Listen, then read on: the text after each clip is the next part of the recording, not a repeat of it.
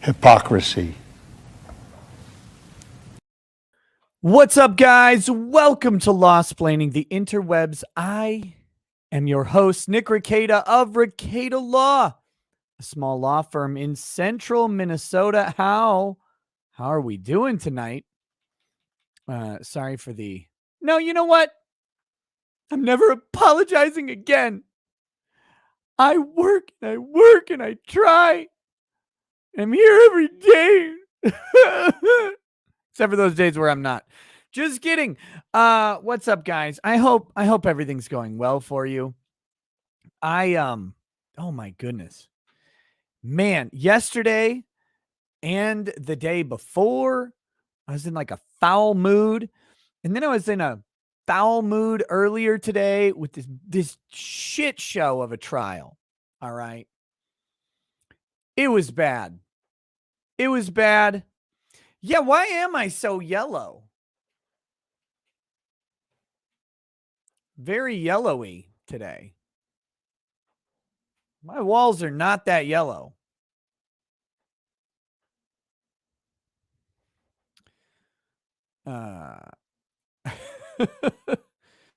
I'll work on it later.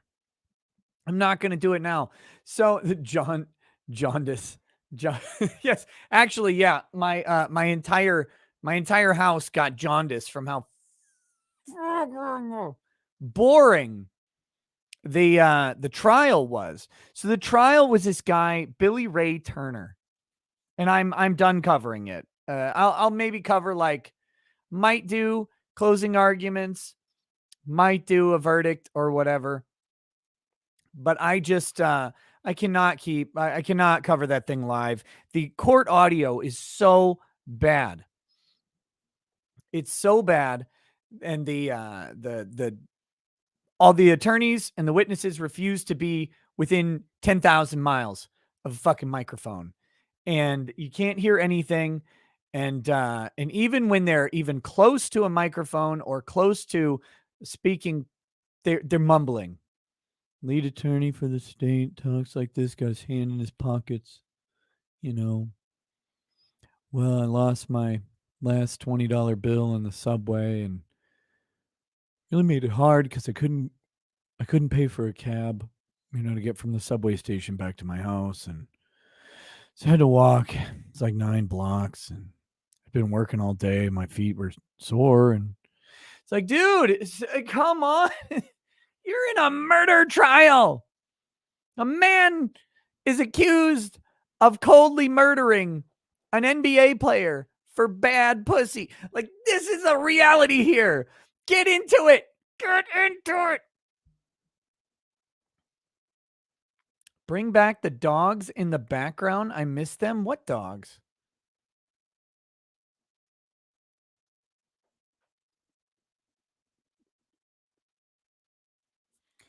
I got all this spare equipment and some books that are back there. I need to put those away. But anyway, so that's done. And I'm feeling much more unbreaded after that. I'm feeling alive, feeling a little amped up. And so we've got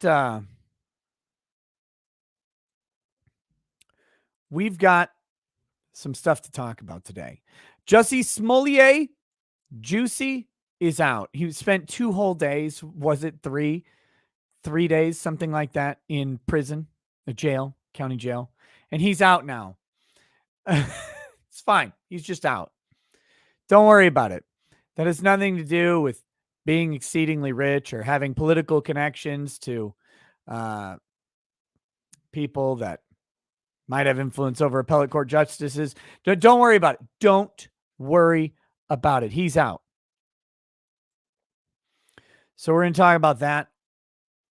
See if we can find the order on it. He could go back. He's just out pending his appeal, however long that's going to be. Like 4 years. Who knows? But he's out. Pending his very strong appeal that he's got. Very strong. Very strong. And don't worry, I was told by Twitter this happens to everybody. Everybody whose case is on appeal. Oh, yeah, commonly they just get to go home. If it's nonviolent, they just go home. Right. Convicted of 3 felonies, but it's on appeal. But they just normally they just go home on their own recognizance without a bond. That's just normal. That would happen for you and for me, of course. Of course. Well, I'm a very important YouTuber, so maybe it will. But yeah, it would happen for you, you peasant. What are you talking about? Stop thinking. Stop thinking about it. But yeah, so that's that. That's the end of it. Jussie will be out of prison pretty much indefinitely. Make no mistake.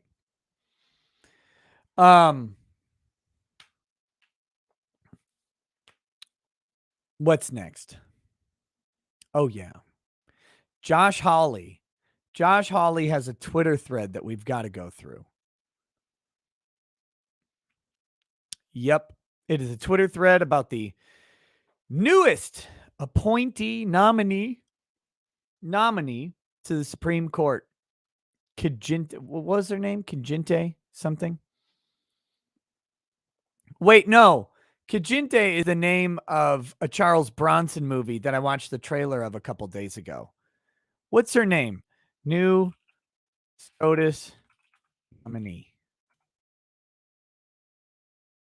Ketanji. Ketanji is the Bronson movie that I'm going to watch on Twitch soon. Her name is Ketanji Brown Jackson. So we're going to talk about that because Josh Hawley has a little bit to say about her. A little bit to say. So there's that, and then we also have. I mentioned this subject yesterday, and we never got around to it because I just forgot. Jack is trying to Murphy himself, and we're gonna borrow totally against all copyrights. Some footage from the quarter pounder, and use his video. Talk a little bit about Jack Murphy because Jack has got the formula from 1997 locked and loaded. His crack liminal seminal marketing team out there.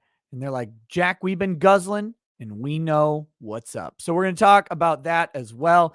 And there may be other subjects to talk about. I mean, one of the things I've been disappointed in you, Chad, is you have not brought me a whole bunch of stuff to talk about. And I'm very, very, I'm just kidding, obviously. But it's possible something in a chat will come through and lead us off on a wonderful tangent. But I would like to say that today is 3/16. 3/16. That means that Rackets so loved the chat that he gave his one and only begotten liver so that it would die for them.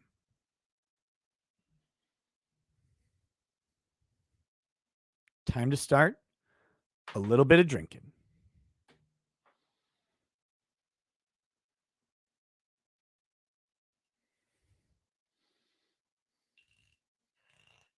Not 3:17 here. It's 11:15 my time.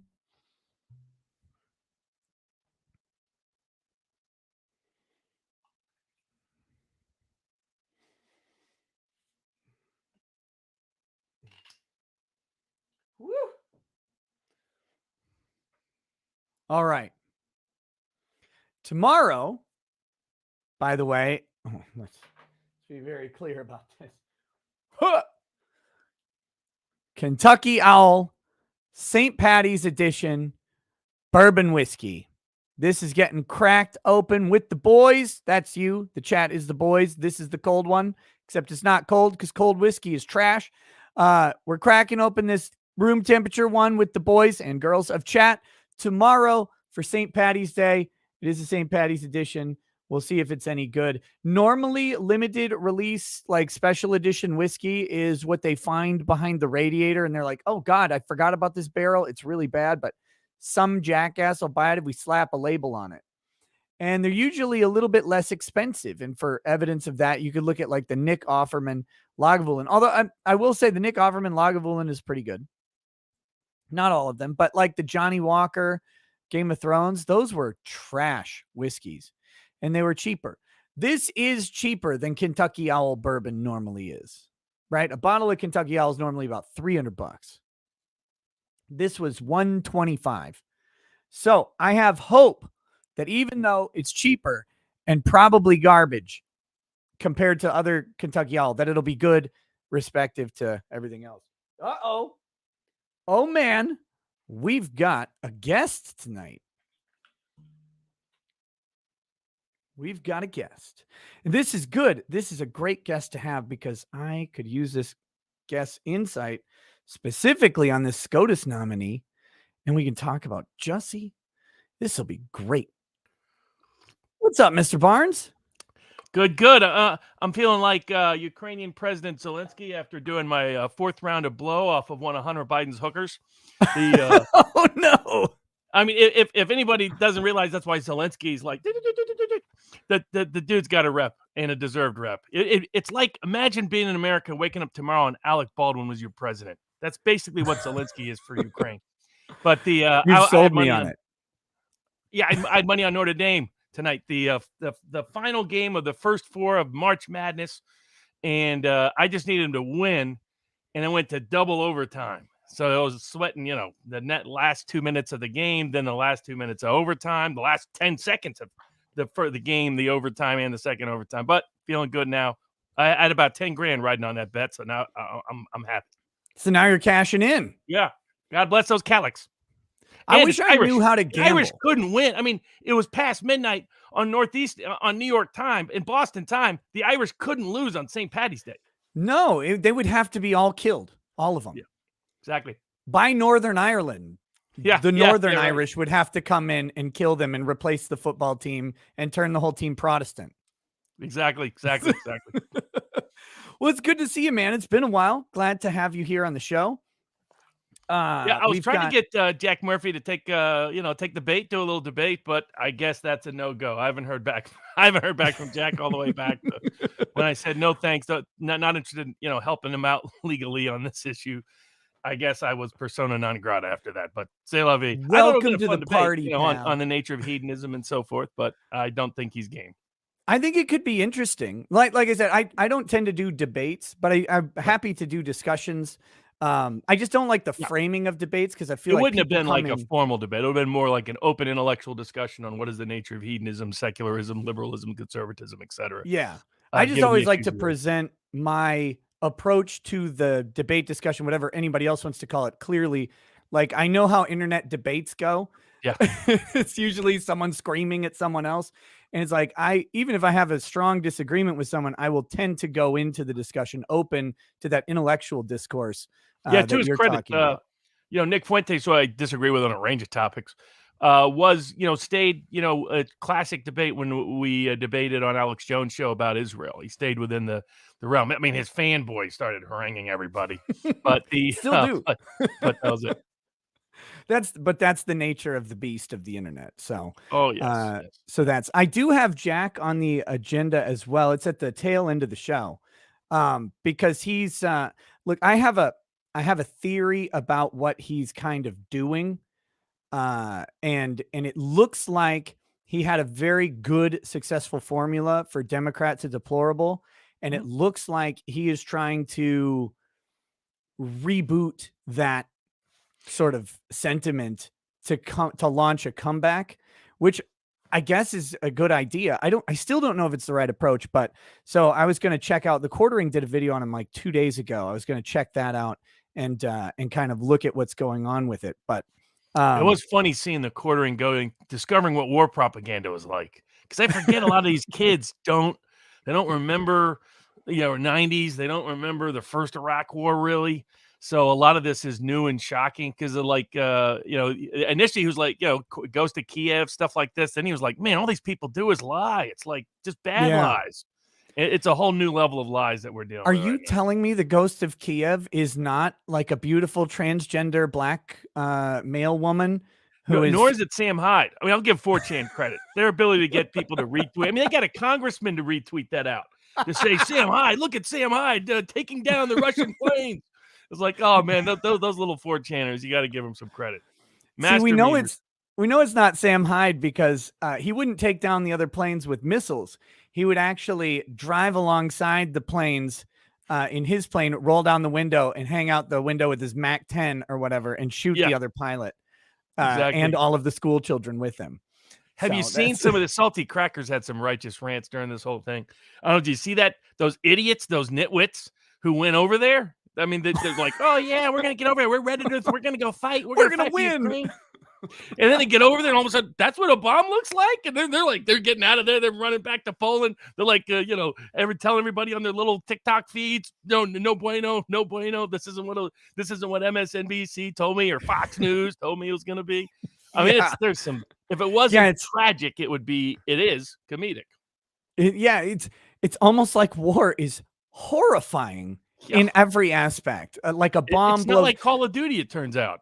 No. When bombs blow up near you, there is a psychological response that goes along with the concussive rattling of your internal organs in your brain, where your body goes, you know what? No. Exactly. And like we had so many guys, 70, 80 years ago, dealing with the repercussions of that happening. And it's been a really long time since we've had that sort of exposure for people that there are literal bombs going off. There's bullets whizzing by. I mean, sure, you had stuff like Vietnam and Korea. Those were a long time ago. You had the Desert Shield, Desert Storm actions, also a very long time ago. A lot of the people on Reddit weren't born yet when that happened. And then, of course, you've got the Afghanistan and Iraq, which was still a long time ago when you really think about it. And by the time a lot of people out there were cognizant of it, by the time they're 15, 16 years old, those conflicts had wound down quite a bit. You've got limited amounts of people with exposure to that, combat troops who are still over there, who are experiencing this stuff. And their stories are always, they're awe-inspiring and horrifying at the same time. And it's like, we got sheltered out of that really quickly. I mean, there's a lot of quick propagandizing around Iraq and Afghanistan through 2004, 2005, 2006. And then it's like 2008 comes and those numbers started. I don't know what happened in 2008. Something changed, but those numbers started becoming less and less prevalent, and the stories, the human interest parts of those stories became less and less prevalent, and war became a back burner issue that lingered, for another 8-9 years after that. But it was always peripheral. And so now you've got people charging into a war zone thinking it's no big deal. Well, I'll go over there and shoot some Russians. Well, those Russians will be very terrifying when they show up. Yeah, exactly. And it turns out, all the Twitter feeds that their tanks are, stuck in the mud and that they're all quitting and they're running. It's like, I mean, I have seen enough war propaganda and studied it enough to spot it. It's become, kind of easy these days, but the amount of which people bought it. But I am glad that Facebook and Twitter and Reddit did not exist for any of the prior big wars, because that would have been a real nightmare. It was tough enough opposing those wars, saying, look, they're lying, that's not likely to achieve the outcome. Took tons of crap. You're a Saddam Hussein supporter, whatever. Now you're a Russian supporter. But even during, the two Iraq wars, the Korean War, Vietnam War, we didn't start kicking Vietnamese, singers out of places. We didn't start vandalizing Vietnamese restaurants. We didn't even kick out Jane Fonda very effectively. Exactly. I mean, none of that. None of these things to where we're just going insane. And it's amazing how easy the left turns on the bigotry spigot. Once the permission slip's been granted. That they're out there, the people opposed to discrimination, making sure that Russians can't be in schools, and Russians need to be expelled from colleges, and Russian kids need to make sure they're not performing anywhere, and Russians can't travel, and stealing property is just fine now. I mean, you have these idiot, nitwit, halfwit. Some of these Republican congressmen remind me of the guy at the end of Dr. Strangelove. With his cowboy hat going Yahoo while the missile comes to start the next nuclear war, right? He's on the missile to make sure it gets there. That's who some of these Texas, they're the old W idiots, the retard division of the Republican Party. And one of them is proposing giving people privately the right to go out and steal Russians' property that are on some list. And it's like, do you not think this is going to come back and hit us? That this stealing property without any due process of law? Have we already forgotten what happened to the Canadian truckers just a few weeks ago, that we're now cheering this sort of ridiculousness, preposterousness, absurdity? It's been unsettling in that regard. But I think they're setting up for the Freedom Convoy, frankly. Yeah. I mean, and a bunch of right wingers are cheering it. I mean, a bunch of people on the right are cheering it. A bunch of so-called conservatives are cheering it. Yeah. Seeing Seb Gorka become a warmonger. It's not surprising Sean Hannity's a warmonger. Fox News has never met a war it didn't like. But they have a vested interest in war. I mean, war reporting is extremely profitable. It's guaranteed stories. It minimizes the amount of investigative work and journalism resources that have to go into every single news segment, and everybody gets glued to their TV in wartime. So, I mean, they just and you can just make stuff up now, and they like that. You almost no cost, all profit. Credit to Tucker Carlson. His Mitt Romney calling for his head, other people calling for his head. Mitt Romney wants Tulsi Gabbard brought up on treason charges for just pointing out that, yes, we have biolabs. And the fact people are trying to pretend, like even Daily Caller did this thing where they're trying to pretend that they're legal. They're not legal. They're legal in quotation marks. These are bioweapons labs that have been prohibited for almost 100 years. They're legal-ish. Yeah, exactly. Legal-ish. Legalist, yes. It's biosafety. We're designing these weapons in order to make sure we have immunity in case somebody else develops these weapons. I mean, it's how can sometimes Americans, the whole world looks gullible and pitifully gullible during times of war. The nonsense and gibberish that they'll buy into is it's a reminder of the limits of the human mind. I tend to stay out of it in general because I don't know enough about it, and I have my opinions, and my opinions. You're not an expert overnight. I mean, all the infectious disease experts on Twitter, they became Ukrainian, Russian, European geopolitical experts overnight. Right. Well, epidemiology and virology strongly mirror military tactics, so it's fine. True. I just my opinion's so basic. Like, can we? I know this is radical, but I don't really want to send people I know and like to go die. And so can we? Mitt Romney's kids want to go. I got no problem. I'll buy them the tickets. But for ordinary people, no way. Well, that's generous of you. Romney's hard up for cash, so you buying the tickets is good. It's good. his kid had to work hard for that Ukrainian cash when he was on that same corporate group. And people forgot that group was not just Hunter Biden.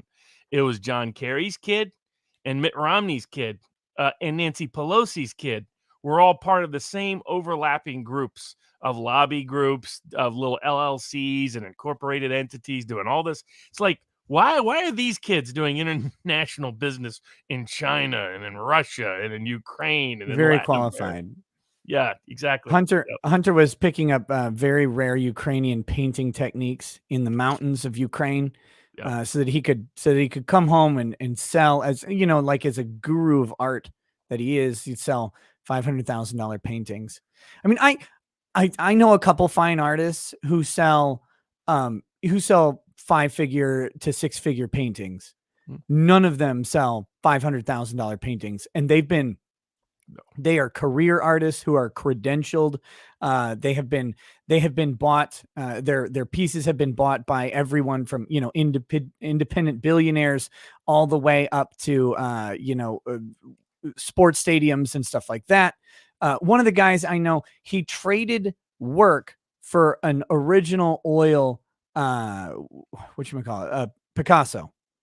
Wow. It's like a $50 to $100 million Picasso. I've seen it. It's almost as tall as me. And he did work for trade for this painting. And it's like, yeah, he's not selling $500,000 paintings. Right. He sells $90,000 paintings with regularity, but it's that even those are more rare works. It's like Hunter comes out. That's what first one. The Russian, like, as opposed to the American sanction list, which is about just grabbing and stealing people's stuff so they can set a precedent to do it to other people, the Russians at least had a little fun with their sanctions list because they added Hunter Biden and Hillary Clinton to the list just to control the West, just to remind them we know who's really behind a lot of this activity. And poor Hunter, no more Russian hookers for him. So it's going to be a little tough going for Hunter for a while.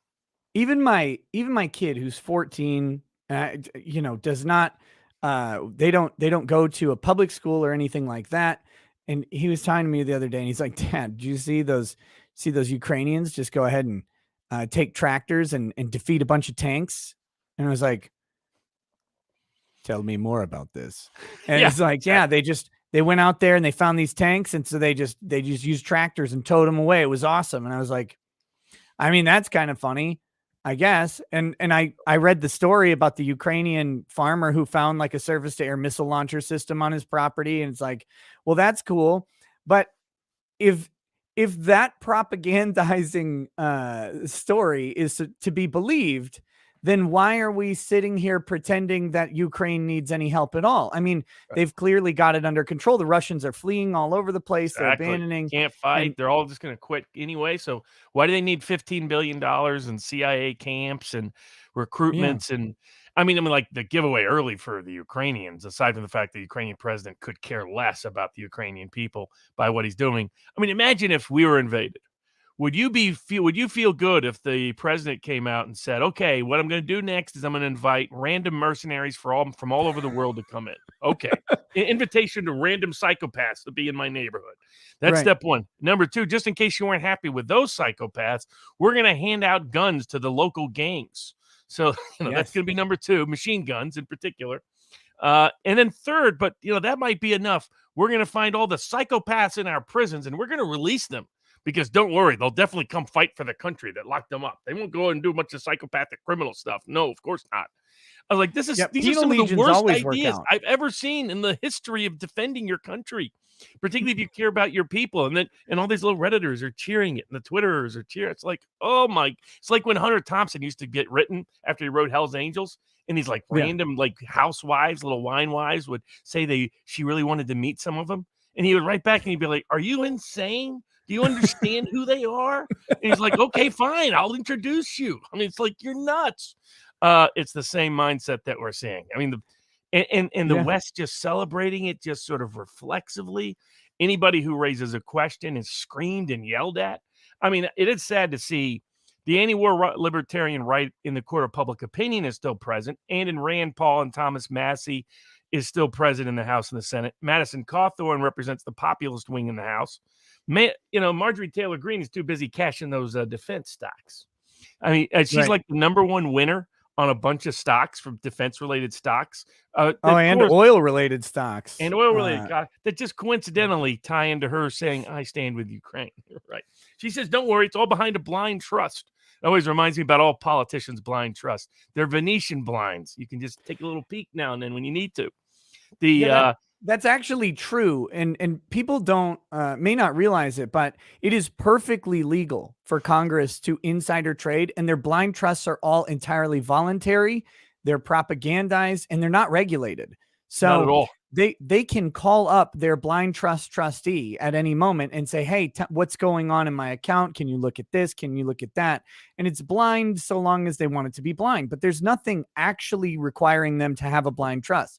Whereas, someone like, even a president would be required to have a blind trust due to, potentially. Only sort of. I mean, LBJ notoriously didn't. JFK kind of did, kind of didn't.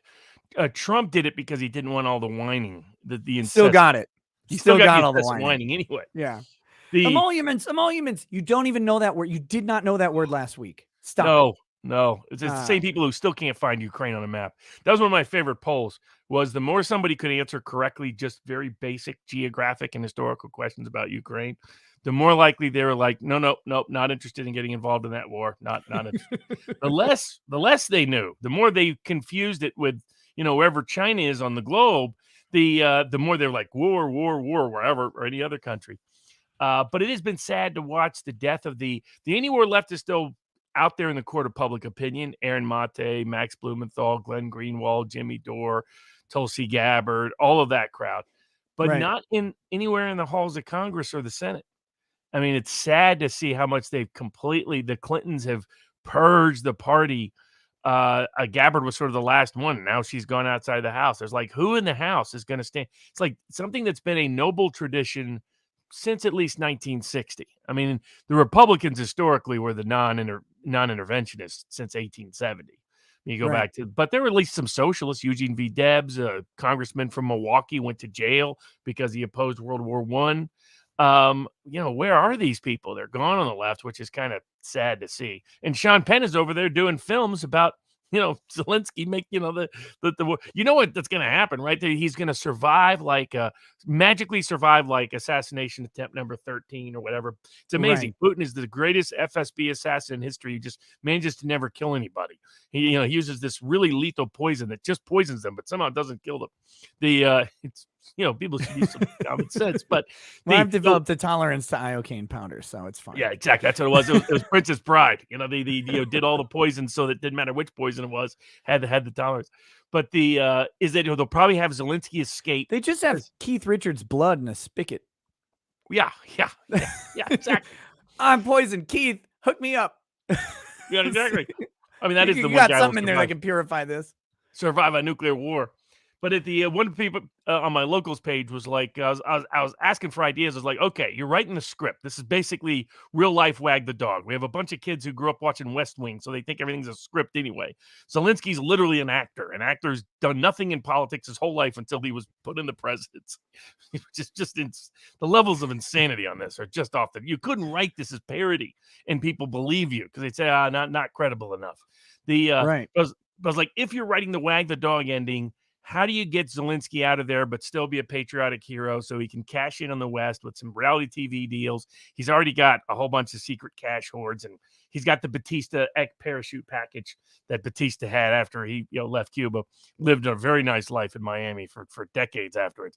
He was like, I was like, how do you set up the premise? Like a believable premise, not the bad ones we've had so far in the Ukrainian war with bad propaganda, but believable. How do you get him out of there and he's still a hero? And somebody came up with, he escapes magically the last Putin assassination attempt. Yeah. And it's like Casablanca. He flees for his country. Doesn't flee from his country, even though he's fleeing from his country. He flees for his country, Casablanca style, after he escapes one last assassination attempt, lands in the United States, and he's up on reality TV, HBO and Showtime next week with Sean Penn. That's a good gig. I'd do it. Yeah, I'm in. Why not? I'm in. Put me in as president of the Ukraine for 30 seconds. We'll solve this. Remember, Vindman was going to be the defense secretary from Ukraine, the guy who led the impeachment effort against Trump. That he was given the defense secretary gig. I was like, what does it tell you about that country? That they're just giving this dimwit with his twin dim-witted brother the opportunity to run their defense when he's from America. I mean, does that tell you who's really running the show there? Yeah. What do any of these people know about that country? Like what? Anyway. So yeah, that's the state we find ourselves in, of course, is in the midst of this very strange, very sudden war with awkward timing, a lot of propaganda around it. But at least Jussie got out because it turned out the Russians were the ones who beat him up. So he got out on bail tonight. Very dark-skinned Russians. So I want to talk about Jussie getting out because so what we've got is Smollett gets sentenced shockingly to a commission for 150 days, 5 months, which in Cook County Jail. That's got to be one of the worst places in America to serve time. Yeah, some people think the prison sentence is longer, but a long jail sentence is nasty. And in an urban hellhole like Chicago or New York or Houston or Dallas, LA, you're gonna have a shitty time in jail. You don't get you don't have as much freedom in a jail as you do in a prison. You're with people who are transiently violent and might be going off to prison at some point as well. Some of them are waiting there, and things just are not generally as comfortable. When you talk to people who have been inside, a lot of them would prefer the prison environment with the jail duration. Absolutely. But he gets it, and he's going to go to this nasty place. Plus, he's in protective custody, which protective custody sounds good until you realize that that's solitary confinement, which can really, really ruin someone, especially a narcissist. Yes. And you're constantly watched, constantly obsessive, unless you're Epstein and they need to break away for a few minutes. Look, they were tired. The guards were tired. Yeah, they got really tired, and then the cameras failed at the same time. And then, something that somebody looked vaguely like Hillary Clinton came by. That's why when he did his whole, I don't want to kill myself, I'm not suicidal, I was like, what does he know about Hillary Rodham Clinton? And he hasn't told the rest of us. What are you talking about? This wasn't weird at all. I am not suicidal. That's what I was about to say. Okay. I'm not suicidal. Okay? I am not suicidal. I am innocent, and I am not suicidal. And I am not suicidal. And if anything happens to me when I go in there, I did not do it to myself. And you must all know that. I am not suicidal. Okay. I love the judge at the end. He's like, oh, okay, we got it. Maybe that was his coded message. Hillary, Michelle, you better get me out. Better get me out. You better get me out. It was one day till the threat letters came to his family. And then 2 days later, he's out. He's out. He's just out. I got it. Now, I believed he deserved bail pending appeal because I don't like imprisoning people when an appeal may completely reverse their verdict. In the old days, we used to have robust bail pending appeal, unless you're an imminent threat to the community or an imminent threat of flight. Only if you're not either one of those post conviction, I'm still not a big fan of the imminent threat to community standard because that can be easily misused and abused. I prefer just risk of flight.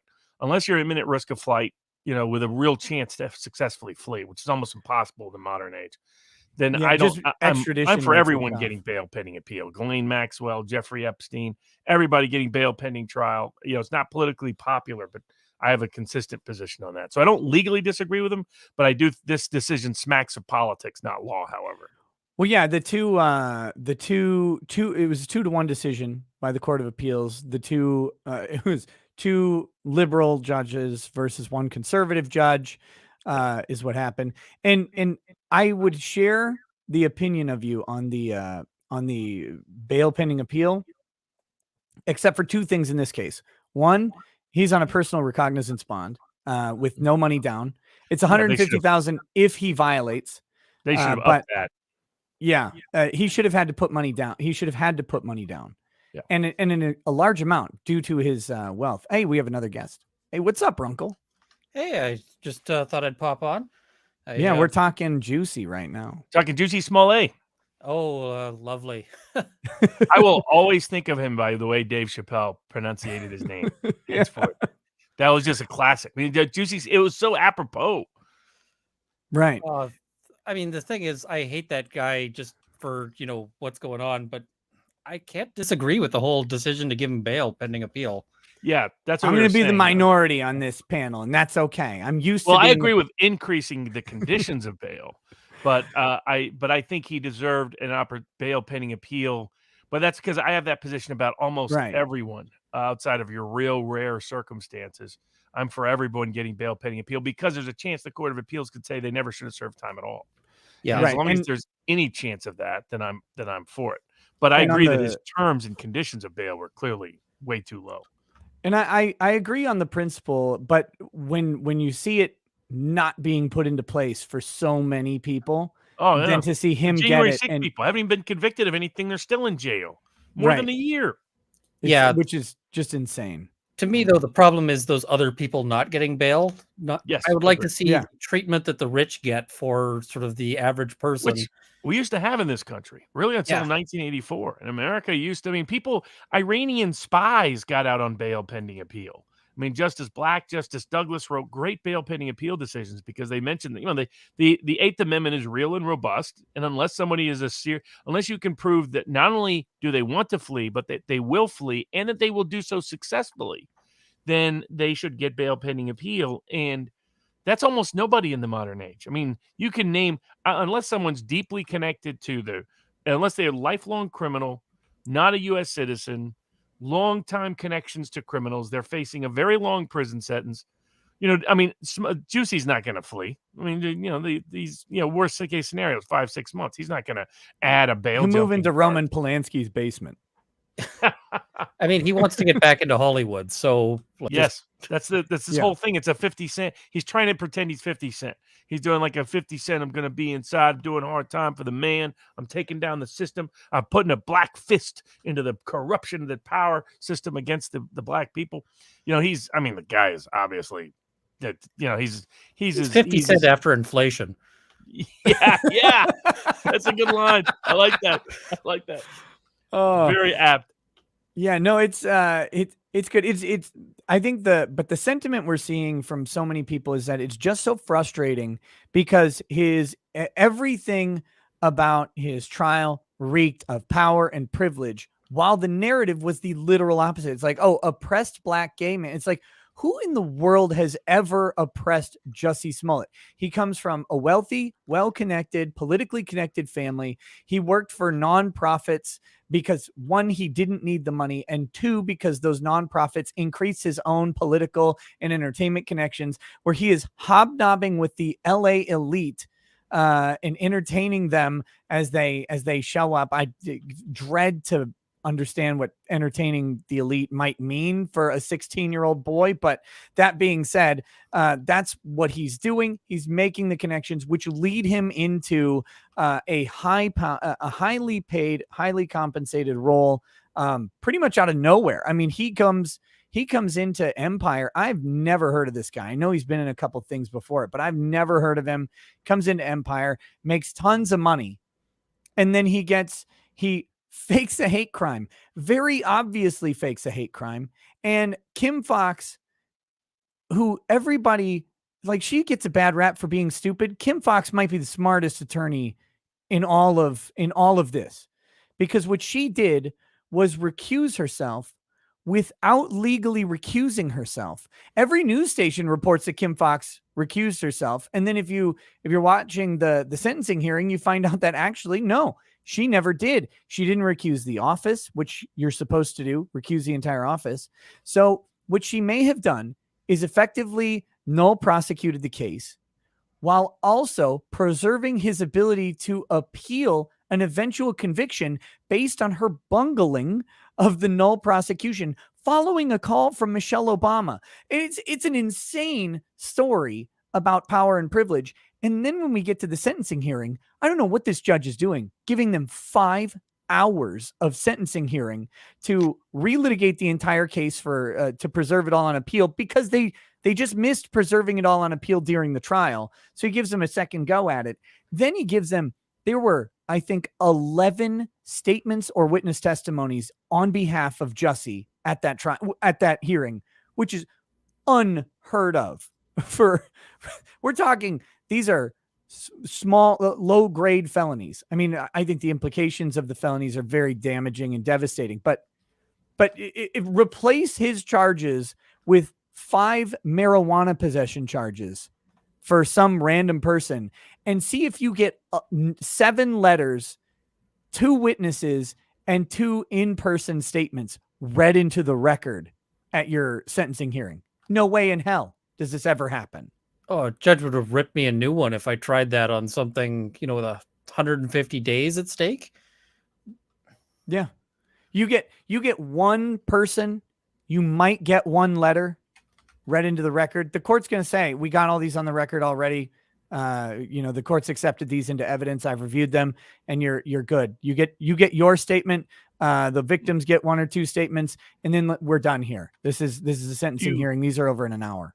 What about allowing in lots of letters into the record? It's like usually in the federal system, they'll allow you to submit as many letters as you want. So 20 letters, 50 letters, 100 letters, that they'll let you stack up the letter support. They don't want the sentencing hearing to go long in terms of people verbally testifying. Right. But they will allow lots of letters. State systems all vary as to what they do. For me, the number of letters doesn't matter.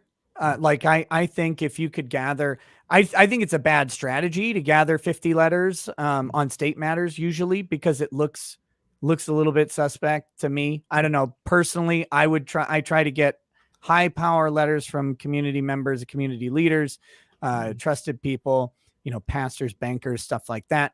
Not those bankers, but people who own businesses in the community, have good ties. You get those letters into the record, a select number of them, and then make them good. I think that's good. But if someone wants to bring in 50 letters, I don't care. I don't think they get to read 7 of them in open court. I've never seen that before. I mean, like in all the cases we've had, there's reference to the letters, but there's not reading them in a court. That's duplicative. That's unnecessary. That's and that's a circumstance where they wouldn't have done that if it wasn't videotaped. Well, it was so tone deaf too. The letters. He's so famous. Wouldn't it be such a tragedy if he goes to jail like the common people? Someone should have helped coordinate those letters. He could have done a much better job with a real sentencing presentation that probably would have guaranteed he did no time.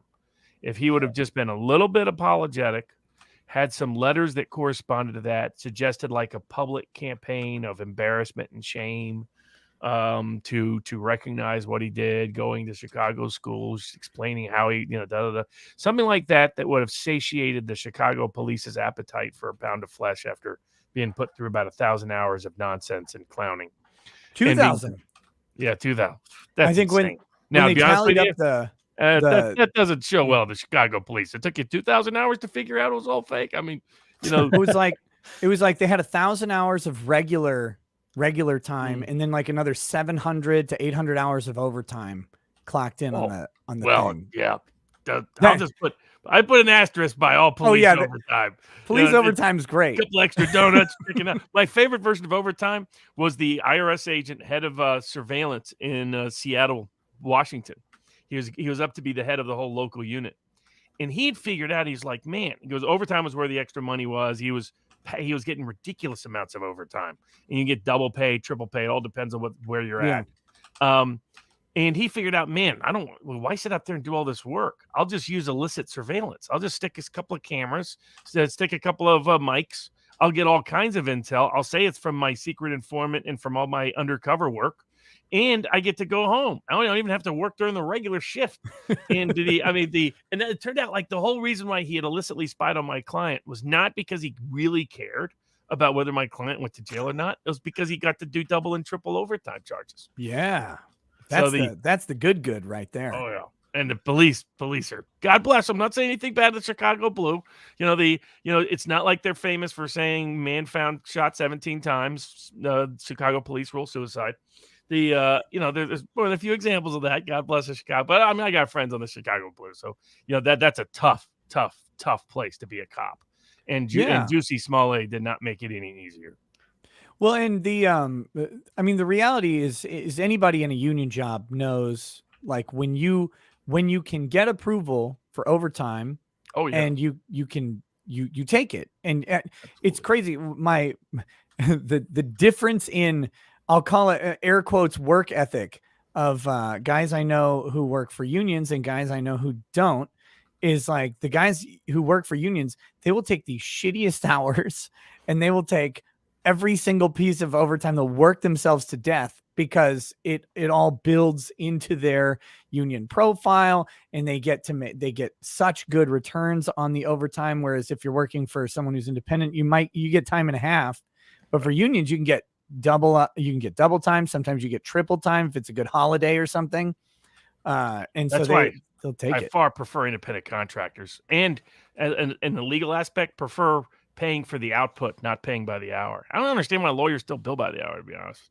It's like, clients aren't really paying you for hourly work. They're paying you for an outcome. Help produce outcome A, B, C, or D. And it's there are ethics rules on some of the outcome based. Yeah, I mean, imagine if I think it's dumb. If I could do contingency fees in criminal cases, I would have already retired to the Caribbean. They won't allow it, and then they won't allow it in family cases. I don't get that either, because down deep, that's what every client's paying you for. They're paying you for X outcome, and so it's like, okay, you'll only have to pay me if I get X outcome. That's why personal injury work works so well and is the lowest level of citizen complaints are good personal injury lawyers, right? Because they get, they don't mind paying a third because it's just a third. They're paying for the outcome. And the difference, only lawyers are we prohibited from doing this in so many key areas. And the difference in what they get, the result that they get, that third is meaningless because that third that they pay will be more than their original award. Yes. And so they're happy to get the 2/3, which would be at least twice as much more as what they're paying out.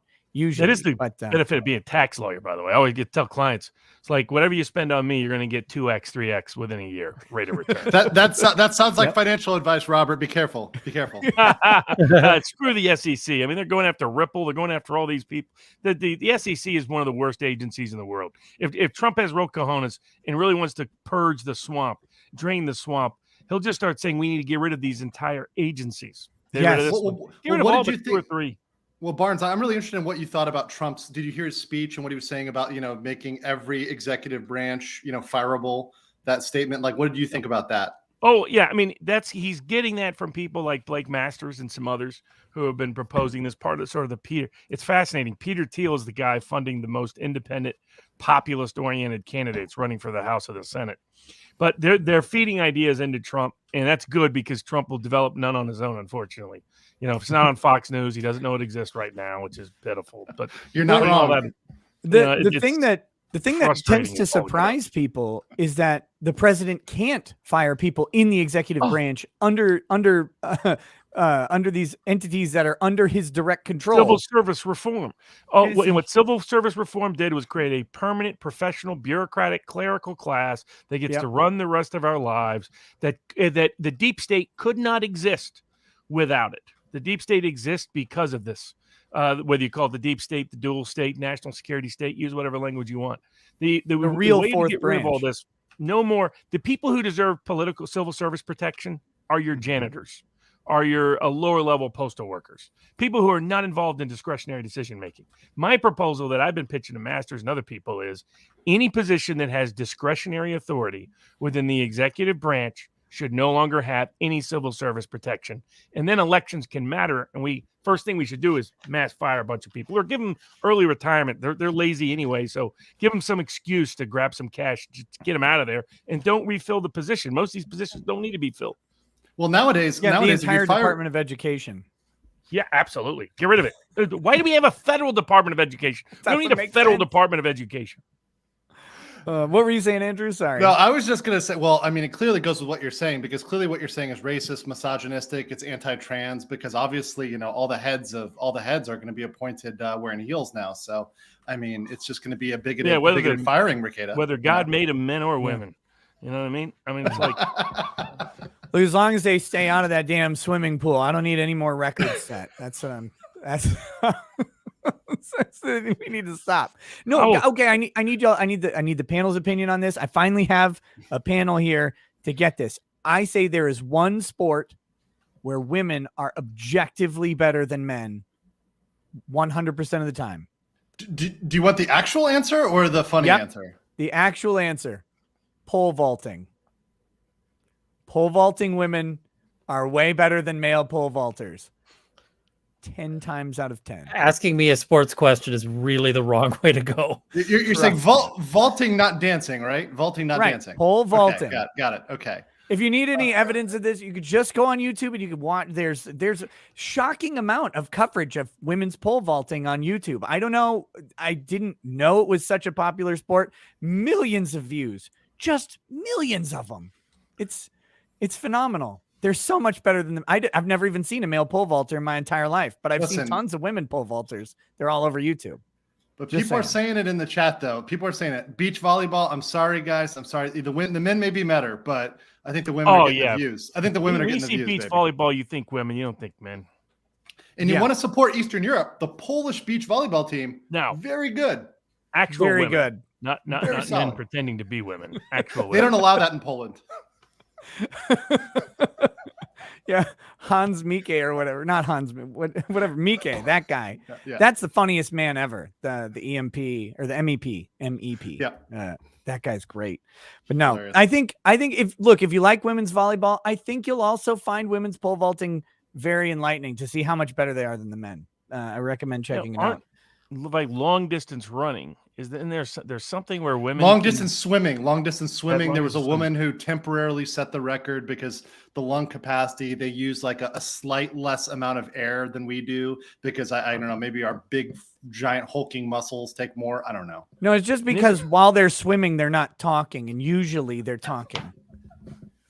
Now, is there something like no women have a higher threshold of pain than men, and I thought that translated to some competition sport, but I'm not remembering which one. There was car battery testing. That was a Vietnamese sport, really popular in the late '60s, and they had camps that were testing car batteries. Even I have to disown that. I was about to make a McCain joke, but I'll withhold. McCain jokes are always welcome. The day that guy was welcomed into hell was a good day. Yeah, I wasn't like going to go all Jimmy Hoffa, Kennedy on him.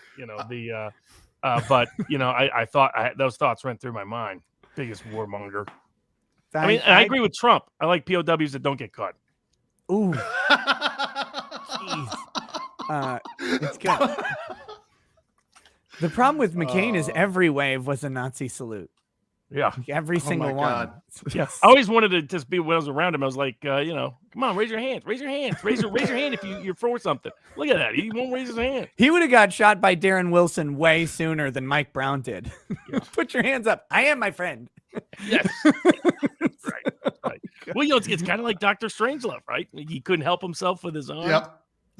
The Peter Sellers, brilliant. What did he play, like 4 characters in that film?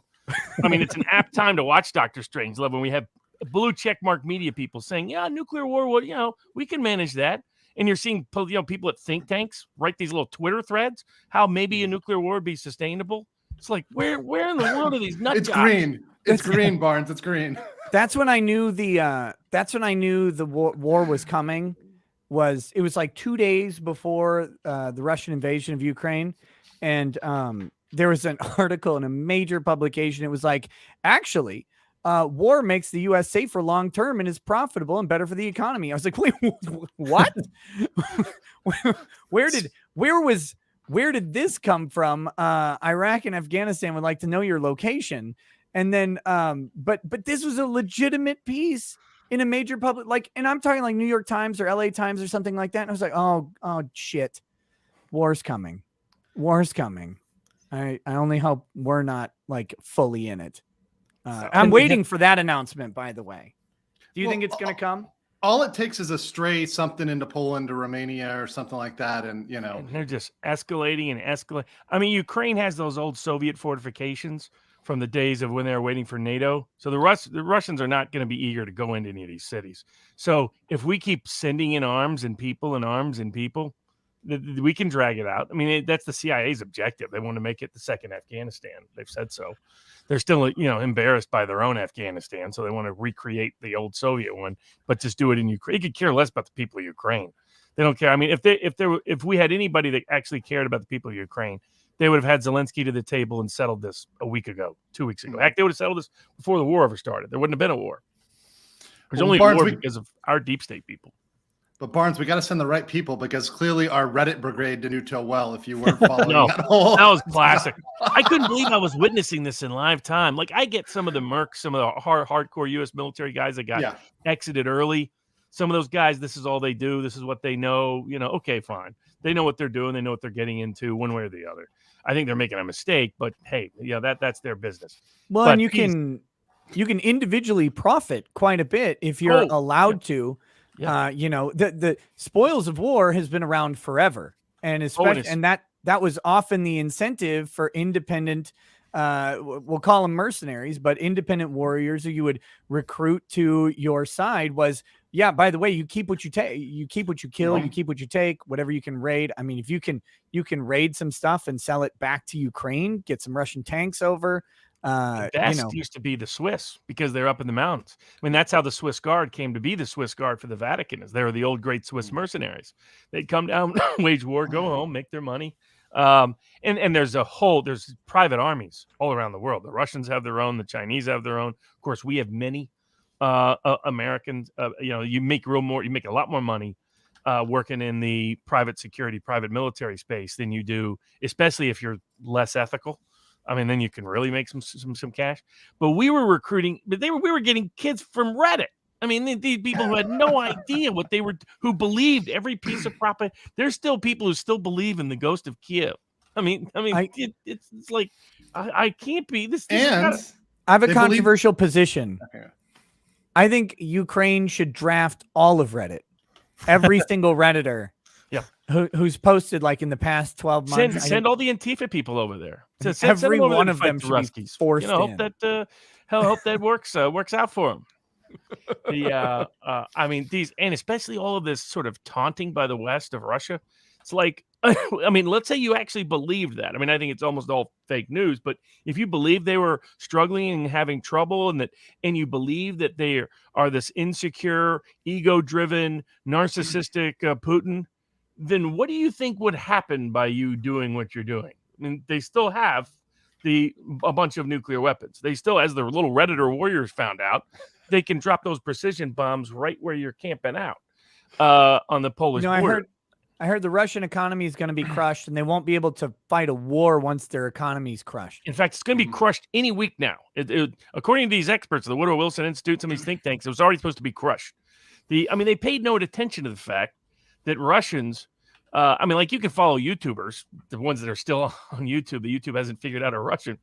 Are just these like outdoor guys that do guides in the outdoors, and they've been going around showing what the cost of food and fuel is and how it hasn't gone up at all. And of course, it didn't go up at all because people confuse basic economics. There's a difference between the ruble's value against the dollar and the ruble's value internally. Right. Our inflation problem is an internal problem. Right? That's different than the dollar could even be strong globally and we have an inflation problem. The dollar could be weak globally and we could have a domestic inflation problem because we have two different worlds where the dollar exists. The same is true of the ruble.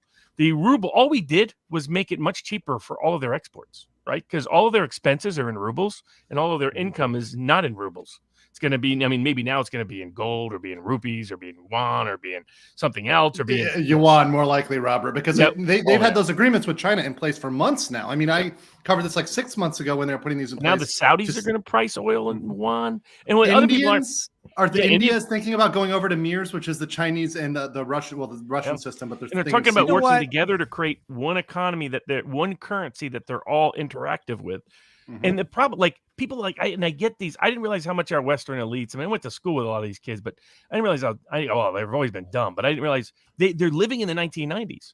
Like they think China's still weak. You can see that with how Blinken approached everything.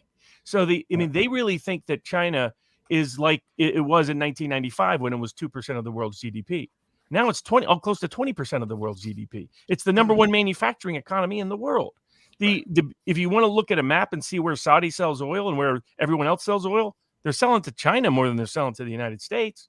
And so that's where what China wants matters more to a lot of oil makers than what America wants. And that's why UAE and Saudis aren't returning Biden's calls. Also, they don't like being harassed when, hey, look, sometimes they got to chop some heads. They don't want anybody complaining about it. That's an old Arab tradition going back a few centuries. There is a potential benefit to India, benefit for Ukraine, for India joining up with Russia and pricing stuff in rubles, is that all of those scam tech support calls are going to be suddenly made. I don't know how to speak Russian with an Indian accent, but I'm sure that's going to be that's the crash course right now in India. Is like, here's your Russian script, start memorizing this phonetically. And if they ask any questions, just hang up and call the next Russian, please.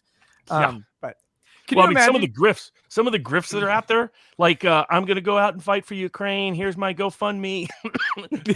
Come on, man. It's brazen.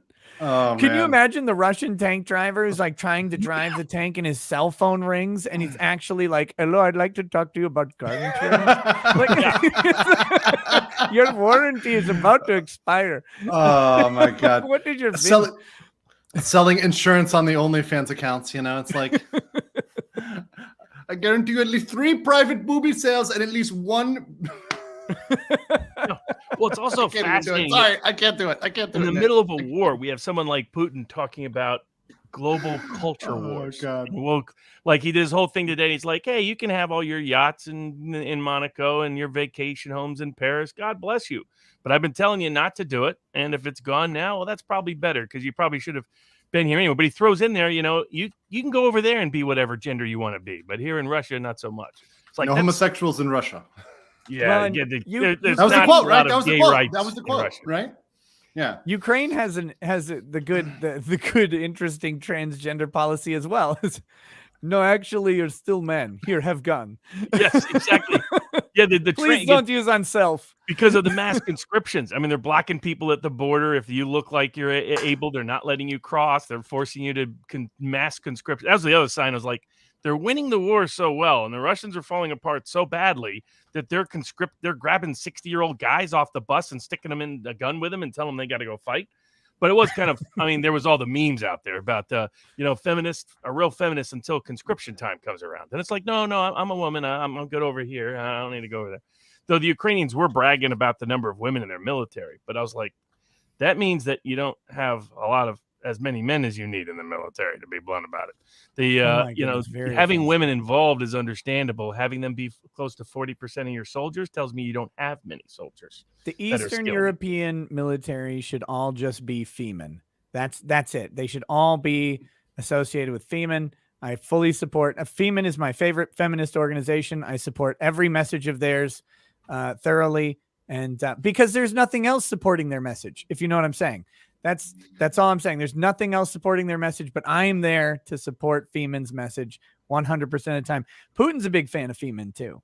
There's that legendary clip. Have you seen that? Have you guys seen?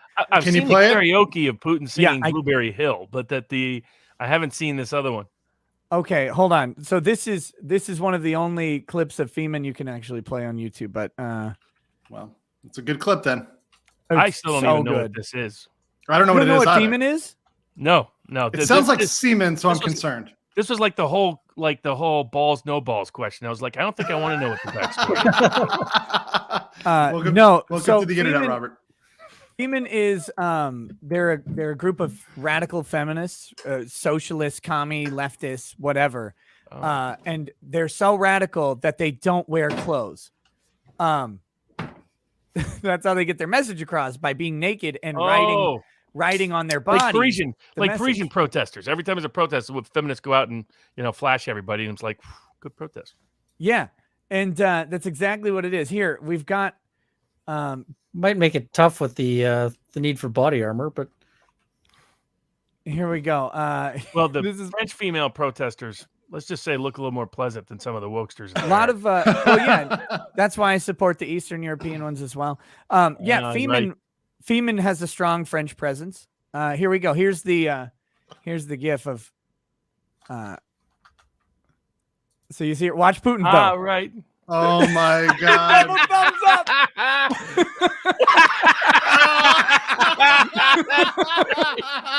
Hey. Привет, I was like, you can see why the elites hate Putin, but you can see why the ordinary Russian loves the guy. Right? He's like, yes, he's giving him 2 thumbs up. Look at that. Yeah. 2 thumbs. He's like, that's great. He does it for the memes. Like, this is now a meme for him, Yes, of course it is. Yeah. This is old. This has been around forever, but it's so good. She just his bodyguards are running and he's like, hey. Yeah, baby. I'm with it. That is classic. That was worth it by itself. That's what I'm saying. I am out there to support Femen because there's nothing else supporting them. And I'm there for them. I fully agree. I'm full communist on this issue. Just that one issue though. Those 2 issues, to be fair. Okay, but we were talking about Jussie. Jussie's out. Oh my God. Who let Jussie out of the jail, not the closet? So that letter that came in, that threatening letter, was the return address like a Subway? Yeah. It's the Chicago Subway. Yeah, exactly. It's just a bleach distiller. Yeah, so that was, of course, you might have learned that, by the way, from the old Chicago 7. Remember the Chicago 7, the way they got rid of some jurors is the feds sent fake Black Panther threats to the parents of certain jurors that the prosecutors thought were pro-defense in order to get them off the jury. And of course, that was a Chicago case. That was the documentary has popularly reportrayed that. I wonder if that was the inspiration for for somebody a little bit better than his. I mean, I'll give him credit. That's at least a step up from the original scam. Yeah. Well, and it's a good scam, right? The best part is, so his family received letters. Nobody even had to send anything, like, at all. The family could have just drafted the letters themselves. I'm not saying they did, but that would have worked the exact same. In fact, well, has the letter been produced? Has anybody actually seen it? My favorite letter writing campaign regarding criminals in Chicago, of course, is the famous Joey the Clown Lombardo. I think his last name was Lombardo. When the Chicago outfit was being prosecuted, they couldn't catch the clown, and he kept sending postcards from Chicago to the FBI just to let them know he was still in town. Well, they were trying to track him down for about an entire year, but they would go into great detail to look at where the postcard was sent and look at the, I mean, they can break all that stuff down. So if they did something dumb, like send it to themselves, I mean, you can't, as Charles Barkley said, when the first time around, and is one of my favorite statements is, never in writing, always in cash. Barkley said, Jussie, never write a check. Never write a check. If you're going to commit a crime, don't write a check. I hope they actually made sure it was mailed from, Well, I mean, the question is, has it ever been produced? Like, because so I go like this. When the moment I see death threat on the internet, I go, nope, you didn't get a death threat. That is my default position until you show me the death threat and I get to analyze it and see if it's a statement. Because most of the time, I got a couple FBI files from death threats that I've received, but of course it turned out just to be a British drunk guy. He kept apologizing over and over again. He's like, "Look, I just got drunk, got mad. I'm so sorry." It was the Covington kids. It's like, of all the cases I've handled to get death threats, it's like, why the Covington kids? But it was what it was. But you're right. Got mine. You should see the proof, because these people claim this stuff a lot, and it tends to be whatever. I got mine, and it was publicly made, so I didn't have to do anything. A guy threatened to have his homies shoot up me, my family, the whole city block. I mean, it was pretty obvious puffery, right? I wasn't too concerned about it. The guy was just he was a product of the hood, and he went hood. Like he reverted back to hooddom for a little while. He got mad about something. He got mad about something that he thought I did, but it was actually somebody else. So that was. And I told him, I'm like, this isn't me. This is a parody account, bro. I don't have any issue with you. And so he went nuts. But that was all fine. But and I only call it a death threat mostly in jest because it was so ridiculous. But most of these ones that I see, it's someone saying like, you should die of cancer. It's like, well, it's not really. Like, that's not a death threat. Or you should die in a car accident. That's not a death threat unless. Hold on. Nick, you're wrong. It's not a death threat because it's targeted at you. If it was targeted at anybody on the left or the mainstream, that would be a death threat. I mean, the whole Snowflake case, right? I mean, that's so much more indirect than that. But look at you, you're just taking it on the chin. This is the difference. This is the unequal application of the law. Right. Yep. And that's. So I want to see the death threats that went to Smollett. Like, I want them to be produced. I want them to be public, especially if you're going to make a plea to the court and say, oh, we got these very threatening letters. It's like, okay, put them out in public then. Let the public assess these letters. Because if his family's actually getting legitimate threats, then that's bad. That's a bad thing. His family didn't commit the crime. Always possible. All this evidence? Oh, sorry. I mean, I don't think it was introduced into evidence. No, I think they just made the statement and asked the judge to also reconsider. Let's say you're Smollett's lawyers, and I mean, some of these come across as grifter types, but let's assume you're a legit Smollett lawyer. Man, wouldn't you be real careful with what you put in a court? Right? You would just make some public statements, but you wouldn't be dumb enough to put that on the record in court unless you vouch for it yourself, because then you're setting yourself up. And you'd make the public statements intentionally vague. Yes. You would do something like we've been receiving reports that threatening letters have been sent to the Smollett family, to his relatives, based on this conviction and the publicity around it. We think that they're in danger, he's in danger, and the best thing would be for him to come home. These are being taken seriously, and we're considering all legal avenues about these letters, or about these communications. And then let the media do all the lying for you. Yeah. Oh yeah, well they're happy to simp for Jussie. They're ready. Oh yeah, I mean they have been. I got this. I wanted to see what y'all's opinion was, ignoring the fact that he's out. Because, well, Andrew, you could give your opinion on him being out because Barnes and Runkle and I all have talked about it. Well, it's bullshit. End of the story. I mean, if he's not in jail, there's no justice. So, I mean, the only justice for Jussie is him being in jail for as long as physically possible. So that's my, end of story. Well, that answers my second question. Thank you, jerk. You're welcome. The second question. So I guess I'll ask to Barnes and Runkle. What do you think about the prison or about the jail sentence in and of itself? So this is a class 4 felony in Chicago, which class 4 felony, I should look up the Google trending of class 4 felony and how much that's been used, because I bet it was 0 up until the past 5 days. But, we've heard over and over that no one's ever gone to jail for a class 4 felony. Heck, an attorney from Chicago sent me an email and said, by the way, he's probably not going to go because pretty much no one goes to jail for class 4 felonies in Chicago. So what do you guys think about the actual jail time sentence for him? Do you think it was appropriate, inappropriate? I'd love opinions on it. I thought he would get a year because too much embarrassment to the Chicago police too publicly. The Chicago police are not the kind of people to do that to. So, and that would be a counter political pressure on the judge. A judge who might otherwise be worried about the Obamas and Jussie Jackson and everyone else, he's going to be more worried about the New York Police Department. I mean, the Chicago Police Department. So I thought I always thought he was going to get time. And my prediction was a year, which would translate into 6 months or a little less. The state, in the federal side, you get real time. You do 85, 90% of your time. The state side, you get as little as a quarter of your time, depending on where you're at and what the circumstances are. So I thought, and he might get Huber release, something like he can work and he has to only sleep in the jail or sleep in the minimum security facility, or it's called Huber. It depends on the state, what it's called, basically a work release kind of provision. Oh, but I thought his probation, no restrictions on travel, no restrictions on where you live. And I'm like, so that's not probation. You don't even nobody gets that probation. But so I thought he would get time. Now, I'm not a big fan of the incarceration state. That's the counterpoint. Right. And for almost everything, I would have liked a creative sentence. Like you look at Smollett. Why did he do what he did? Because he's a narcissist.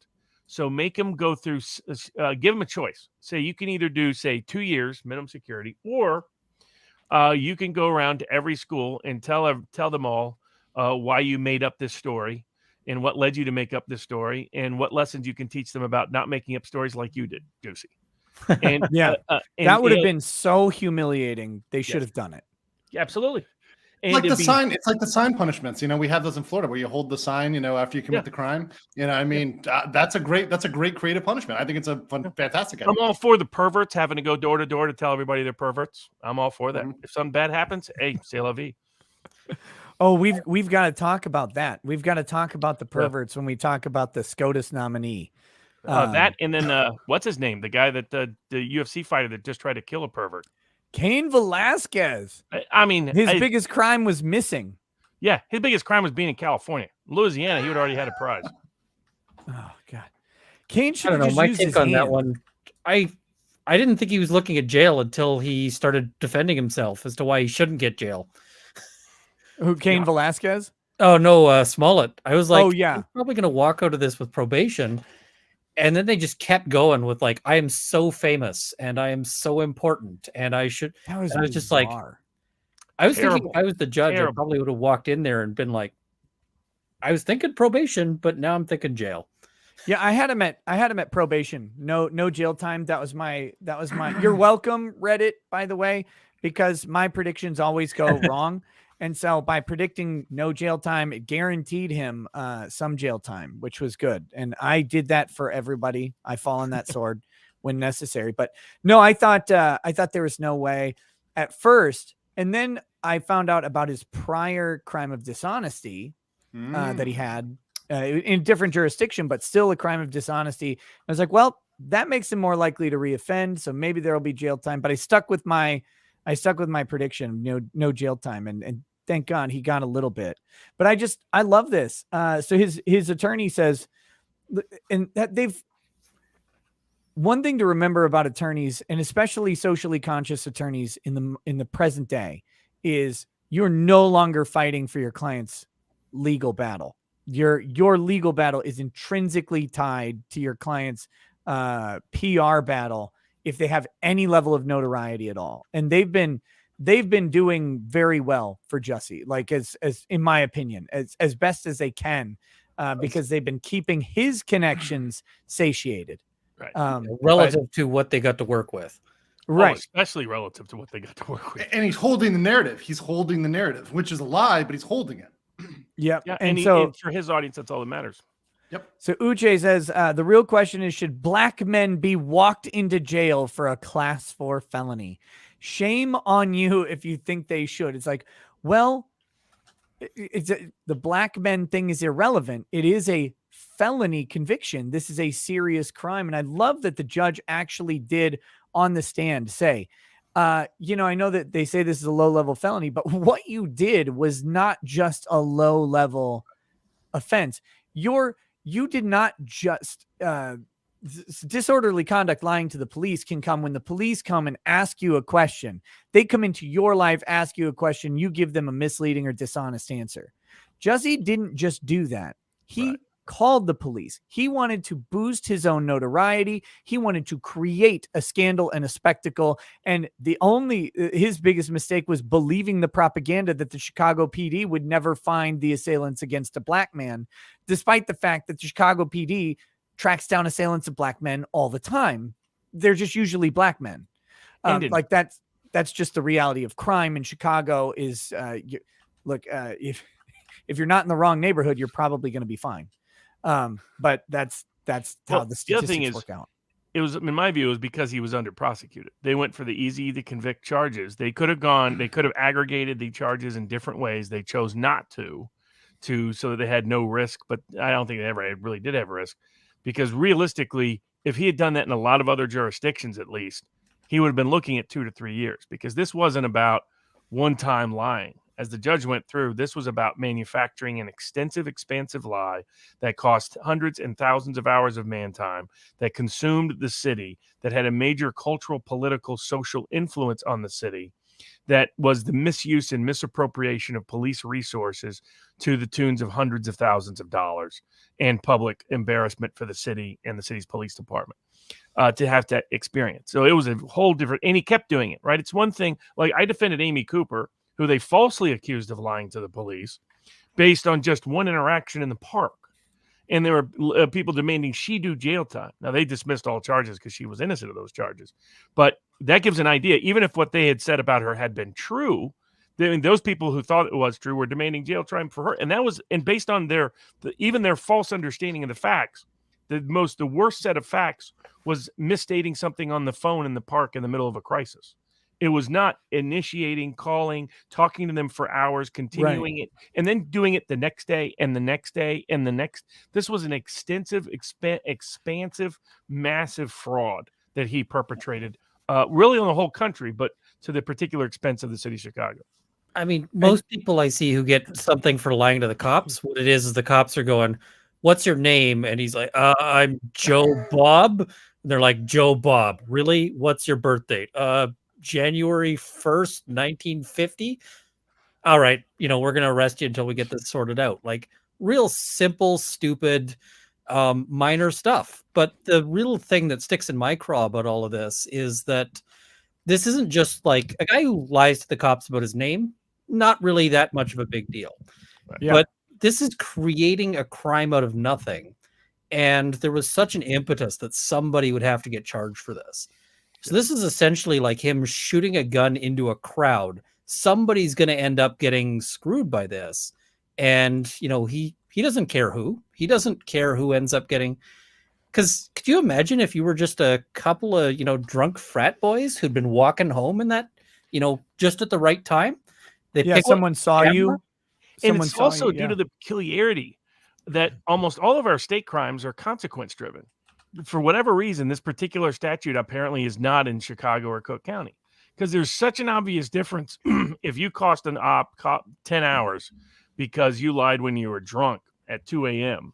is massively different if you invent and create it, manufacture it, extend it, and cost them thousands of hours. I mean, it's a night and day difference. And normally, if you steal, say, $1 million, that's a whole different sentencing risk than if you steal $10. But for Right. whatever reason, apparently they don't have that sentencing provisions in Chicago. But what the judge did was very much in the norm. In most jurisdictions, Smollett would have got more time outside of your really politicized places like San Francisco, LA, New York. Probably the And- Twin Cities, they probably would have built a statue to him next to George Floyd. Yeah. Kissing George Floyd, caressing him, Yes. laying him to rest, whatever it is. No, but yeah, in most, I mean, this is the lying to the cops that the statutes were written for. This is the lying to the cops that statutes were not written for is like, he went that way when he actually went that way.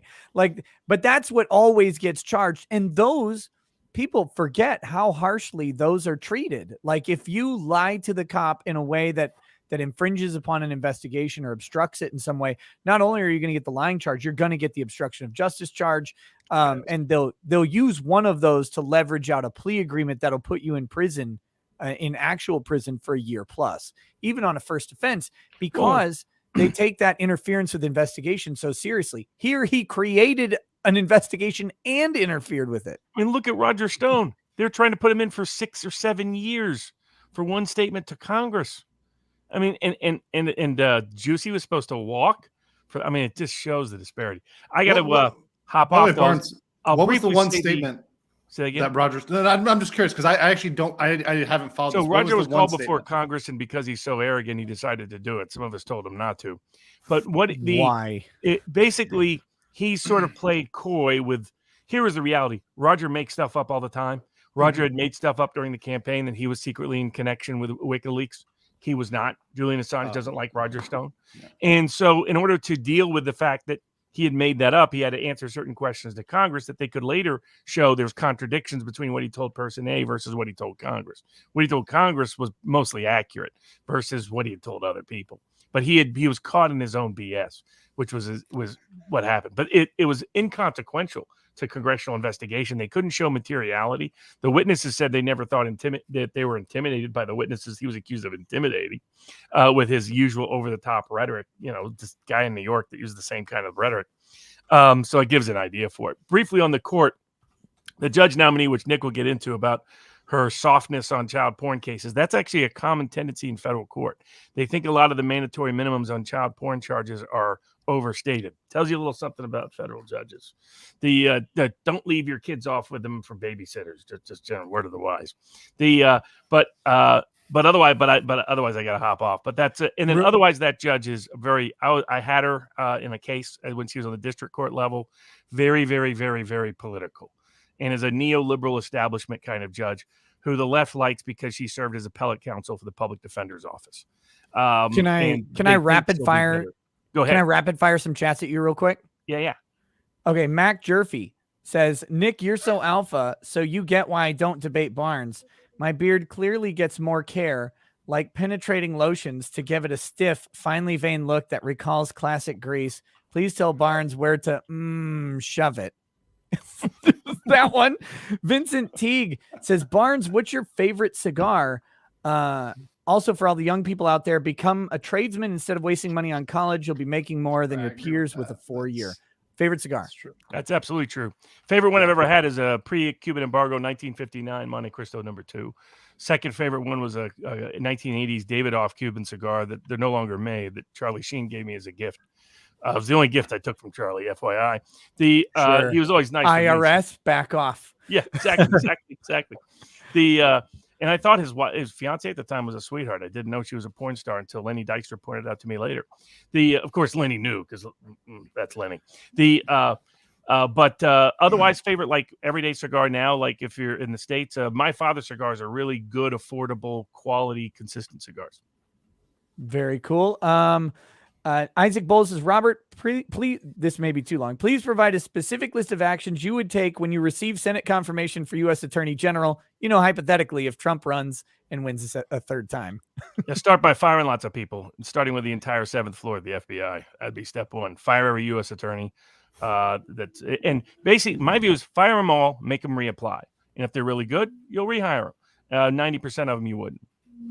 Yeah, and I think that's actually that's an M&A approach to it, and I think that is actually the approach that incoming administration should have, especially when they're counter to the previous administration. That goes both ways.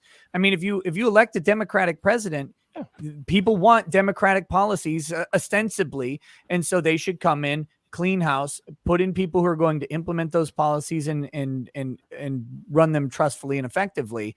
Whether I like it or not is irrelevant. So I agree with that. But thank you so much, Robert, for coming on. I really appreciate it. And have a good night, buddy. Take it easy, Robert. Cheers. Well, now there's two of us. Are you guys ready for this Josh Hawley thread on the SCOTUS nominee? What is going on with this? I have not heard anything about this. Okay, so you're familiar, of course, with the nominee for SCOTUS. Of course. Her name is, what the hell is her name? Only vaguely, because I'm in the wrong country. We don't know her. We don't know her name. We know her race and gender, though. I keep saying Ketanji, but that is not it, because Ketanji is it's the name of a Charles Bronson movie that I plan on watching in the very near future. Oh, damn it, where is it? I'll look it up on Hawley's page. Someone my mic is hot. Okay, hold on. Never trust the chat. Never, ever trust the chat. Yes. Ketanji is the name. Judge Ketanji Brown Jackson. So Josh Hawley is, of course, a senator from Missouri. And I'm hit or miss with Josh Hawley, by the way, because he has a very strong stance on the illegality of pornography that I disagree with on First Amendment principles. And so I'm not there with him on that. And I think that takes away from his overall message of a lot of things that I do like. Wait, what does he think about porn? He thinks it should just be flat banned, or what's going on with porn? Yep. Yeah, that's a dumb idea. That's really dumb. Come to Korea, where it is completely illegal, and this is the number 2 most, accessed porn country in the world. Yeah. What's number 1? Us? Probably. Come on. Come on, man. What's number 1? Literally just my computer. No, I know that's not true because Drexel's computer exists. Okay. Oh, no. Josh Hawley. So here we go. This is a little bit of a thread, so I'm going to go through it. I've been researching the record of Judge Ketanji Brown Jackson, reading her opinions, articles, interviews, and speeches. I've noticed an alarming pattern when it comes to Judge Jackson's treatment of sex offenders, especially those preying on children. Judge Jackson has a pattern of letting child porn offenders off the hook for their appalling crimes, both as a judge and as a policymaker. She's been advocating for it since law school. This goes beyond soft on crime. I'm concerned this is a record that endangers our children. As far back as her time in law school, Judge Jackson has questioned making convicts register as sex offenders, saying it leads to stigmatization and ostracism. She suggested public policy is driven by a climate of fear, hatred, and revenge against sex offenders. Let me just go ahead and say, yes, it is. Well, there is, Nick, to not to steal man, but there is an argument. For example, if you're, let's say, a kid, and there's some states where I've heard this will happen, right? So you get 2 kids in a class, and the kid gets sent porn. It's sexting, right? You get sent something, right? All of a sudden, the kid is a sex offender because he received a text message. I mean, that's the way some of the laws are written. It's not me. It's just the way that laws are written. Is that necessarily fair? Just probably not, right? Right, and I agree with that. I fully agree with that. Application of it for sure, and I almost feel like, I mean, we have statutory rape statutes which could easily encompass this sort of thing. If you're 16, a 16-year-old chick sends you a booby pic, I mean, what do you, that should not put you as a sex offender. That should not be illegal. That should be encouraged. I'm just kidding. It shouldn't be encouraged. That's a joke. Well, and I mean, I've seen some really stupid things, like a little bit of bourbon. I've seen, 15-year-old girl is having conversation with guy of unknown but well over adult age online, and gets talked into sending pictures. They, her parents find out that she's been sending these pictures to this dude and report this, and they end up charging her. And I'm just like, first, don't charge her, but second, she should never be on a registry. I think she should not be charged. And not only that, but I think her dad should be handed a claymore and given 12 minutes in a room with the guy who is catfishing her, right? Like that. They just won't ever find the guy, unfortunately. Yeah. It's that's why they're going after her, is they got to charge somebody. And the room has one of those sprinkler systems that's full of bleach. I don't know. And it's all plastic. I didn't know they made fully plastic rooms until I invented the system. Josh Hawley says So here's her article. Here's her writing on it, which I haven't read yet. In the current climate of fear, hatred, and revenge associated with the release of convicted sex criminals, courts must be especially attentive to legislative enactments that use public health and safety rhetoric to justify procedures that are in essence punishment and detention. Judges should abandon the prevention punishment analyses that rely on legislative intent, that routinely apply the Kennedy factors, and that assesses the excessiveness of a sex offender statute's punitive effects in favor of a more principled approach to characterization. Although a precise analytical solution is almost impossible to construct, this note suggests that such a principled approach involves assessing the impact of sex offender statutes and deeming the laws punitive to the extent they operate to deprive sex criminals of a legal right in a manner that primarily has retributive or general deterrent effects. Which is a lot. That's a dense paragraph, right? Yeah, and I'm not sure what she's getting at. I mean, the only thing she said is there's a more principled, there needs to be a more principled approach. Well, what principles are we going to follow? I mean, there's only so many principles to follow. If it's not retributive, it's rehabilitative. How are you going to rehabilitate these people? I mean, what is going to rehabilitate somebody who is into 13 and 12 and 11-year-olds? Is that something that can be rehabilitated? I think that, I mean, I don't know. I haven't seen anything saying it can be. So, I mean, I think these people are fucked in the head. That's my personal opinion. I mean, the rehabilitation is usually just that they're no longer doing anything about it. In my interview with a convicted child pornography offender that I did probably 3.5 years ago on the channel, it's one of my early live streams, full interview that I had with this convicted offender. He said, "We are not fixable. We are like an alcoholic, right? You will always be in recovery." And he was actually getting married, and he said that his partner was his wife to be was his accountability partner, and he's like, she is there to keep me accountable because. And this is a guy who started off the conversation saying he wasn't particularly attracted to kids. It was just the taboo-ness of it that led him down the rabbit hole through pornography and into this, which that was his, people can assess that themselves. I don't know that I fully believe it, but whatever. He said, even though that was his approach, he is not safe ever. For the rest of his life, he will have to be on guard, and the people in his life will have to be on guard for him as well. So I think what I'm saying is he would agree with you, Legal Mindset, that pedos are fucked in the head. And people are saying in the chat, but I mean, look, I'm not against castration. I mean, let me just throw that out there. I mean, I'm not against it. And this is the hard part with this particular issue, because in general, I'm a type of guy who says, look, if you serve your time, you serve your probation, you're done. You're done with your criminal act. However, with this particular issue, there is a danger of reoffense that is different than pretty much any other danger of reoffense for crimes where you're typically released. And two, the amount of life-destroying damage that's done by any offense, including a reoffense, is so high. And I'm always super cautious about just giving the government too much power. And it's always the stuff that pisses us off that they use for that. You know, it's always terrorism or children or whatever else. And that's the concern I have with that sort of thing, is just there is, I don't trust the government to do my, to get my taxes right. So I don't trust the government in general, but with this one thing, so you have the particular likelihood of reoffense due to it by admission of all sorts of head doctors will say being some sort of innate characteristic. It's an innate attraction that is somehow ingrained in the person. It's not really changeable. Then the amount of damage that an offense causes.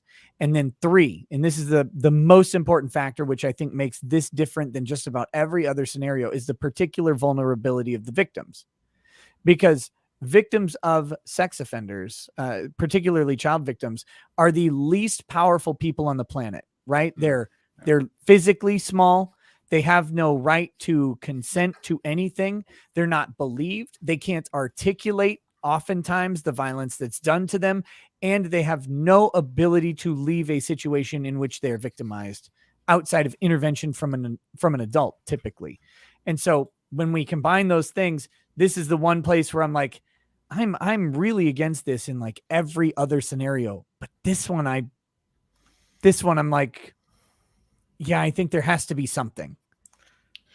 Because there has to be somebody, like there's some crimes like murder, pedophilia. There's some things that are so heinous that there needs to be an action. The thing is, I'm with you, Runkle. Like, I do not trust the government. I do not trust prosecutors like Thomas Binger aren't going to come out. People who are his clone aren't going to try to say, hey, you person who I politically don't agree with, you're a whatever. You're a horrible thing. There is a burden of proof, of course, for them to prove that. Right. And of course, there's always the chance that they could manufacture that. They could plant stuff on your hard drive, right? There's always the issue of that. So, I mean, there's a balancing there. There is a balancing there, but there's some things that society does have to be able to punish. And it's just one of those things that's so heinous. And like you said, Ricada, there's no fixing that. You have to do something about it. Yeah. The other issue I have, like, if a murderer comes after me, I can fight.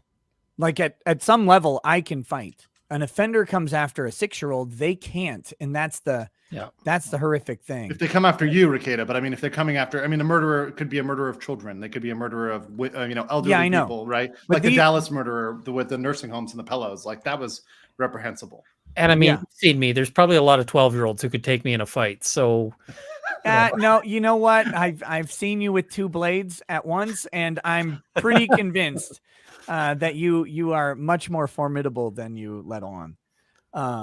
You have a shocking amount of dexterity. Josh Hawley also says, Judge Jackson has also questioned sending dangerous sex offenders to civil commitment. We have a civil commitment law in Missouri, and it protects children. So this is when a prison sentence, I believe, when a prison sentence would not be sufficient to curb the danger of the person, they're then subsequently committed civilly until they, for treatment pending their dangerous status. And should a licensed therapist at that point then determine that they are safe, then they can be rehabilitated. They're not criminally committed.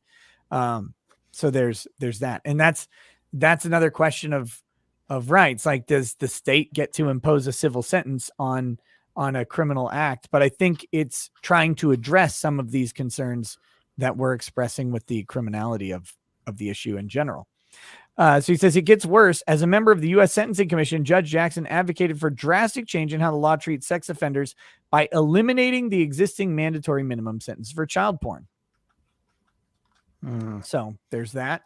Judge Jackson has said that some people who possess child porn are in this for either the collection, well, burn them at the stake, in my opinion, personally, or the people who are loners and find status in their participation in the community, which I say also burn them at the stake.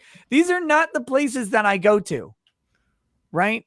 Like, these are not the argument, because we made the argument earlier on where this works. So people in possession of child pornography, a 16-year-old sends another, a 17-year-old, an ass pic. Okay.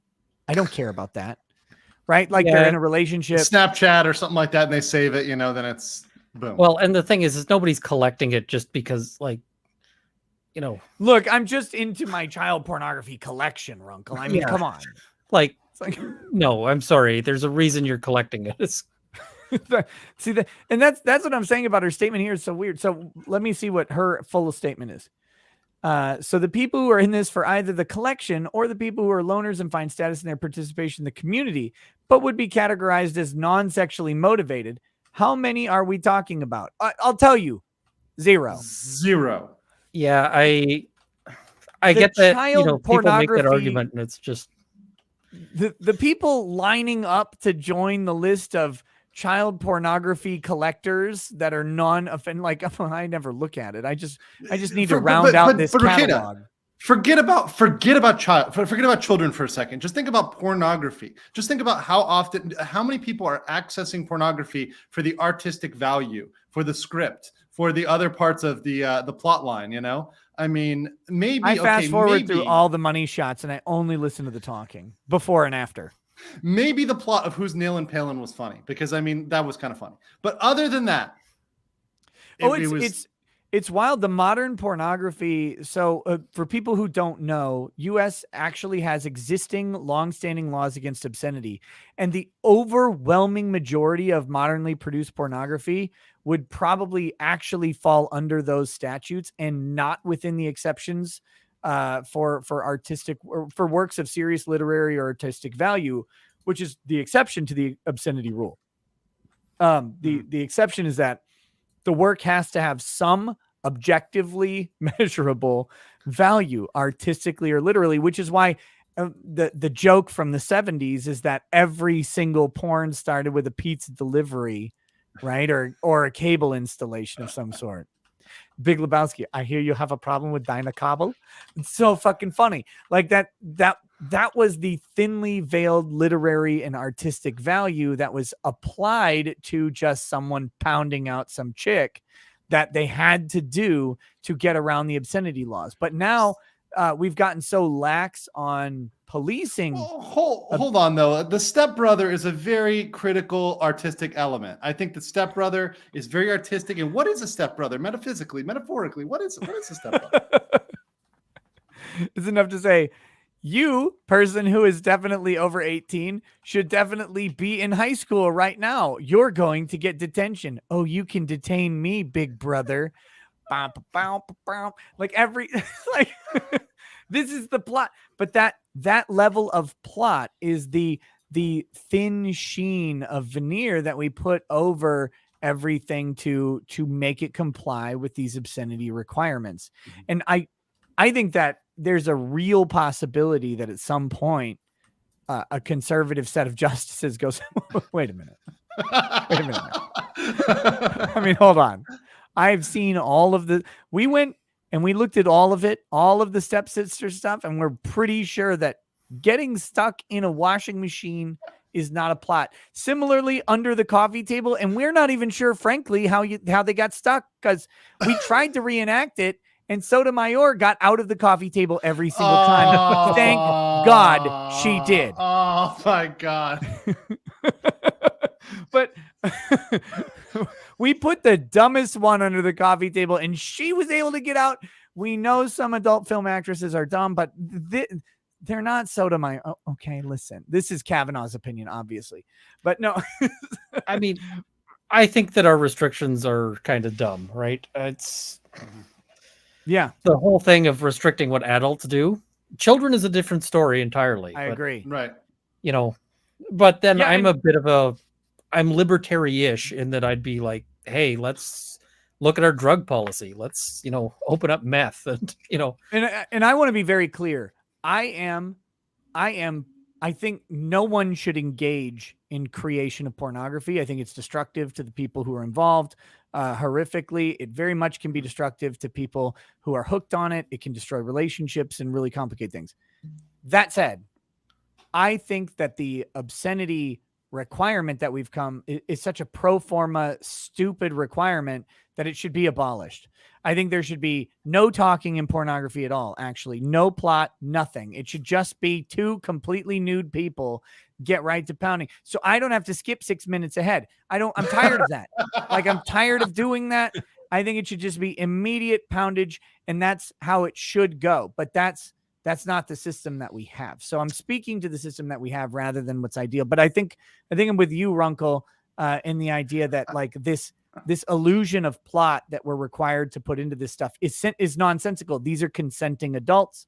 There shouldn't be a problem with it. In the same way that, I don't believe that someone should be a prostitute or hire a prostitute, but prostitution should be fully fucking legal, and we should stop pretending that there's any legal justification or jurisprudential justification for having it be illegal. Because once again, in any jurisdiction around the world where you have, illegal prostitution, you have it controlled by shady groups, the mafia, criminals, other thing, the underground. You have it going on with pimps that are, abusing these poor girls, versus countries where it's legalized and regulated. I mean, look at Amsterdam. I mean, very, very safe. That's actually what the porn industry used to look like, was a lot of stuff filmed like in somebody's basement with women who never actually get to see sunlight because, unlike prostitution, you don't have to actually let somebody out to see the public.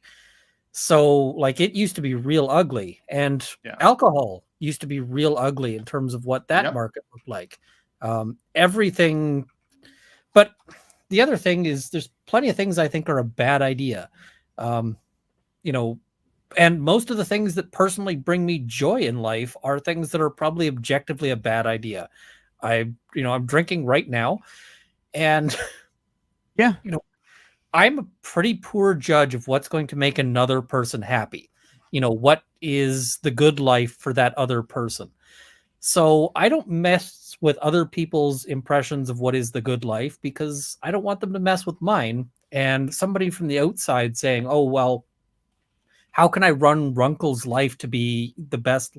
They'd probably take my beer away. They'd take my guns away. Mhm.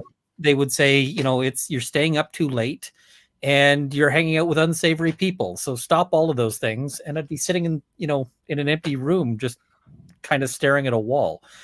Mhm.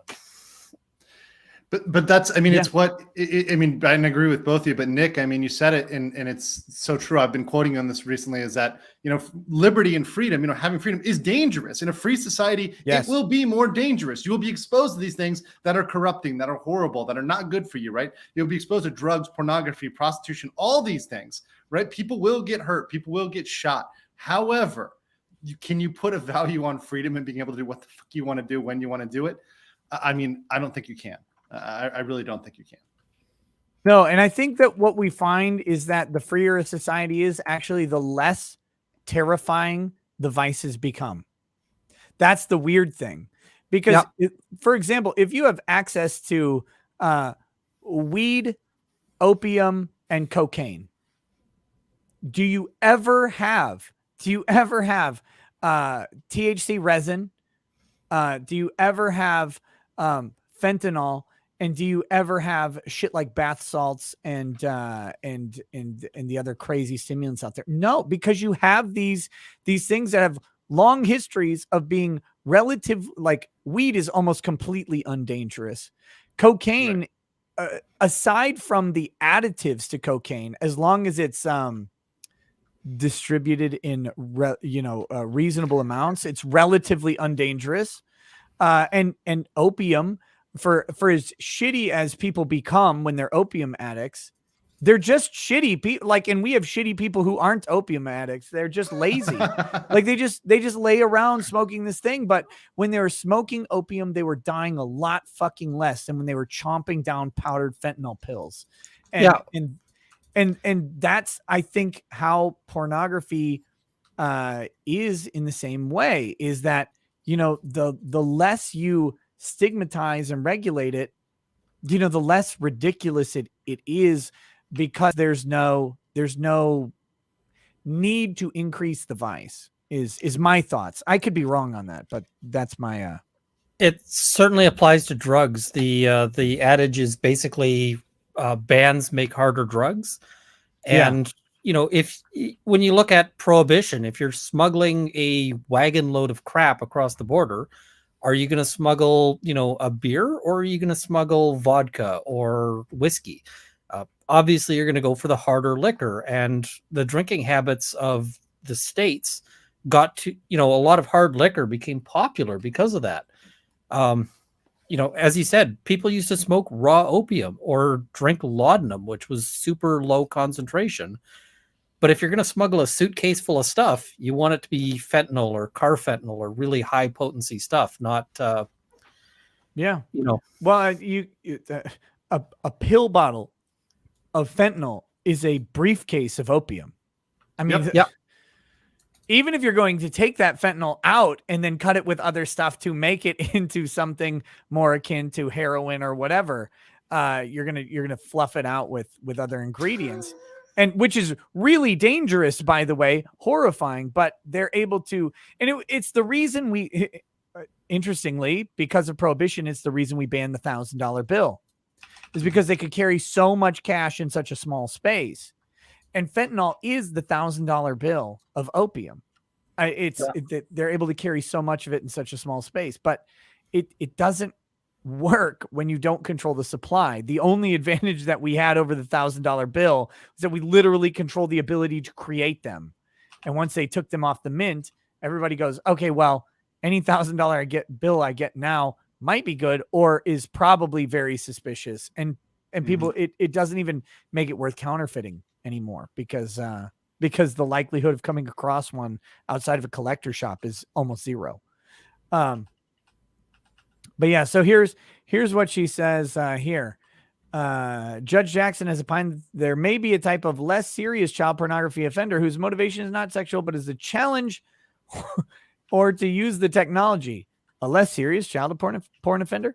And so I'm wondering whether you could say that there could be a less serious child pornography offender who is engaging in the type of conduct in the group experience level because their motivation is the challenge or to use the technology. They're very sophisticated technologically, but they aren't necessarily that interested in the child pornography piece of it? ? So they just want to see how hard it is to get child porn. So I will say this. Regardless of what her policy position is, she's a fucking idiot. I mean, she isn't. Because one thing you learn in criminal law is that however stupid your theory of a crime is, like whatever the dumbest crime you can imagine is, somebody has done one dumber and is probably in court right now fighting charges over it. Right. So, I've seen Reddit, so I know there is somewhere out there an ironic child porn collector, but I still want that person crucified. Yeah, I don't have a whole lot of sympathy for that because, I mean, at that point, you kind of... It's like, how bad do you feel about the guy who's like, I just want to see if I can make a bomb in my, in my basement and gets blown up. I'm like, yeah, okay. You knew what the consequences of, the game you were playing were. Like the kid who made the nuke in his garage. Oh, here we go. This is good.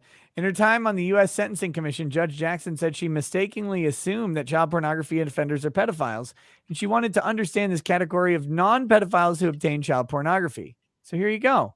I had mistakenly assumed that child pornography offenders are pedophiles, so I'm trying to understand this category of non-pedophiles who obtain child pornography.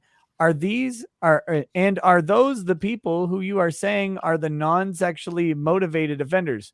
Ms. McCarthy says, Can't even say yes because don't even want to dignify that with a straight answer. Oh, fuck. You've heard this, right? Like you have, at least I have heard the people who say that Nick, rape is non-sexual, child molestation is non-sexual, or whatever. I have never the whole heard rape that. is non-sexual Who's telling you thing that? just as a rant for me. me. I see it in the news stories. We've covered them. Really? I wish I could point to a video immediately, but I've covered those stories on the channel. I'm sure some of the people in the chat have seen us address that, where they say that, and here's where they get that flawed argument, right? Rape is a power issue, but it is also a sexual issue. Yes. It's both and, not either or. So that's the thing here. So they'll say, yeah, well, like, child sexual abuse is not sexual. It's like, well, I mean, it is. It certainly is, because otherwise they would just hit the kid if it was just non-sexual, like rather than touch them if they're just trying to harm. I do criminal defense work, so sometimes I've had to sit in rooms with, various terrible people. Yeah. And I can tell you the people who say this stuff are full of it. Including some lawyers. Like they'll say, oh, it's not about sex. I'm like, it is absolutely about sex. Like, of course. And all of the excuse, whenever they say, oh, well, we just need to teach people about consent. You know who says that? Rapists. I just didn't know. Yeah, you did. Like when you actually get them pinned down to it, they totally knew. It's pinned down. Oh, I see. What's about sex and power now, Runkle? Well, they just peddle this bullshit off to their friends and family, so that their friends and family are like, oh, well, he didn't know. It's not such a bad thing. Yeah, people who are looking for an excuse to take this person who they either love or respect or care about and mitigate what they've done because of their relationship with them, right? It's bait. Yeah, and it's very good bait. And people who buy this and start promoting this as a social idea, I'm like, you are parroting the lines that rapists use to forgive themselves and to ask for forgiveness from their friends and family. No, these guys are predators. They will go to bars, and the people that they target isn't random. It's not like, oh, well, I didn't understand what was going on. It's they specifically identify people who they think are likely to be vulnerable and unlikely to report them. And they target that. Yeah, So, yeah. I mean, Runkle, I mean, this is like triggering because I remember when I was a bartender and bars in Miami would be open real late. And there's always the guys that are there till the last moment to look at the drunkest one at the bar who's stumbling out. And it's like, you see it and, you have to go over and be like, hey, I'm going to call you a cab, hang out here, because you know what those people are up to. And you see the same guys doing the same thing, same people doing the same thing over and over again. yeah, it's the molester's prayer. Please let the last one out be skinny tonight. well, it's kind of, it's kind of similar to how you'll see, pickpockets. And I know that's going to be an offensive comparison to people, but if you're sitting there watching, you're looking for the tourist who's got his wallet hanging out of his back pocket, because or like the American in Portugal who's got a man purse that costs too much. Like that's who you want to rob, right? Well, you're looking for the guy who's not going to stick around to lay charges because he's a tourist, but has a lot of money and isn't being terribly cautious with it.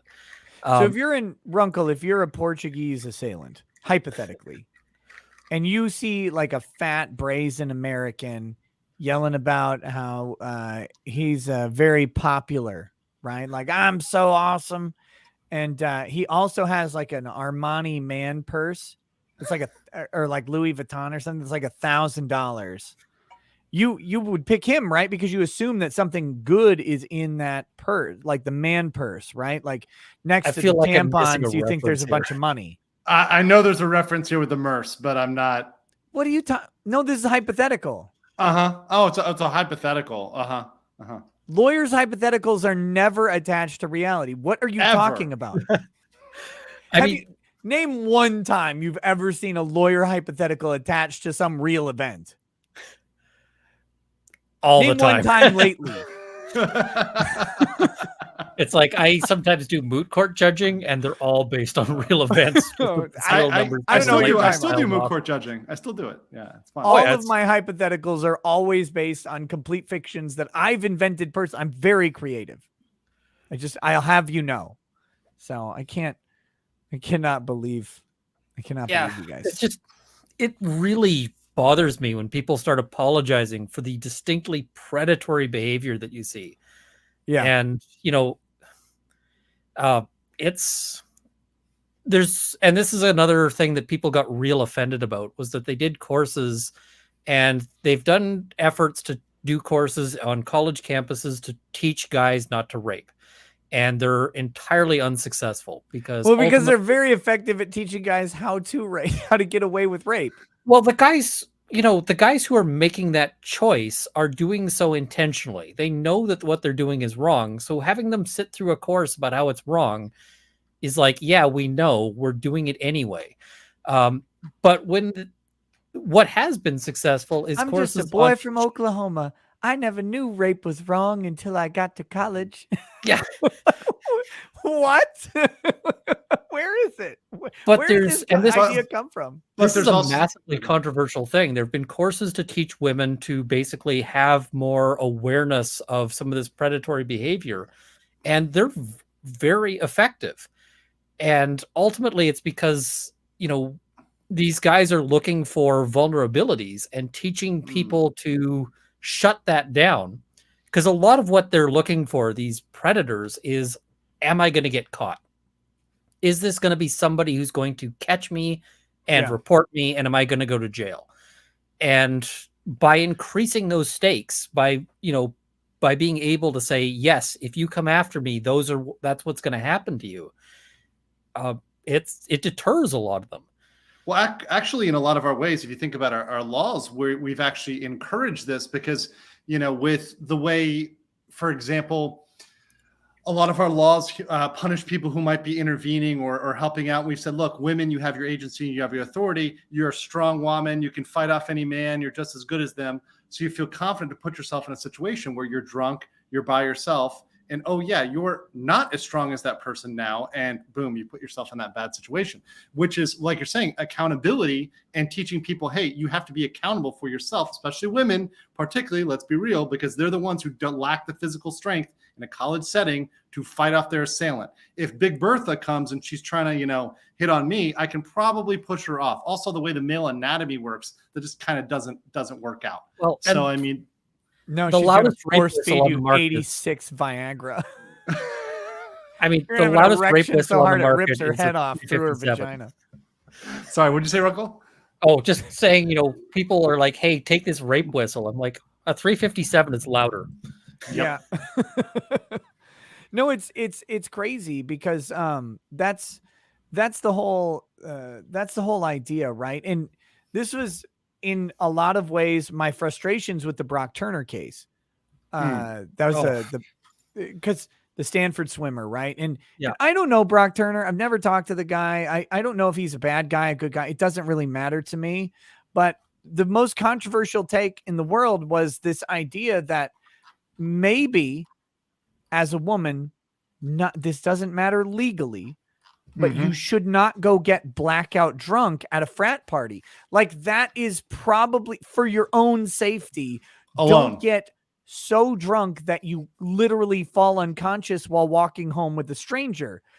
Regardless of what Brock Turner did or didn't do, that's just good advice. But if you dared to say that, it's like you're victim blaming. It's like, no, I'm trying to increase safety and accountability because no one's there to save you when you're being plowed behind a dumpster by a drunk college kid.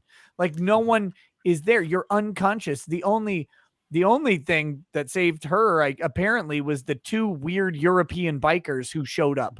And I mean bicyclists because they're European, so they certainly weren't on motorcycles.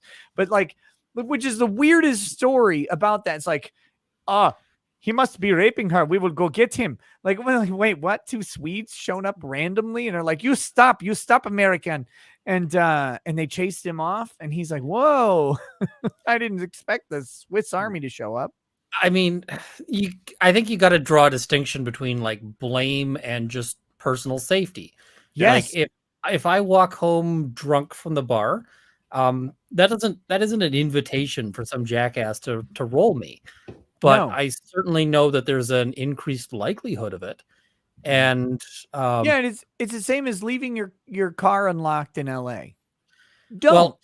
But that doesn't mean that the person who went into your unlocked car and stole all your stuff isn't a piece of shit criminal.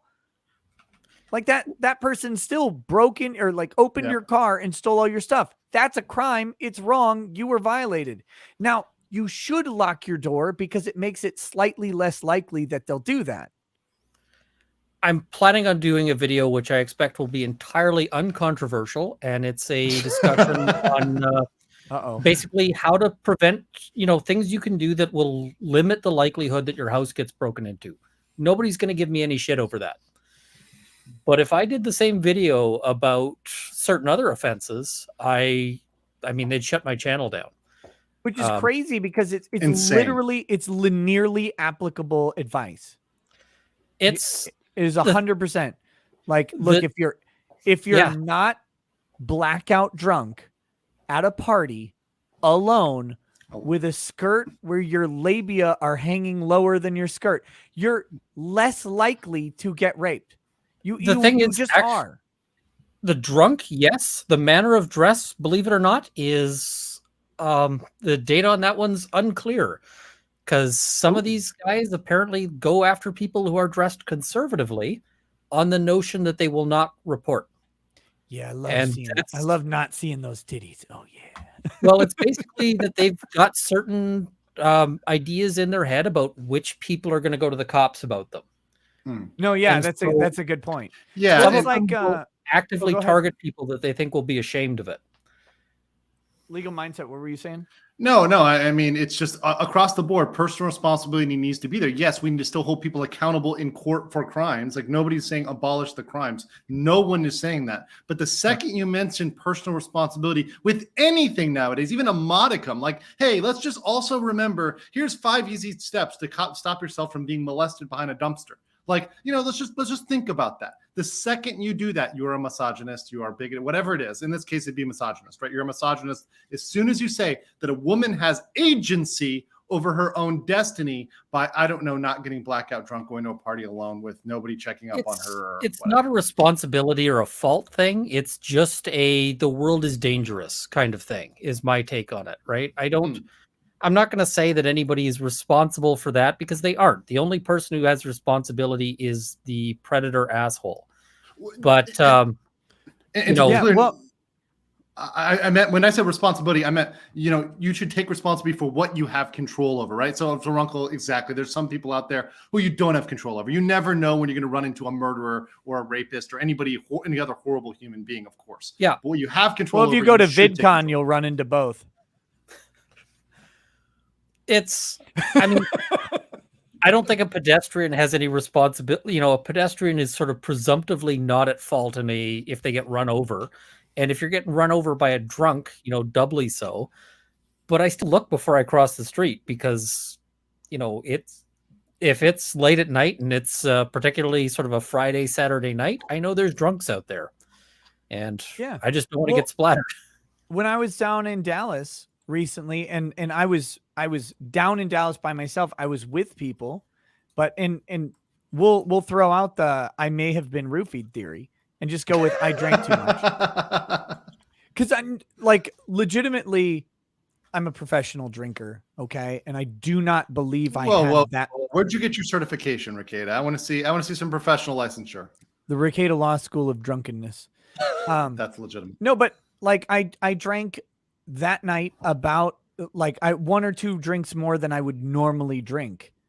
And I normally do not drink to any kind of blackout intoxication, right? But I was suspiciously drunk. But let's just say I lost track, which is entirely possible. I'm fully willing to accept that. I was very lucky that night, and it would have been on me had something worse happened. Like, all my credit cards were in my wallet. My ass didn't hurt, right? And I made it back to my hotel. Those 3 things happened. That was all good. Any one of those things go bad, and it wouldn't be my fault if my ass hurt or my credit cards were gone, but I would bear a level of responsibility for saying, hey, you know what? You fucked up here. And actually, I felt completely like I fucked up and still do. I'm like, what the hell were you doing? Ending up in a bar bathroom, vomiting in a toilet. That's just embarrassing. You're 100 years old. But like that, that's on me. But if someone takes advantage of someone in that state, they're still a piece of shit and it's still a crime. And we have to be able to say both of those things because they're both true. And the fact that so many people want us to not say that the person who put themselves in a vulnerable position is responsible in some, like, a little bit, is silly to me. Okay, real quick, we got a couple more posts from Hawley here before we finish this up. On the federal bench, Judge Jackson put her troubling views into action in every single child porn case for which we can find records. Judge Jackson deviated from the federal sentencing guidelines in favor of child porn offenders. In the case of U.S. versus Hawkins, the sex offender had multiple images of child porn. He was over 18. Sentencing guidelines called for a sentence of up to 10 years. Judge Jackson sentenced the perpetrator to only 3 months in prison. 3 months. In U.S. versus Stewart, the criminal possessed thousands of images of child porn and also hoped to travel across state lines to abuse a 9-year-old girl. Guidelines called for a sentence of 97 to 121 months. Judge Jackson sentenced the criminal to 57 months. U.S. v. Cooper, in which the criminal had more than 600 images and videos and posted many on a public blog. The guideline called for a sentence of 151 to 188 months. Judge Jackson settled on 60 months, the lowest possible sentence allowed by law. In United States versus Chazen, the offender had 48 files on child porn, which he had accessed over a period of years. The guideline recommended 78 to 97 months. Judge Jackson gave him 28. In U.S.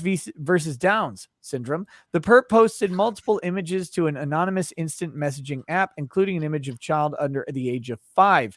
Guidelines recommended 70 to 87 months. Judge Jackson gave him the lowest sentence allowed by law, 60 months.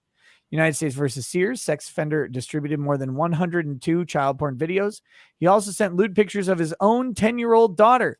Guidelines recommended 97 to 121 months in prison, 71 months. In U.S. versus Savage, sex offender was convicted of travel with intent to engage in illicit sexual conduct and also admitting to transporting child porn, 46 to 57 guidelines. Judge Jackson gave him 37. This is a disturbing record for any judge, but especially one nominated to the highest court in the land. Protecting the most vulnerable shouldn't be up for debate. Sending child predators, I disagree. Everything should always be up for debate. Sending child predators to jail shouldn't be controversial. So far, the Sentencing Commission has refused to turn over all Judge Jackson's records from her time there. In light of what we've learned, this stonewalling must end. We must get access to all relevant records. So there you go. That's see, this Fun is the type facts. of that's the judicial analysis I can get behind, because I usually hate these SCOTUS nominee analyses because it's like, oh, you did not go through all of their district court opinions. Like, come on now. Nobody has time or access to that. It would take forever. Some other company gave you a list and you went through and read their list. This one is at least supported by factual data about sentencing that is questionable, but it's only questionable, right? Like, in theory, there could be mitigating factors in all of those cases, but I find it hard to believe there's mitigating factors in literally every case. So I mean, there's always some mitigating factors, but like the arguments that she was making in terms of priorities, like some of these are people who are like, they're putting out images of their own kid. That to me, if I was a judge, that's time to go ham. Like, let's just, let's find the book, let's throw it at them, and then head to the law library and find some additional books. Because once that's out there, there's no taking it back. Like, yeah. I just think that's enough. That's enough. If it was one case or two cases, you're exactly right. There could have been some crazy mitigating factor there that we haven't heard of. But having a track record like that, especially backed up by the stuff she's talking about, and just some of these concepts, which frankly don't square with objective reality. Yeah, it's concerning. And this is something that we need to be concerned about. This is much more than a Kavanaugh situation. This is much more than a potential Thomas situation. This is something where you have a proven track record over a long period of time on the bench. We're not going after somebody for their off-bench behavior or alleged behavior. We're saying this is what you've done on the bench, which I think is fair game for a judge. Yes. I think it's 100%. Not fair game to talk about what they did in college or who they were when they were 16, 18, 19, 20, what they did off the bench. I think we should look at that less and less. I think we need to care a lot about what they're doing on the bench.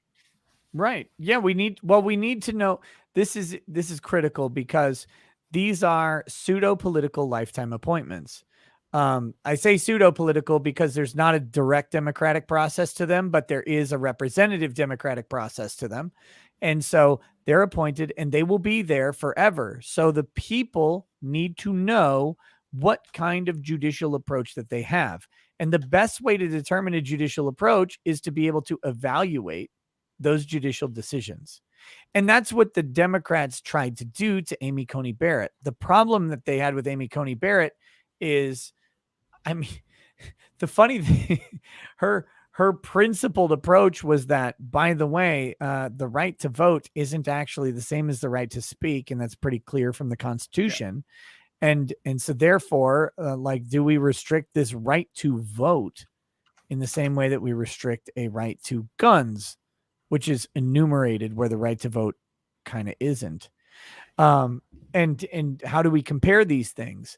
And those were questions from a dissent. These were not dissenting opinions calling for speculation and opining. These are opinions rendering verdicts that are enforced by law, and they're mitigating those verdicts to the minimum, it looks like, in almost every case. And that's very concerning. And the thing is, this is a topic that we've seen matters for regular Americans with the whole Loudoun County issue and Youngkin and the governor's race there. We've seen that when you start messing with the children, even Democrats start waking up. Even Democrats have children in schools. They have children. They're like, hey, wait, maybe we shouldn't be allowing criminals out there to abuse children. That's why this issue particularly is very damning for her. Having a woke track record, doing all the BLM stuff, whatever else she does there, that's not going to get her off. But that's expected. Yeah, exactly. Biden picks her by a woke track record, which isn't her fault. Right. But you can expect that he's not just like that. His advisors who say pick this person aren't literally dartboarding black woman, right? They're going black woman who has a track record of wokeness. That's a given. That's a feature, not a bug. This part seems like a bug. And the American people in the Senate in particular need to balls up, investigate this, make it part of the public conversation, get her answers on. Maybe she has very good answers on record, but if she doesn't, reject her, because that's the fucking job of the Senate. That's all I'm saying. Yeah. So, oh my goodness. So I have this Jack Murphy topic that I've now 2 days. Oh, bring it. What has Jack done now? What has Jack done today? Okay. Well, nothing today. It's been a couple days here. So we're all familiar with Jack Murphy and what happened. Deeply. I've managed to avoid pictures, so no pictures. How have you managed to avoid pictures, Runkle? Very carefully and intentionally. Runkle hired an assistant to pre-screen them. Yeah. Okay, so a day ago, the quartering posted a video by Jack Murphy or about Jack Murphy, and I asked his permission to use parts of it to talk through this subject, because I have not had full time to do it. But let me give you the basic rundown. Murphy is on his comeback tour, and Murphy is comeback tour. I was gonna say, are you sure you read that right? I spelled it that way in my thumbnail, so I'm just saying. So he's doing that, and part of this is he has now been canceled by Karens, not related to shoving dildos in his ass, right? But his positions on Ukraine and Russia, of which he is a self-professed expert. Now, I don't know where his Russia-Ukraine expertise purportedly comes from. I saw that. I saw that tweet, and I was like, toys. You worked in education and now you online grift. And that's not a derogatory term for me. That is a very, like, this man has figured out the good grift. Like I'm trying to, I want a Seminal Order immediately. If I can convince people to give me $4,000 all at once, a whole bunch of times, like that is the greatest, or $100 a month. I mean, just those two options, $4,000 or $100 a month. I would do it in a heartbeat. I would suck all of you dry. And not in the Jack Murphy sense, but in the financial sense. If I could figure out how to do it, but I'm not good. Yeah, I'm not good at that. But so anyway, I don't see how that pertains to Ukraine. And so now we've got this. So I'm going to check out Quartering's video. I mean, it's just another grift. I mean, he's moving from grift to grift, and you see him pivoting. We were seeing him pivoting to the Christian grift, right? The Ukraine grift, the Christian grift. It's all whatever's trending. And I think a big part of this, and so this is my theory on it, is that he has his 1996 marketing playbook that he used for Democrat to deplorable. It worked, and now he's doing that. Like, look, I was a problem, but now I'm good. I was bad, but now I'm good, and people are punishing me for being good now. And this punishment is wrong. Therefore, you should follow me because my punishment is unjust, because I love the Ukraine. I love the Ukraine. Putin, can you wait? Putin, can you wait? Anybody? Yeah, no, Nick. No Buck Cherry fans here? No. Oh, well, shit. Nowhere else either. Okay, here we go. In my mind, I've been thinking about this so much. Like, to me, I'm like, man, Putin knows all this. So he's finessing Mad. He's like finessing Mad by going conventional, knowing no one wants. Does anybody know who this guy is? I have no fucking idea. No, he's a rando. I think he's like a rando who got dragged. I mean, who's going to be seen with Jack at this point? I mean, he's got to bring on randos. Yeah. Oh, real quick opinion, Jack. I missed this because of all the other stuff in the You Are Here interview. He said that one day he woke up and his beard was just completely naturally like this. Oh yeah. Oh my gosh. Just let's like that. Yes. Yeah. White here, dark here, and that's just how it is normally and naturally. Opinions? Is that what do you think? Totally As natural. a guy with weird hair stuff going on, I can't say no, but also the guy has a massive grift going on, so I don't. He's got no credibility. Nick, when you're hetero flexible, it really comes out in your beard. It shines on both sides. It gives you a little bit of both, you know? I'm just glad that we found out that hetero flexible meant that he could actually get his heels right here.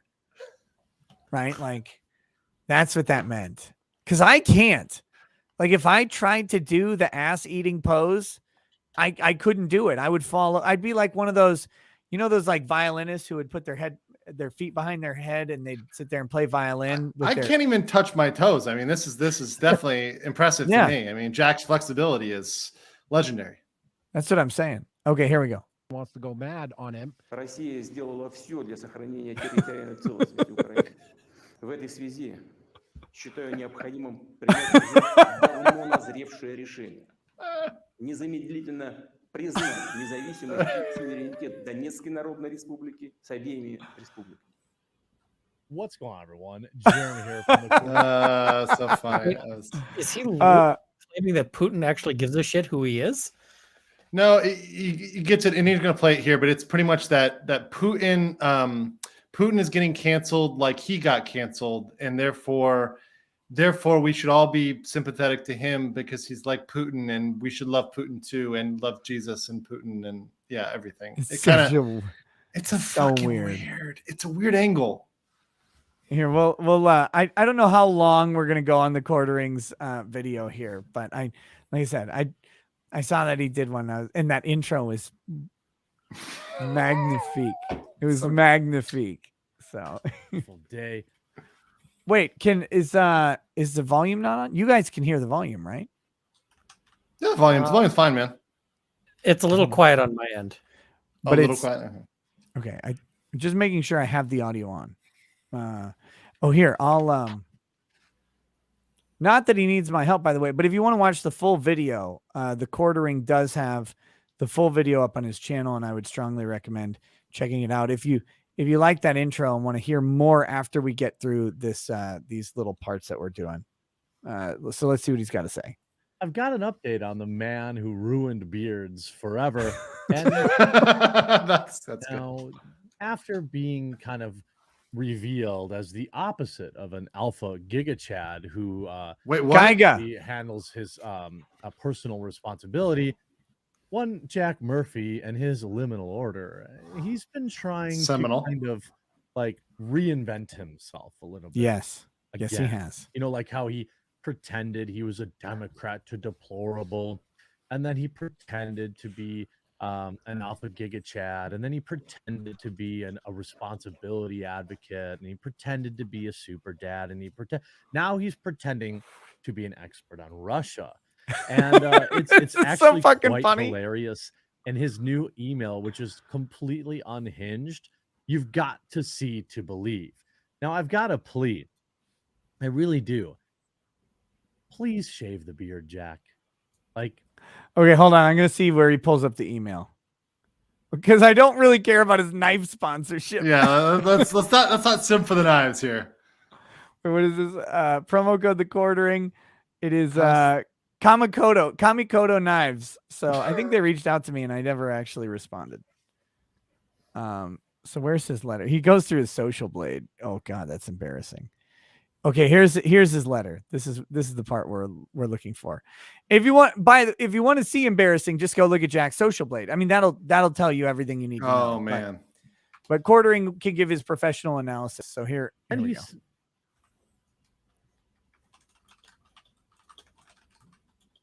He attributed that to other members of the group. And then he sent this email the other day. They're always unbelievable. Earlier this month, Just the other day, I read his 7-page comeback email. It was the most disingenuous pile of garbage I've ever seen. I couldn't, Nick. I could not get through more than like the highlights because it was so bad. It was so bad. It was so bad. I was like, I can't do this.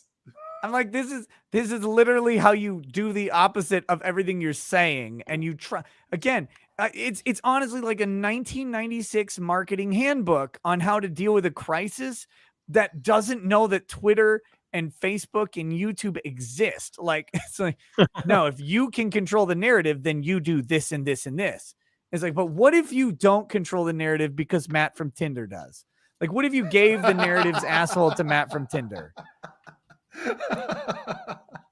So, okay, back to this real quick. Russia invaded Ukraine, and the response, an open source network swarm, emerged within days to cancel Russia and disconnect it from the world. Yeah, that's what's happening. They're getting canceled. That's right. Russia had an old tweet resurface, and that's what's happening. Corporations, nonprofits, governments, people's ideas, causes, they all rose together. Disconnected a nuclear power from financial systems, trade talks, and all sorts of social and cultural connections. Overnight, Russia was chopped out of the system. Whether they're right or wrong in their battle is a topic for another discussion. That's because he doesn't really know, and he doesn't really want to say, because he knows that if he picks a side here, he'd have to get educated on it.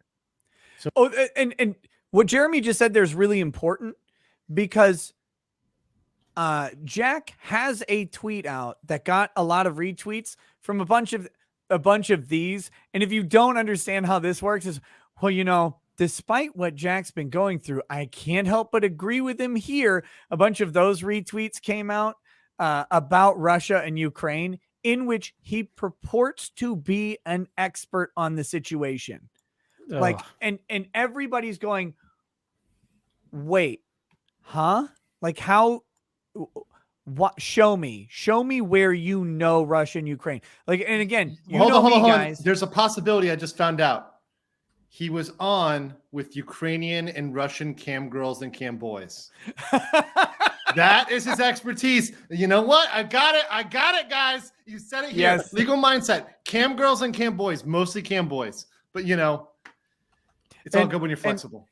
And you know me, I state up front, my opinions on Russia and Ukraine are uninformed. And it's from the simple principle position of, please, I'm so happy not being at war.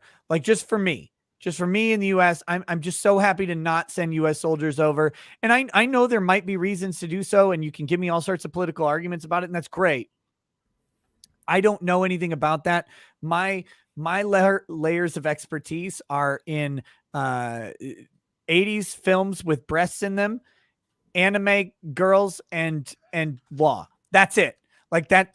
And I limit my expertise to those three fields, particularly the first field. 80s films with breasts in them is my favorite field of all time. But when I talk about Ukraine, it's like I have a basic principled approach, and I'm happy to be wrong on it. Jack is like, no, I'm uniquely qualified to talk about this, he says, and I can't figure out fucking why. But okay, so that's why that was important from Jeremy. So here we go. So he just says, I don't know who's right or wrong in all this. I mean, one country's invading another, but they probably have the reasons. What I want to talk about today is how scary that a swarm of Karens can decide the fate of an entire nation state. He's literally saying that Russia got canceled by Karens. He says that the Russia-Ukraine battle is a effect of cancel culture. I'm not kidding, because the very next sentence reads, what we see today is a continuation of cancel culture network that reared up as #resistance and morphed into the Zero Koof crowd. It rode the wave of St. Floyd and now is turned into the anti-Putin maximalist swarm. I will say I mildly agree that has taken place to an extent. The people who are experts on COVID online are experts on Ukraine. That's right. Kind of like Jack. Yeah.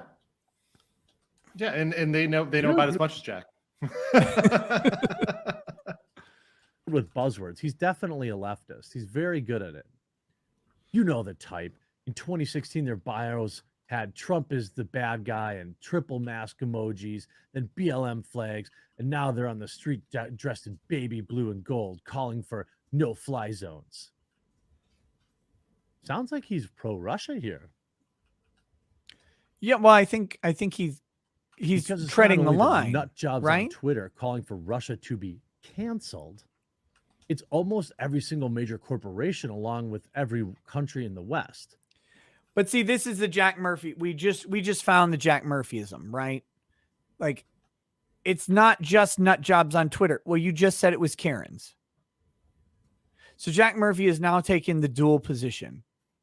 It was just Karens. Well, now it's Karens and corporations because corporations are Karens. But no, corporations aren't Karens. Corporations respond to Karens. But this is how Jack has done things. Take the dual position as much as possible. Be vague. And I think it's all about the grift. He's really good at taking unusual positions. Warm, like we've never seen before. And this time their target is a armed state that will not go softly into the night. Is Ukraine a nuclear armed state? Ukraine's not anymore. Not anymore. Oh, wait, no. Russia Their target is. being Russia the Karen's target. Yes. Got it. Okay. Ukraine gave up their nukes. Right. Yeah. I misread the sentence. I bet they're feeling real good about that right now. Yup. Yeah. The network will be happy when Putin is giving up and returning to Russia? No, of course not. The swarm, in all caps, does not have a sense of fairness or proportionality. Are you joking, dude?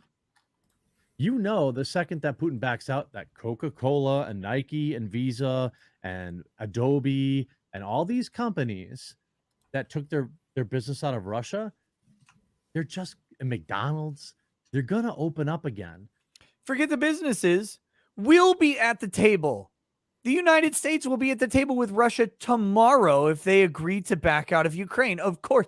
In fact, one could surmise that Putin is suave enough to realize that if he does enough in Ukraine, he will actually draw a more favorable long-term U.S. relationship out of the Ukrainian actions by sacrificing some minor amount of military infrastructure, of aging military technology, and unfortunately some Russian soldiers and some Ukrainian soldiers, and a little bit of bad capital publicly, but that he will draw from the West a much more favorable result in the long term for Russia, who, by the way, will just have, as Barnes was talking about, deflated the value of their currency respective to the dollar, but not within their own market, which means that oil exports that would come in a post-Ukraine invasion deal become immensely more valuable for Russian business people with oil interests and Russian investors, which Putin likely is a Russian investor in oil interests. I haven't checked, but I just guess. So, like, I feel like that's a safe bet. Yeah. The idea that this is not limited to corporations and all of the UCUCs and all of the Eurozone, they'll all be happy, by the way. Sweden, Finland, Norway will be happy to reduce their inflated energy costs from 10 times their normal bills back to 2 times their normal bills. Right. And they'll be happy to stay at that new normal for a while until prices slowly decline and normalize, which will take 3 to 4 to 5 years. And all the while, the Russian oligarchs who lost their yachts will be repaid because they own the oil that's going out. Like, am I crazy? Like, I don't know any of this, and I'm just by speculation going, this makes a lot of fucking sense for Putin as a short-term risk with a long-term boon.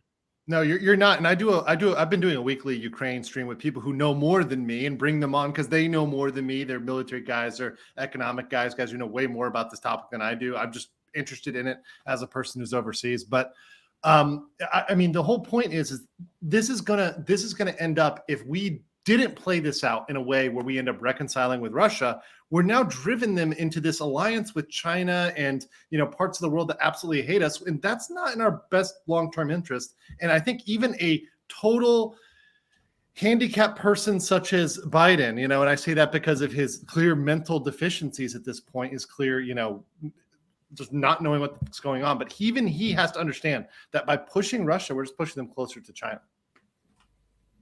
Yeah. And which the crazy reality of that is that's a Russia win-win from the Russian perspective.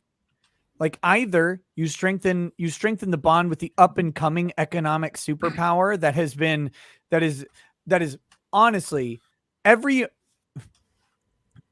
investment in the world wants to enter the emerging Chinese market, because it doesn't matter how robust the American economic engine is. There are 5 times as many Chinese buyers as Americans. So it's it's like that line from Starship Troopers, right? We're in it for the species, boys and girls. It's sheer numbers. They have more. China will eventually win the economic war. It's a matter of time because they have more people by a fucking mile. It's not even close. And they're not rolling around in rickshaws anymore. I mean, they've got a lot of the damn same amenities we have, and sometimes in some cases better. In some cases better in some places. Right. And so it's like in the urban areas, urban China is very much similar to America, urban Korea, anywhere else with access to all of the technology you could possibly want and all the amenities of life that anyone can enjoy, and the income to boot. Rural China is where things get really wonky, from my understanding, which is limited, admittedly. But anyway, back to this real quick. They're going to open it up again the instant they can. And he's right on this. Of course, major corporations will be back.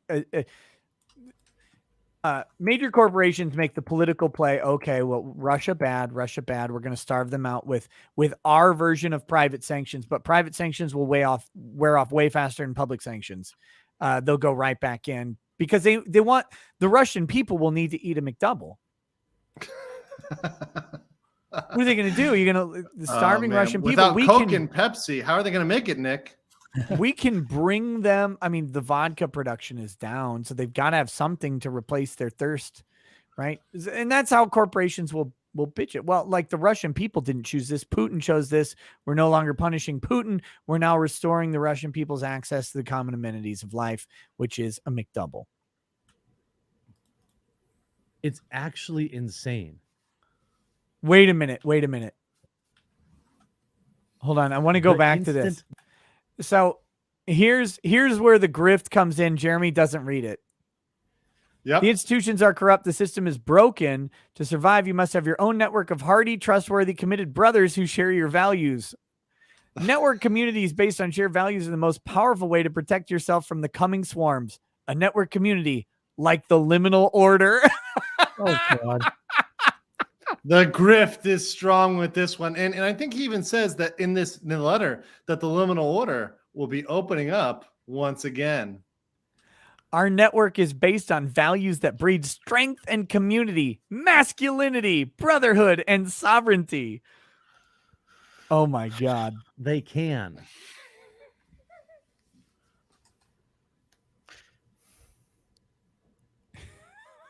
It's actually insane. And I'll tell you the biggest takeaway from the podcast is that same network that can cancel you is also canceling Putin and Russia. What Jack is doing here is very clear. I was canceled by the same people canceling Putin and Russia. If you think about that is so narcissistic to put yourself. It's like, I am the equivalent of Vladimir Putin. You're not. You're a guy who shoved a hook in his butt. Like, come on. Yeah. I mean, this is not the same. Let's see. That's giving me hope that know that you and I are doing the exact right thing by studying these issues and coming together to form a network to protect us. Hold on. I want to see the rest of the letter. That's it. I highly recommend you check this one out. So his whatever interview. P.S. Membership in the Liminal Order will be reopening soon. Stay tuned. Yeah. There it is. So I just wanted to do that. He's doing what Jack has been successful at doing. He's going back to the tried and true method. I'm a Democrat to deplorable. I was bad and now I'm good. So you should love me. I was bad with dildos in my ass. Now you haven't seen a dildo in my ass. I'm not saying they're not there, but you haven't seen one at least. Therefore, I am now good and you should love me. Please love me. That's my take on Jack Murphy. I don't know if you guys have anything. He should, he should have stuck to the Christian thing, because he could have actually just fallen into a very tried and true pattern with that grift and been like, I've had my conversion, whatever. But trying to make yourself a foreign policy expert on top of that, it just makes the grift so transparent. If you're still in the Seminole Order at this point, you're kind of asking for it. You're probably a lifetime member, honestly. Like, you're probably one of the people who spent $4,000. He was not doing refunds. Because he can't. Like, right. No, I get that. This is not to shit on Jack Murphy here. This is the reality. Like, that income was accounted for, spent most likely either in building out the Liminal Order or in building out his own personal life. That money's gone. He likely, people tend to live into their incomes no matter what level that is, until you get to Musk level. And even then they try. Right? Like Bezos with his $500 million yacht. Well, no, they don't live into it. But I'd say Musk's girlfriends probably live into it. That's probably where that goes. But yeah, that's true. Personal That's true. But the overwhelming majority of people live into their income no matter what it is. And Murphy has guaranteed lived into his and was counting on the Liminal Order going on in perpetuity and only growing, because that is how things tend to work. He probably had some basic floor contingency plan, but he's expecting it will persist into the future for forever. And it got canceled really, really early. He does not have $4,000 to give back to every single person who asks for it. All three of them? I unfortunately think there's a lot more than 3. Oh man. I don't think I know I've had a Patreon running for however long, and I'm like, I don't make that kind of cash off people. He had 700 Liminal Order members, which is not a lot of members, but when you consider that the worst case scenario is that's $70 a month, and that's only with a year-long commitment. Oh, that's a lot of money. But you can spend that. But like you said, Raketa, you can spend money. You'd be shocked how quickly you can spend the money, because when you have it, you're exactly right. You view it as completely something that's discretionary that you can use for whatever.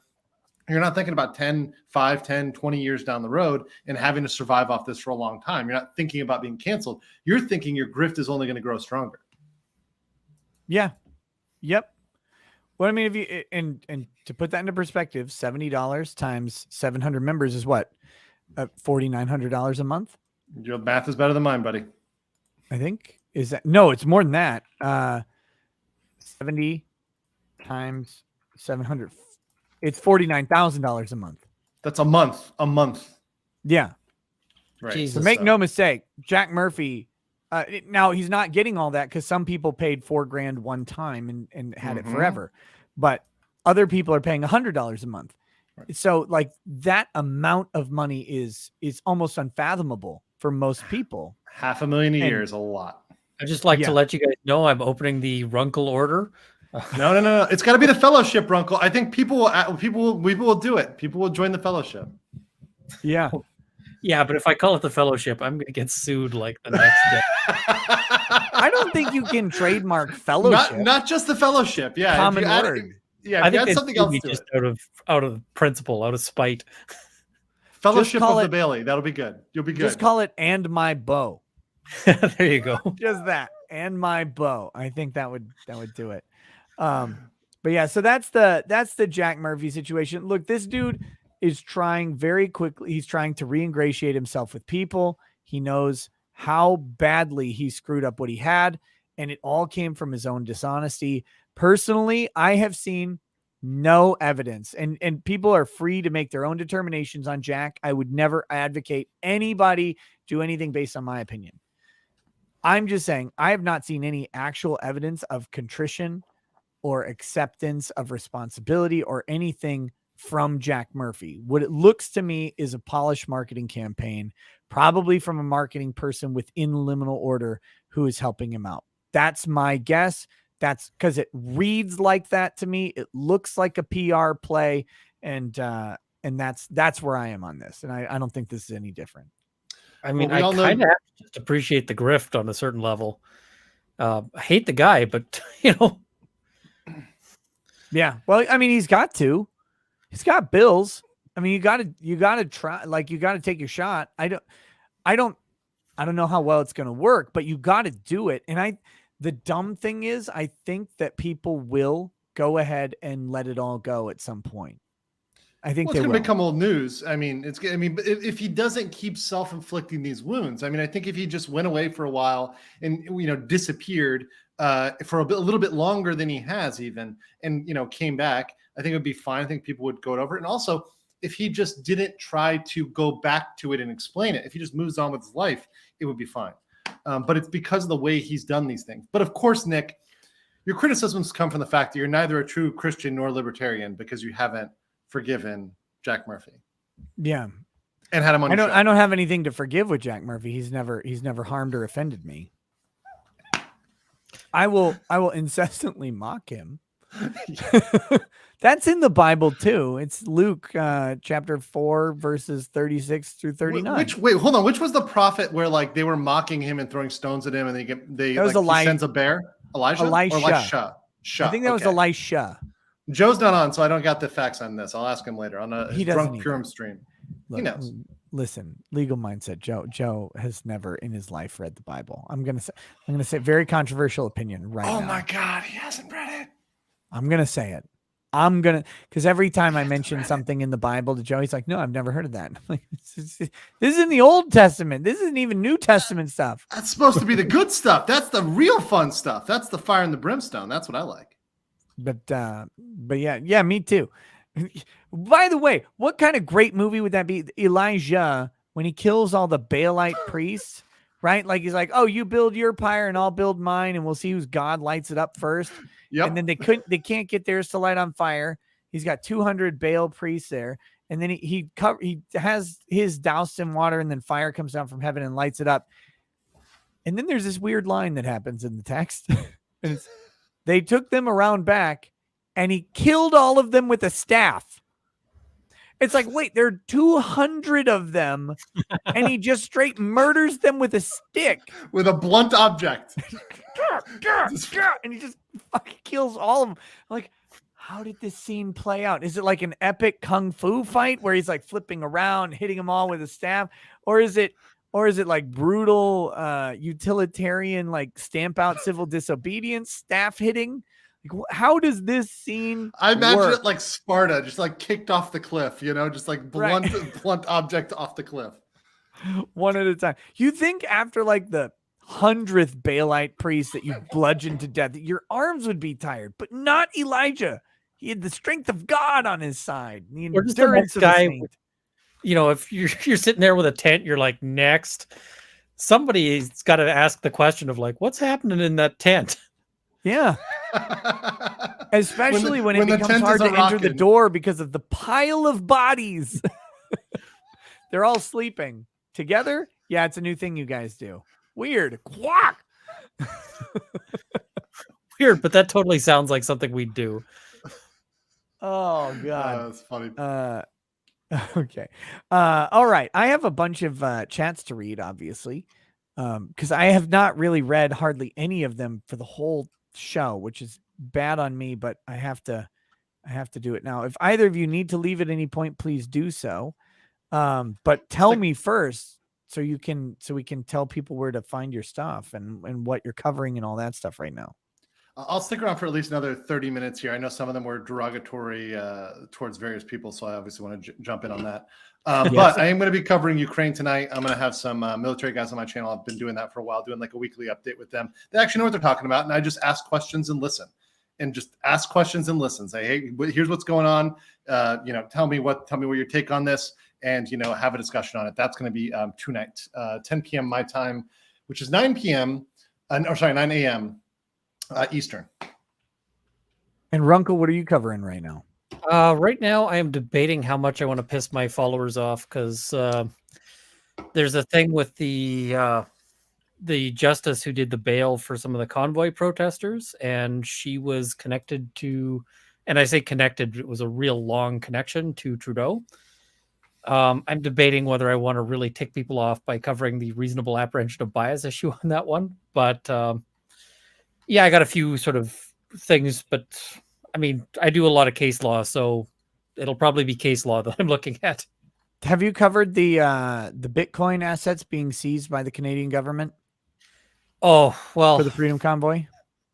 that one I'm just like, you guys were not using, you weren't holding your own keys. No, and look, I hate. Whoops. I don't want to be the smug asshole, but I've been saying for years that this is why Bitcoin will not save us. It has nothing to do with Bitcoin or the technology or the ability to do all this stuff. It's that the average transactor will go for they'll have it in a centralized exchange, they'll have it in a centralized wallet, whatever it is, and it'll be subject to the same rules that all currency is. And eventually it may become illegal to not do that, right? It may be illegal to hold your own key. And so some people will necessarily, of course, violate the law, but they'll do so at their own peril.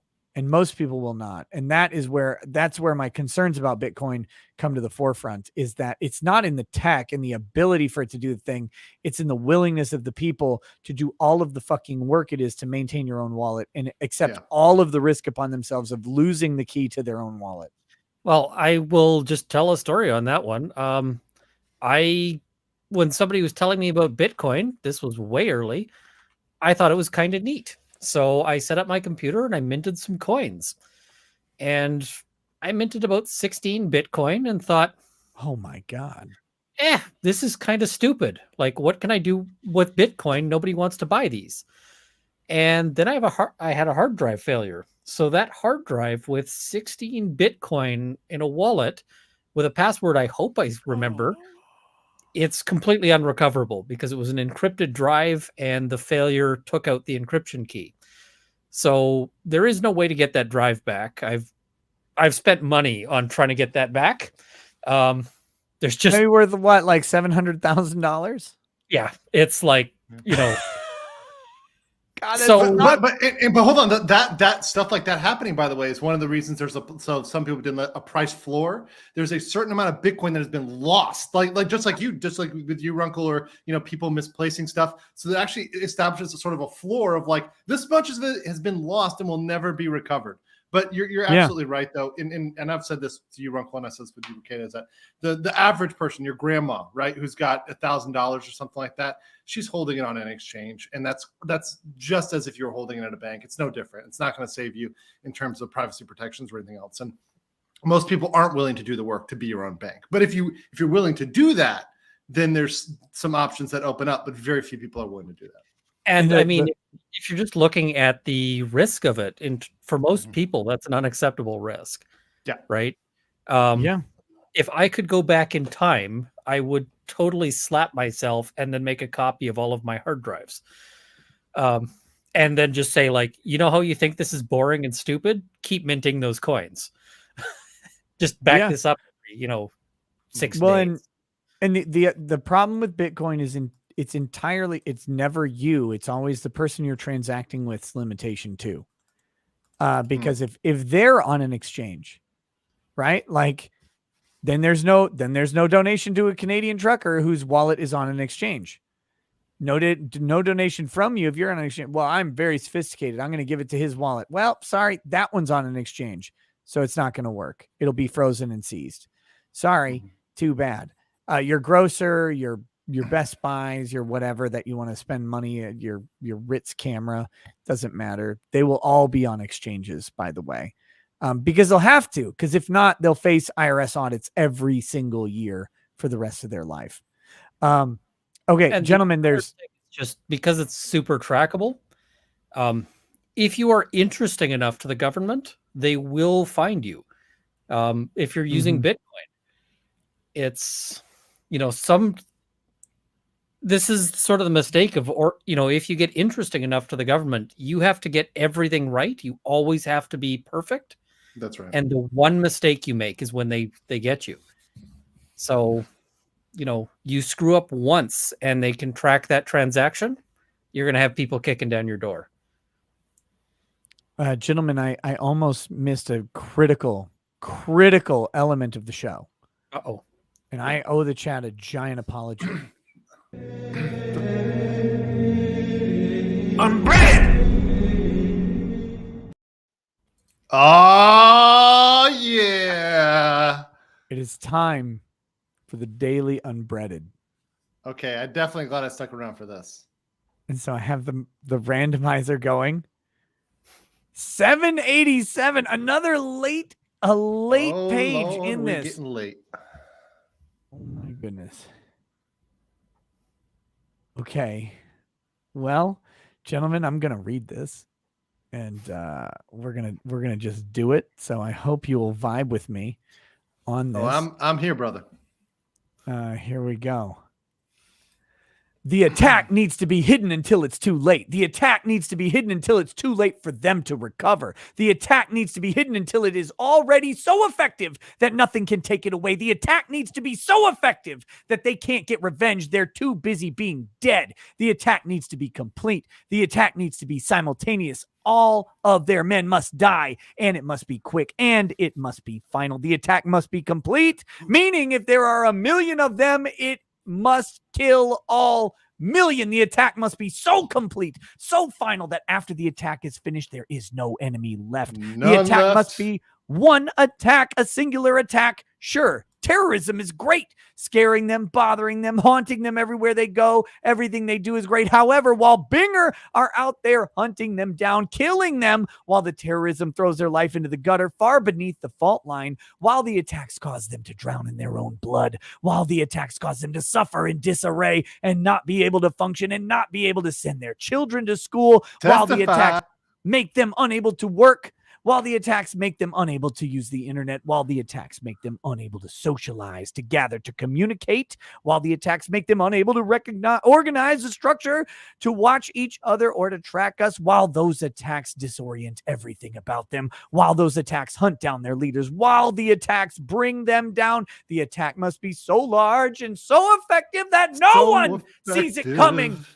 And no one understands it as it happens. It must be over by the time they know, by the time any of them know, by the time any of us know. It must be over before anyone other than the attacker knows, so that the attacker is never punished, never found. It must be so perfect they are all dead forever. It must be so perfect they are all dead forever. It must be so perfect they are dead forever. All of their men must be dead forever. Forever. Burn the sperm banks when it is over. No more sperm loaded. Amen. Amen. Unbreaded. That was beautiful, Nick. That was beautiful. This is why I can't go into academia. I just couldn't do this. That was a speed run. I like that. You have an impressive ability, Nick, to talk without breathing. You did a very good job there. I was actually impressed. I was waiting for you to have like more pregnant pauses, but I mean, you just pushed right through. I used to do Tai Chi.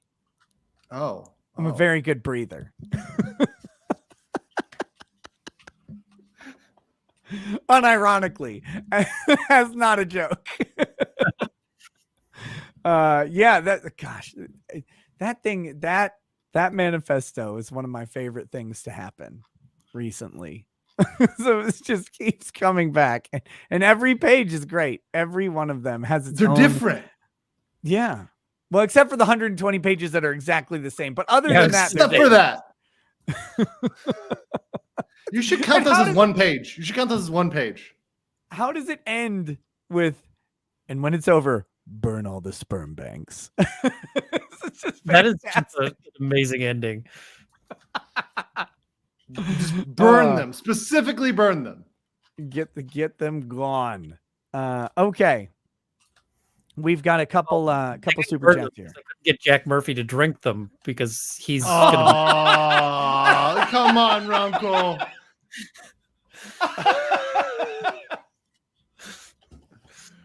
Oh,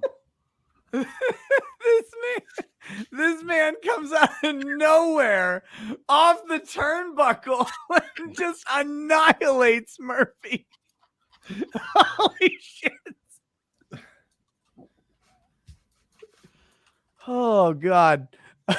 Adrian Valladares says, hope all is well, Nick. Can I ask for encouragement? I finished the first draft of what will hopefully be my own light novel series, working on the second draft now. Then it's on to figuring out the rest. Adrian, you need encouragement. Why? You are an inspiration to those around you. Drawing the first draft of a major literary work, no matter, even if it fails, is such a monumental task that the overwhelming majority of people who want to accomplish it will never even try. So you're rolling down the mountain. You're asking me to encourage you falling down the side of Everest. Go. Try not to hit rocks on the way down. The Sherpa will pick up your body if you die. Dude, you're already there. What are you worried about? Get in there, edit that second draft, but let me offer you a piece of advice, if not encouragement. And I know this will suck, but hire someone else to edit the third draft, because that person will be more valuable to you. As much as you hate that motherfucker for shitting on your ideas, that person will be more valuable to you than any number of re-edits you can do yourself. So please take my advice on this. I'm right 100% of the time when I say every writer needs a third-party editor. Get one. It will be the best investment you make. And when you see authors and so forth who, after like their third or fourth really successful book, start to suck, it's because they outgrew their editor. They got big enough that they could get away without an editor. Yeah. And yeah. Hire an editor who disagrees with you. Hire like the most leftist.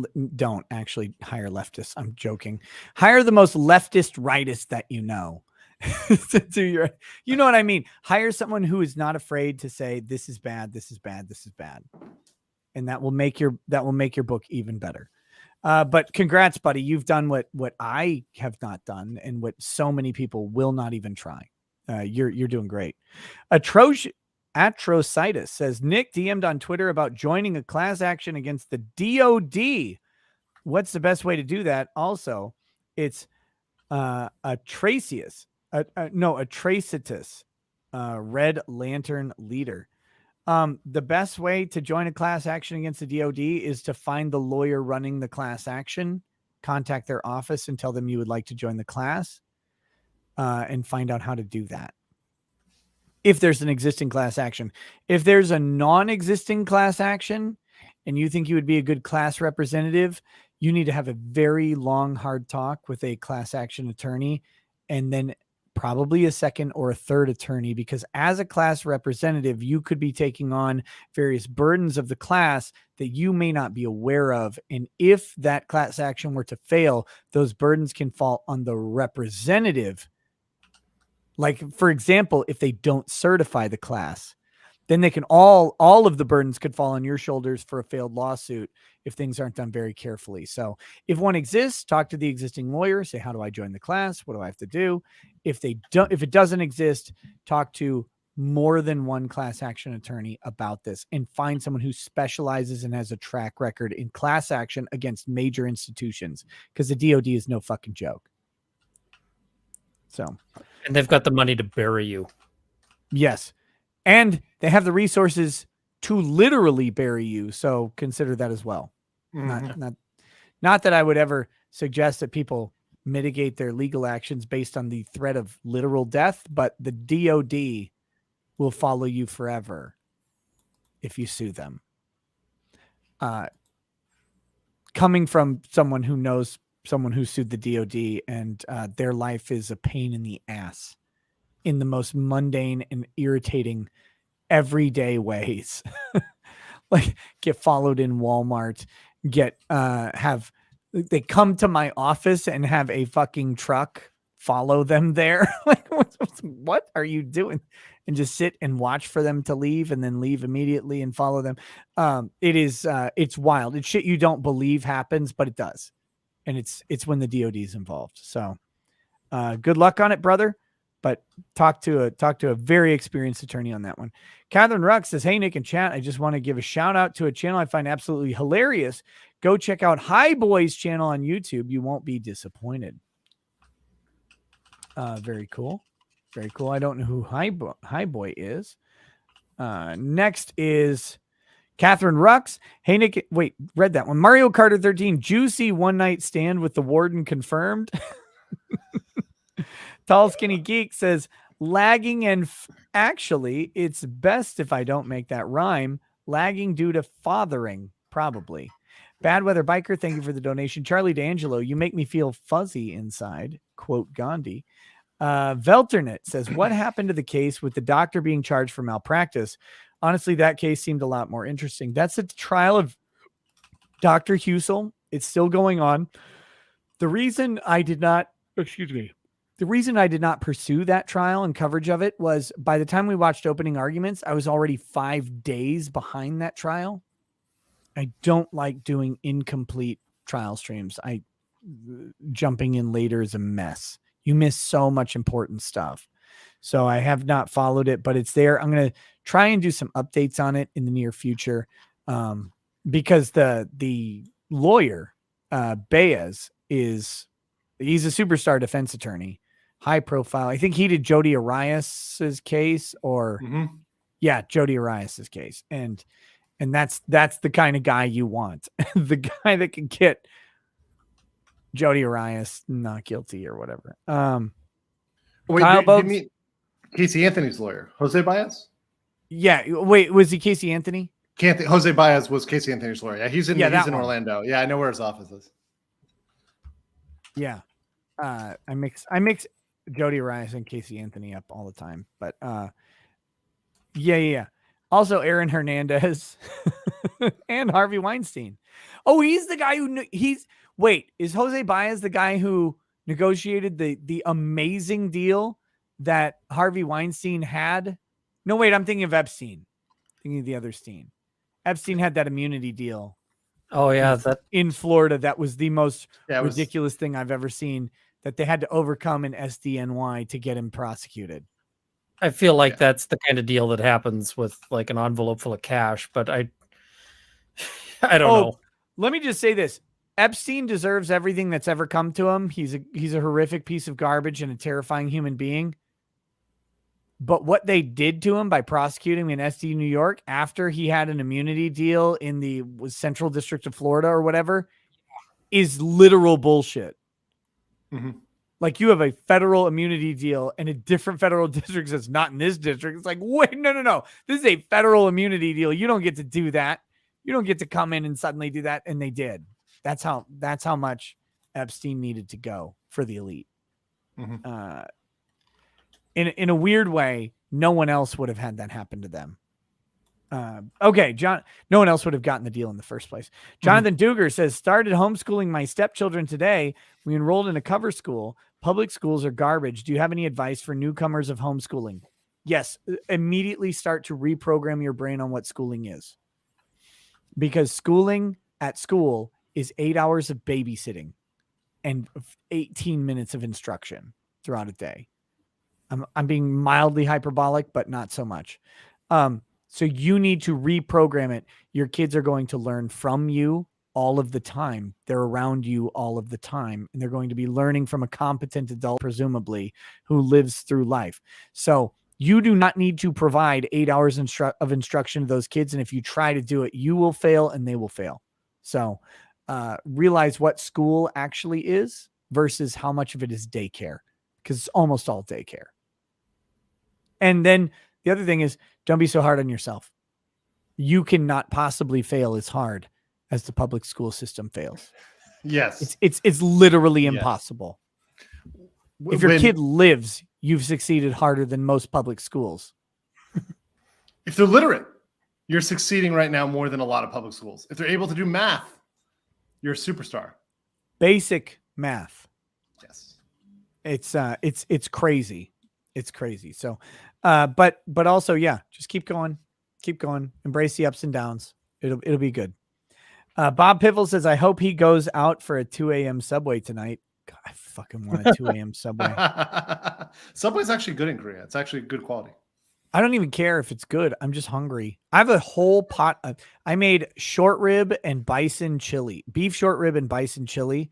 It's sitting upstairs. That's what I'm having immediately when the stream is done. Ponton21 says, Paige Herwig, Biden's judicial nominee person, and Jen Psaki both came from leftist activist Soros-funded org Demand Justice.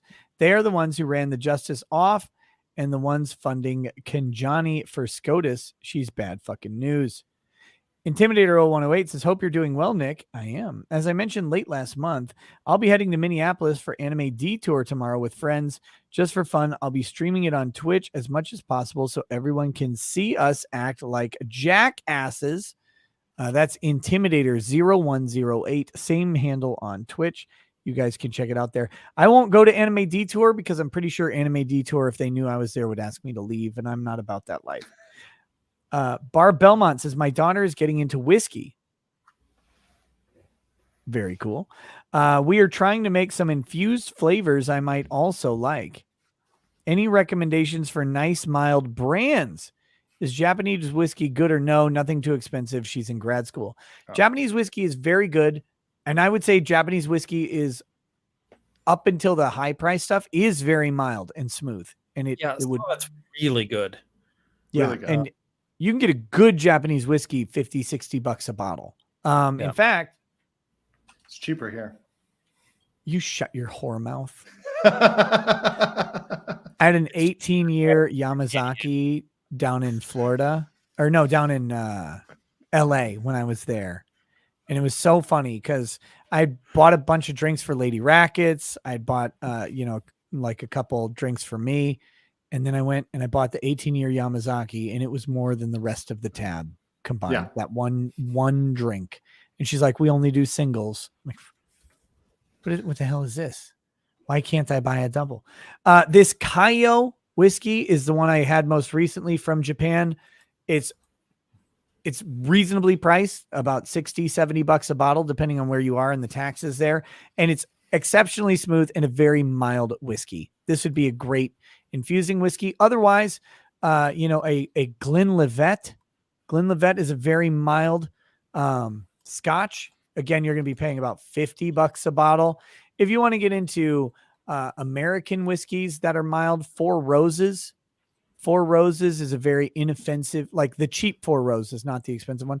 Very inoffensive and mild bourbon that you could try to infuse. I, of course, will say, don't infuse whiskey. Grow hair on your chest. I know you're a woman. Grow hair on your chest anyway. Just drink the whiskey neat. Someone worked really hard on making every single bottle of whiskey, and that's why you should drink it neat. That's my opinion. Some of those bottles of whiskey have been sitting there for 18 years, and some guy's been carefully monitoring the taste of that whiskey, checking in every 3 months to see if it tastes right in its nasty, rancid malt form that they're straight out of the tap. It's like 78% alcohol. They're taking a sip of it and knowing that whiskey will taste good when they dilute it down to 40% in 10 years. Just appreciate what they do. Don't infuse it. That's my opinion. That's me. But you do you. Enjoy yourself, Barb. I gave you a good list. Didactics with David Lopez says art is a well-known money laundering format, like book deals. Mac Jervy read that one. Power Keg Greg says, Nick, it's my birthday, 34. Got some Buffalo Trace. Pour a drink with me. Dangerous. Also, let's get my bro Eric Rollon as a guest for Anime Matsuri. I saw that Ava reference in the title. We should talk Ava sometime. Love you, buddy. I don't know that I have any power to get Eric Rollon as a guest for Anime Matsuri, but I think he'd be great. I like the dude. He's fantastic. But I will have a drink with you, and happy 34th. You're 34. You're just a baby. Runkle's 2,000 years old. How old are you, Legal Mindset? I told you already, I'm 35, almost 36. So I am, I guess, a little bit older than a baby. I guess I'm like toddler status. Yeah. Legal toddler. You're a toddler, so you still shit your pants, but it's only on occasion. It's not as embarrassing. Well, that's when I drink a lot and miss Eric Hunley's streams. Yes. Did you do that? Oh, the other night I blacked out. I was literally, he sent me the link and I'm like, cool, bro. And I like was on my couch and I passed out. I was fully wearing clothes and everything. Oh, damn it. It was bad. Let's see. It was, I was going to go on. It was last Friday, I think. I was going to go on. I had to cancel last minute. Something, I don't even remember what came up. And I was like, I am so sorry. I cannot do this. I cannot do the show. I felt like, I think I had to drive somewhere. What did I do? Now I'm curious. Hold on.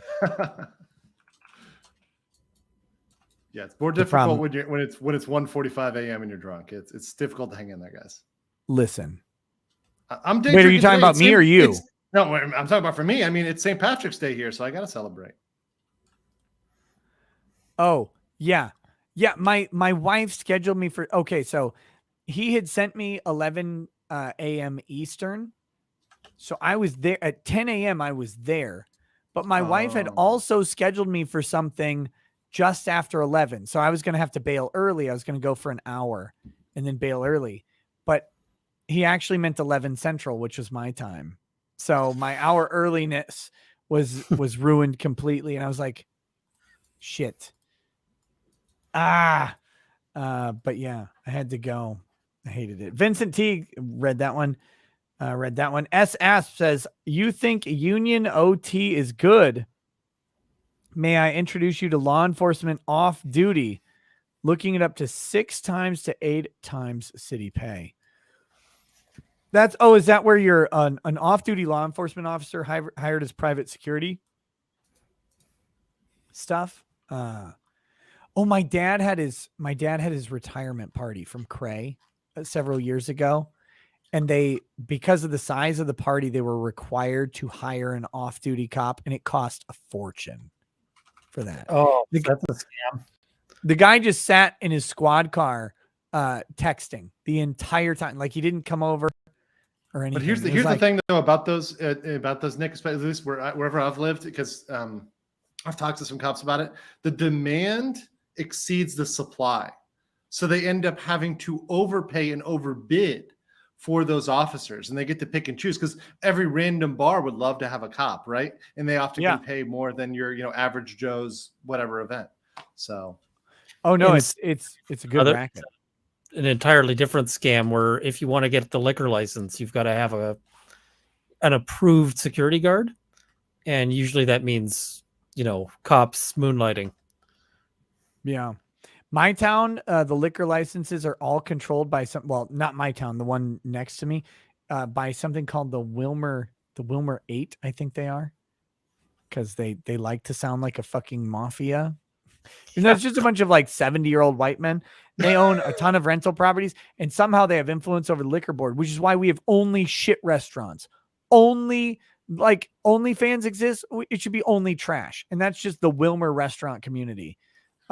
Every other town with a comparable population has good restaurants. Ours has garbage. Unless you're an illegal immigrant, then you can open a restaurant. It's fine. Scrick says, just had a spooky blackout at work right when you said that Juicy Boy was out. Foreshadowing. Oh shit, check your asshole. Versi says, look up Maria Roberta, strongest pole vault training by Italian girl. After much review, I agree. She may be the strongest. Maria Roberta is the pole vaulter. I think you're going to get a lot of returns for Maria Roberta if you do not put pole vaulting. Yeah, no, I got pole vault.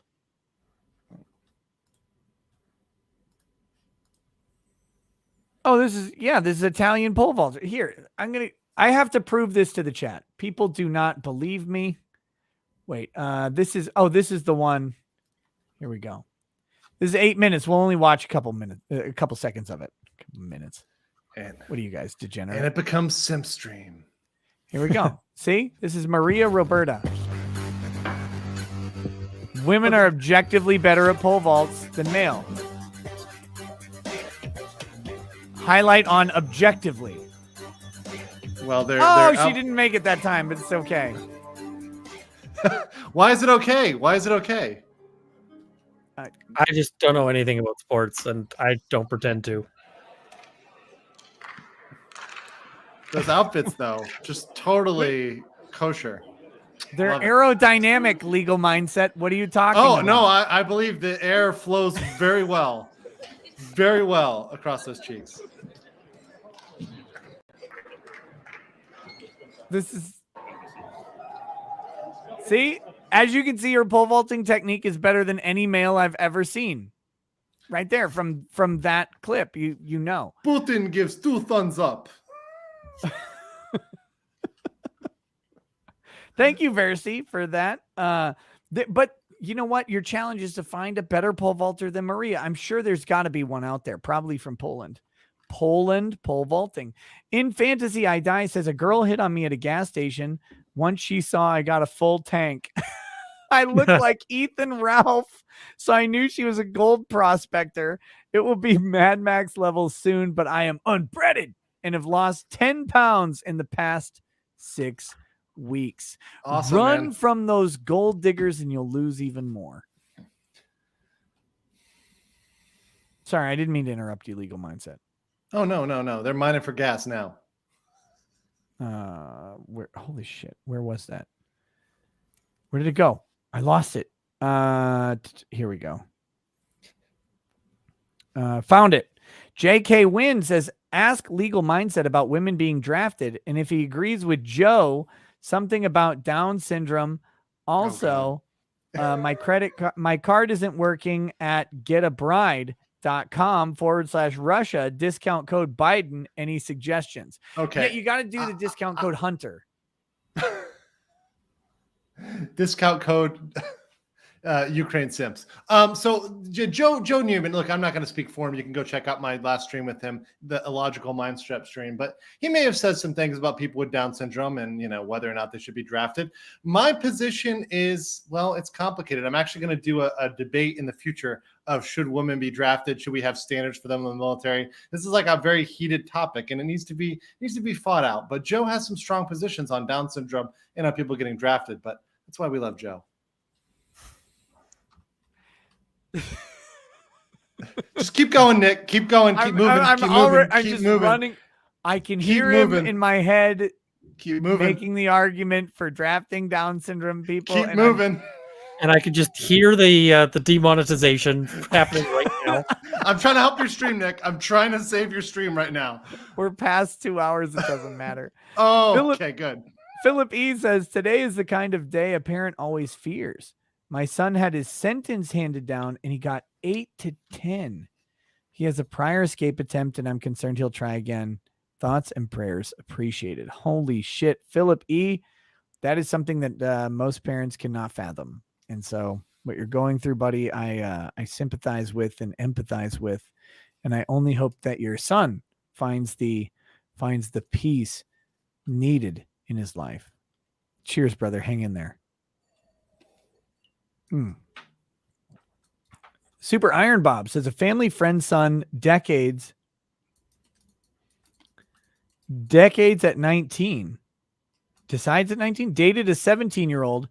Their parents called the cops and the DA went hard. He pled to a limited time on registry, but legislature extended registration indefinitely.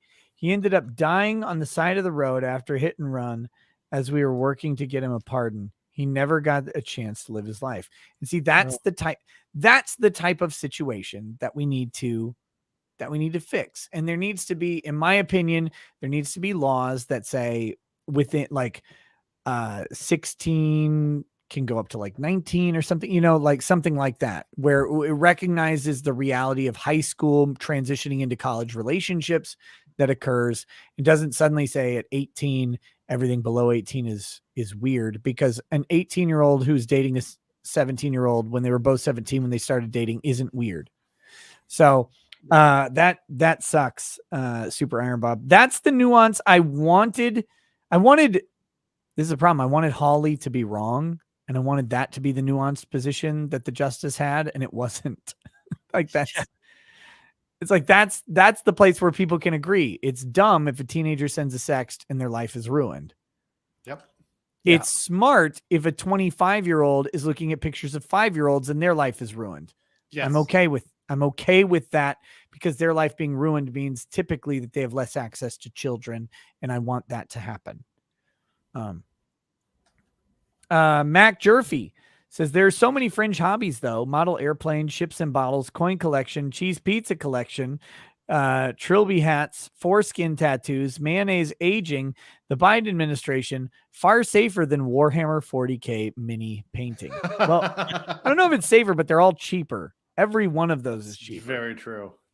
Alex Ambrose says Jack be nimble, Jack be quick, Jack sat on a candlestick. Or something that rhymes with stick, but yeah. To be fair, I think a crack habit is cheaper than Warhammer painting. It's so like, Yeah. I have a couple minis because I'm like, I don't have time to paint them all. If I bought everything I wanted, it would be Like it's pre-painted, unfathomable. like just like if you bought it, like, ready to go, ready to play, it would be unfathomable. No, even if I bought it to paint, it would be unfathomable. Oh, Like these armies, like to field a full scale, like 1,500, 2,000 point army. Yeah. You're going to be spending at minimum $500-$600 on just plastic. And that's for basic shit. No captain units. No, like a bunch no of Imperial, Titans. like all Imperial Guardsmen. Like that's your entire lineup. It's insane. I like painting miniatures, but my brief sort of experience with Warhammer was basically I went in, they were like, let's do a little demo. I was like, this seems fun. What's it cost? And he's like, oh, well, it's not that expensive. I'm like, what does it cost for this army that we played the demo with? And he was like, oh, it's about $300. And I was like, goodbye. And that's so cheap. I really like what they've done recently. They did Kill Team, which is a single squad of units. It's like 6 units. You can play Kill Team for like $50. It's total. That's including the paints that you're gonna paint and stuff like that. It's a cool deal to that, and it's also, for me, Kill Team is way better because it's like a 25-30 minute game. I don't have 3 hours to sit around with a fat sweaty guy rolling dice. I just don't. I mean, I'd love to. I just don't.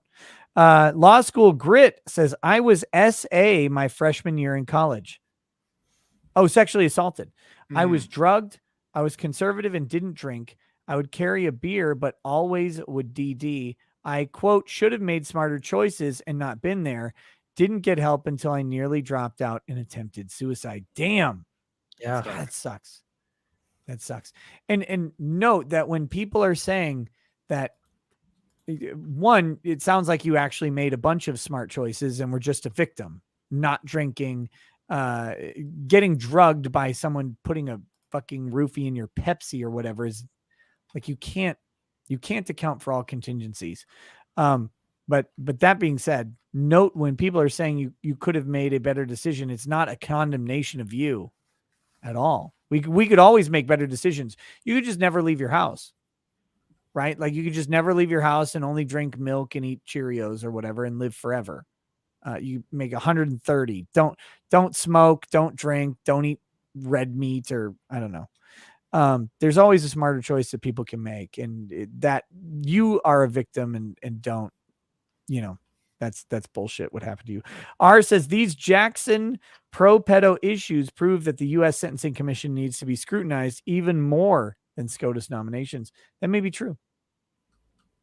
Mandy Kravitch says your new porn names shall now be Runkle of the Booty, Legal Mind Sex, Ricada Raw, Good Lodges, Undressed Latin Law Shorts, Legal Pillow Bites, Nate the Toy, and Andrew Branca.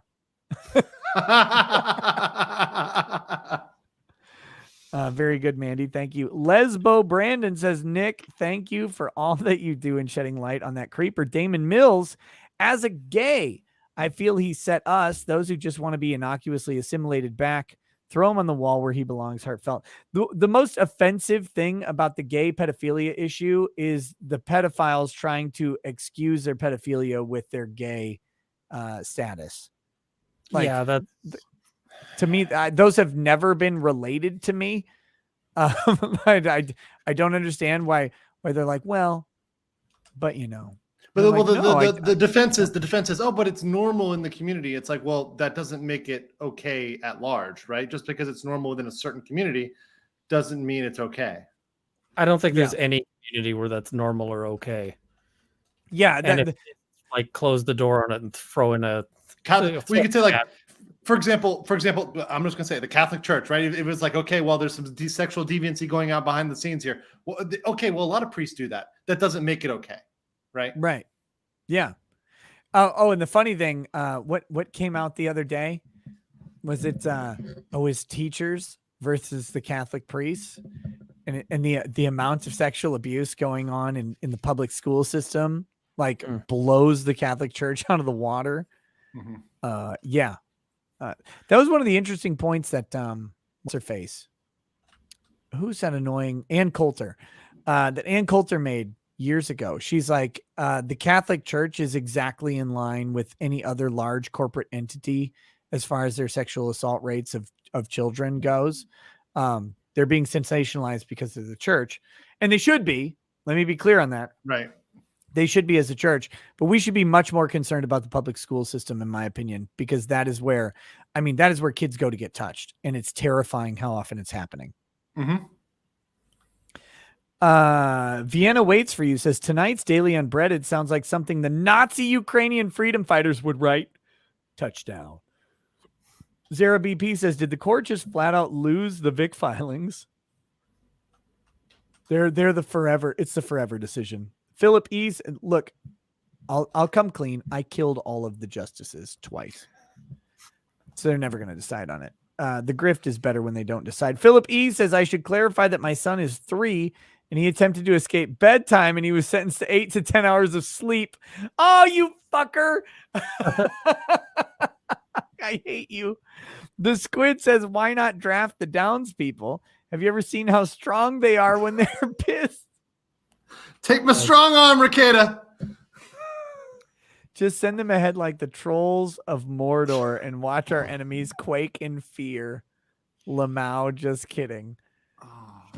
I've been doing this show for 4.5 years. That is single-handedly the most offensive chat I have ever received. The sad thing is that it was actually U.S. policy at one point. Embrace the Tard strength. Send them in. Oh my God. Can you imagine? The funny thing, so I didn't get to talk to this too much with Barnes. He talked about basically penal legions being created in the Ukraine, right? Like they're just conscripting convicted criminals and they're like, here, have gun, go kill Russian only, please not Ukraine. How could this ever go bad? I thought that this was going to be a Murphy thing again. Penal legions, though, are effective shock troops in an invasion. They're not effective defenders of the country that incarcerated them. They're very bad at that. Yes. So why would you? Very terrible. Yeah. Ryu Kirito says California has a Romeo and Juliet law that covers the transition between high school to college years. I think it affects age 16 to 20 years of age, where they can't be tried for having a relationship in those age ranges. Yeah, and a lot of states do. A lot of states have some flexibility between those years, recognizing that people get into relationships in high school and they persist in those relationships in college. And since we got rid of abstinence-only education, they're just rubbering up or not because they're way smarter and don't use condoms because condoms are garbage, pushed by the left to make you not feel good. And that is now they're going to have sex. They're going to do that. And so they're trying to compensate for it. Okay. Johnny, what is his name? Johnny Reb 84 over on Odyssey says, I mentioned the Bikini Ball Pit show just to get your opinion on the hypocrisy of it, but your rant was epic, Lamau. I just know the show from watching the Geeks Crew, the Quartering, ABL, Black Conservative Perspective, and you picking apart the Frost Grant. Dude, have you seen what G4 is trying to do? The Amaranth Ball Pit? Yeah. That was hilarious. Amaranth That plus was so VTubers. good. This channel with like 1,300 subscribers. Here's my fucking problem, okay? So I'm in a DM with a bunch of people, DM group, and Lofty Pixel's like, haha, this was actually funny. And I'm like, you motherfucker. You motherfucker. This is a 1,300 subscriber channel that you have posted this video from, and it has Amaranth and like the top 4 VTuber earners on it, and some other chick who's probably famous, who I don't know, with an unironically gay host and a 70s style game show vibe with lame, shittily written jokes by some writer that was hired by the show. And you're saying this is funny. This is the most overproduced fucking garbage I've ever seen. And with obvious AstroTurf comments like, well, I don't like G4 and what they've been doing, but I think this is actually good. I have hope for their channel. Fuck off. Like, and Lofty's sitting, Lofty Pixel, this is the guy who does all of the meme intros for the quartering. Mm-hmm. And he's sitting here like, oh yeah, this is good. No, Lofty. No. Bad Lofty, bad Pixels. God, how do you get duped like this? SC Medic 71 says, in the purely hypothetical, if someone had put him up to the hoax, they may not want him to talk. That's Jussie Smollett. Spatula says, lawyers bill hourly for the same reason as car mechanics. Demand equals want car working. Supply equals number of bays. Market equilibrium is largely dictated by supply. Well, yeah, and people keep listening to us that we're worth $900 an hour. That's what it is. Everybody agrees. There's that handshake. It's like, hey guys, we're all going to charge 900, right? Yeah. We're going to charge 900. Hey, we're going to limit the people who come in to our profession. So, and bar them with specializations and certifications that they have to go through us to get. And we'll all charge what we want to charge. Cool. Is there a single lawyer worth $1,000 an hour? Runkle and legal. Just me. Yeah, I was going to say, thank you, Runkle. Other than you guys are accepted and immune. Okay. Is there a single lawyer out there that's worth $1,000 an hour? Is there a single lawyer that brings to the table more value than a $500 an hour lawyer by double? Yeah, no. I don't know. I'll take two 500s. I think legitimately, yes. Yeah. Like just getting twice the amount of work done is probably the better move. Trigon of Light says, so Nick's hourly rate is not $1,000. No, I live in a small town and the partners and firms around here make $250 an hour. This is legitimate. Oh my they make God. $250 an hour. People have asked me, like, would I take a case? And I say, well, I'm not really doing them right now. And they're like, what if I paid you? I would have to charge like $700 an hour to do so. And that I cannot ethically sustain that charge. And I cannot personally sustain that charge. To take that from people would be insane. Yeah. I don't know how other lawyers do. They justify it by things like, the local going rate. But out here, the local going rate is not that high. So I cannot. Which for in comparison, the highest partner there, you're saying 250. That's lower than the lowest associate at any firm I worked at in Florida. So yeah, we're talking if you go to the biggest law firms in the closest town, $250 an hour is what all of the highest paid people make. Which means I think I'm the highest paid lawyer in my town. Maybe, but not for legal work. Right, well, hashtag not legal advice. I'm trying to protect you. I got you. I got your back here. Kid, I got your back. It's funny because when they refused to hire me when I was just a budding attorney, I went and shit in all of their bathrooms. Didn't you guys do that? Is that not normal? I mean, if you need to go, you got to go, right? I mean, that's the Jurassic Park line for the lawyer. Yeah, you got to go. Yeah, just don't leave it on the wall. As long as it's on the wall, then I think we're all right. No wall. I never left it on the wall. Okay. It's happening with Harper. Says, hey, Nick, please toast me in Trump voice. My daughter, who is my oldest, turned 14 today, and I'm no longer called mama. I'm now bro. Lol. It's happening with Harper.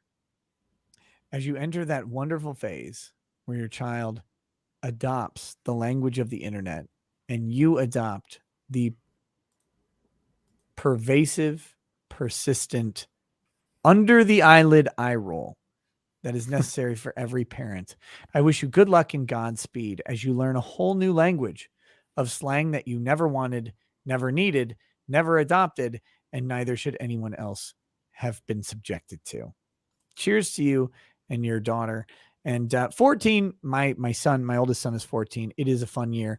They're starting to really become their own person. It is crazy to watch them grow, develop, change, and learn in ways that we can only envy, as our old brains are riddled with the inability to adapt to anything new. Cheers. Oh, I was supposed to do that in Trump voice. Your daughter sounds great. You're fantastic. Really wonderful. I love that you're making children, growing them, raising them, breeding them. I don't even know what the term is when I don't know if they gestate. I don't know if they sprout. What is it? What is the biological? I'm pretty good at things. Biology is not a strong subject of mine, but I'm pretty good and I'm okay at business terminology. We'll say that they're invested in and they're vesting. They're vesting at 14. They're vesting at 16. And you're fully vested by the time they're 21. They put you in a home. That's terrific. It's a good thing. You don't have to pay for it. The state pays for it. Usually not under my watch, only under Joe's. Okay. Thermasius, 1980. Can I get some prayers for my brother? No need to toast. House burned down, lost everything. He's okay. We don't know if his dog and cat made it out. Family land outside of Waco, 100 plus acres. Outside of Waco. Well, I know who started the fire.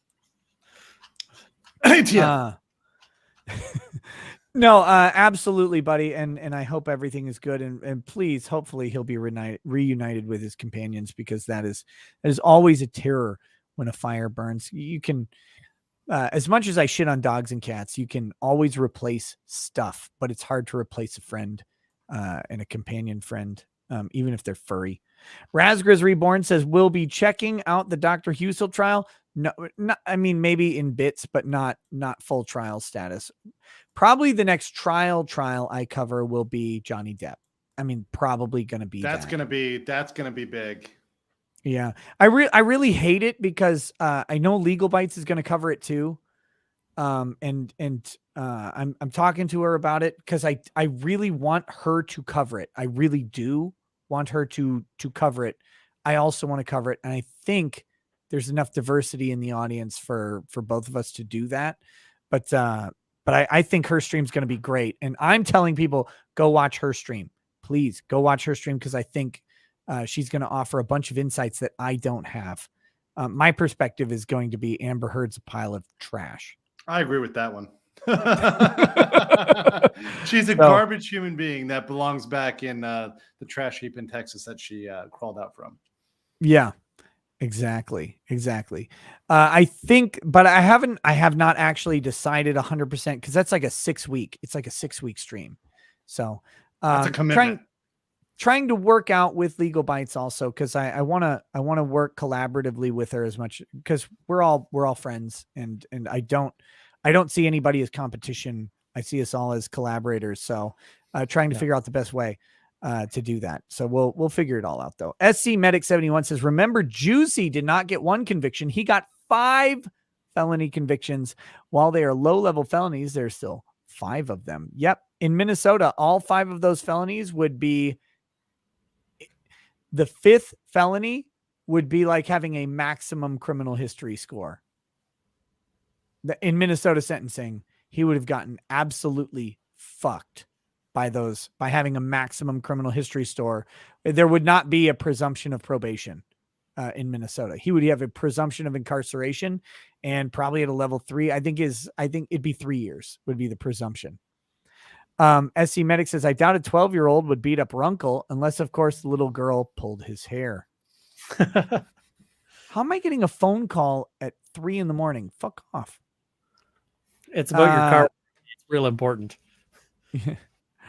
Hello. Frozen Yoga 69 says, roses are red. My asshole is torn. My wife's boyfriend makes my favorite porn. I hate the internet. Where Tiger Ray? Okay, so this is a good question. I saw this one earlier. Does the sex offender registry actually prevent sex crimes? If not, shouldn't we get rid of it? I would say it does actually prevent sex crimes. How would you say it does that? Prevent sex crimes? If there is a registry, that one prevents offenders from moving into certain locations near schools and things like that, and two, tends to make the local community aware of the presence of an offender, which makes the community more on guard and more, I guess, cognizant of children and their interactions with that person.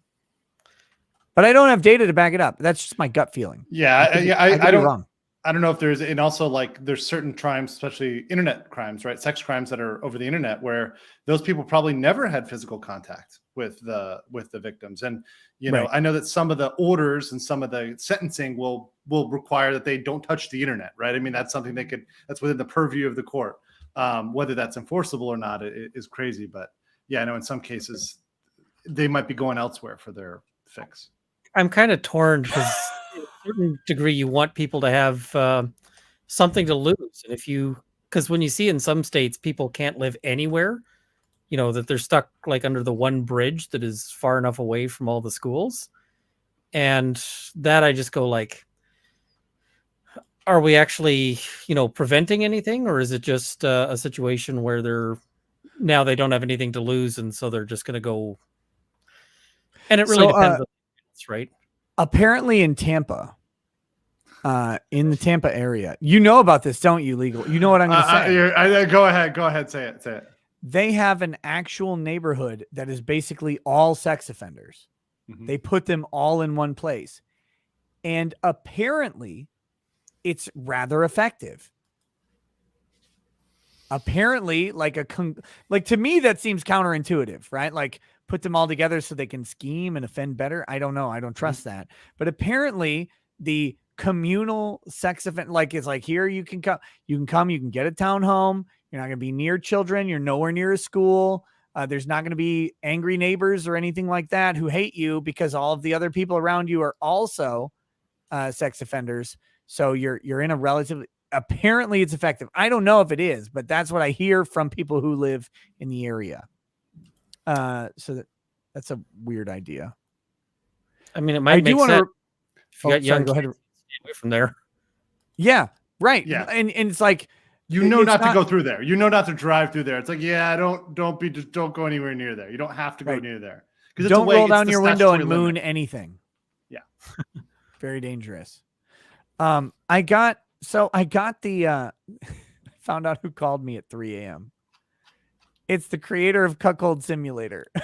No. He says, have me on your show or else. Well, I mean, you know, you just got to do it, right? You just got to do it. Yeah. So I'm going to just say, of course, I had him on my show before. Really? Yeah. I had him on when he first released it. I think he's a brilliant game designer. But yes, of course, Team Sneed, you are welcome to come back on the show. Absolutely. Joe Schmo, 1 of 3, says Murphy's beard started doing that when he tried a new move on his girlfriend before she showered. SC Medic 71 says typo on that letter. I think he meant sodomy, not sovereignty. Rumble username sucks. 1, unbreaded. 2, do you or anyone else have context on the SCOTUS Noms comment on non-sexually motivated cheese pizza enthusiasts? Charitably to her, they seem to be missing context. And that I said that. I don't know the context. The statements that they've pulled are concerning, but this is why the affirmation portion of the nomination process exists, for the public to ask these questions, or through their representatives typically, and then to get answers. And if those answers are satisfactory, fine. If they're not, get out. Rumble username sucks says Drunkle is a funny elf. Also, you're welcome for the unbreaded reminder. He also says RE gays and maps not being related. NAMBLA was accepted in the GLBT community, had floats and pride parades and such, until the UN told an umbrella organization to drop them or lose funding and support. Spatula says not being executed is worth effectively infinite. Your skill isn't the inherent worth. Price is set by equilibrium between supply and demand. Oh, I see. So not being, as a criminal defense attorney, not being executed is worth infinite amounts of money. And yes, so that was the issue I was getting to when I asked if any lawyer was worth $1,000. I mean, no, the lawyer is not. The acquittal is. The acquittal is Right. worth whatever money forever, especially if it's a murder acquittal. And that's what I was trying to think about. Was I'm like, how, like the lawyers that I would think about that are worth it are usually you're backing into it. You're taking the verdict and you're saying, okay, if I can get Johnny Cochran, like, you know, if you can get off on that charge, but really what you're trying to say is you're paying for the verdict. Well, the lawyer doesn't guarantee that. Even lawyers like the ones, for example, Jose Baez, right, in Florida, who got Casey Anthony off. He did not have a completely winning track record. He lost some cases. So you're not guaranteed a W just by hiring one particular lawyer. Well, and any lawyer with a 100% win record is cultivating cases. They're a liar. The only lawyers that could possibly have a 100% win record are prosecutors. Yeah. Like, and that's a time limited proposition too. That's all I'm saying. Sorry, what was that, Runkle? Well, in theory, you know, a prosecutor wins just if justice is meted out. You know, so in theory, that's an acquittal can be a win for a prosecutor. Yeah, but it's also because they choose their prosecutions and because of how the system is stacked in favor of prosecution, it's theoretically possible that for a time a prosecutor could have only guilty verdicts at jury trials for a while. Yeah. But like the only way you do that is if you just pick absolute winner cases, which you're not going to get. You would not sustain a practice doing that. No. So, Shad Christofferson says, Nick, can I get a toast? It's going to be with Propel because I'm drunk. It says, my mom passed away 3 weeks ago. Fucking hell. Never mind. Due to cancer. I just heard from the doc today that I have late stage lung cancer and only have a few months left. It's hard to see the good in life. That is a heavy, heavy toast, Shad. So I've got one for you, though. I've got one for you. To Shad Christofferson, a man who lost his mother to an insatiable killer, cancer, and whose killers turn their eyes on them and seems to be in a terminal state. One, and most importantly, may God's blessing provide miracles beyond the wisdom of doctors. But two, in the event that it doesn't, know that your life lived and the legacy passed from your mother to you matters in the people that you've impacted through your life. That the ripple effect goes beyond anything we can imagine. A pebble thrown in a lake creates tidal waves on the shore a mile away, and we'll never know of them. And to Shad, may your recovery or your passing, whichever it may be pain-free, fulfilling, and peaceful. Cheers, brother. Godspeed.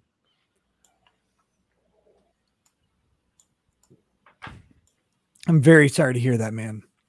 Really am. Kendra JS says, send these lawyers the syllabus from your storytelling course. Mario Carter 13 says, Jack Murphy found Jesus with his wife. God damn it. I hate that those two, I hate so much that those two super chats followed that last one. You just read them in order.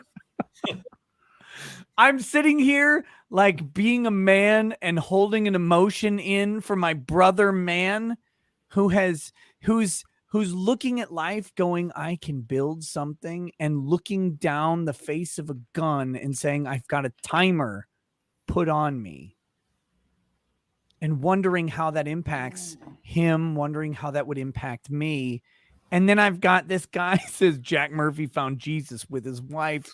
And then I remember that in light of all of the seriousness of life, Shad, and I mean this, find levity in whatever the answer is, please, because levity is, to me, the answer to life, death, and everything in between.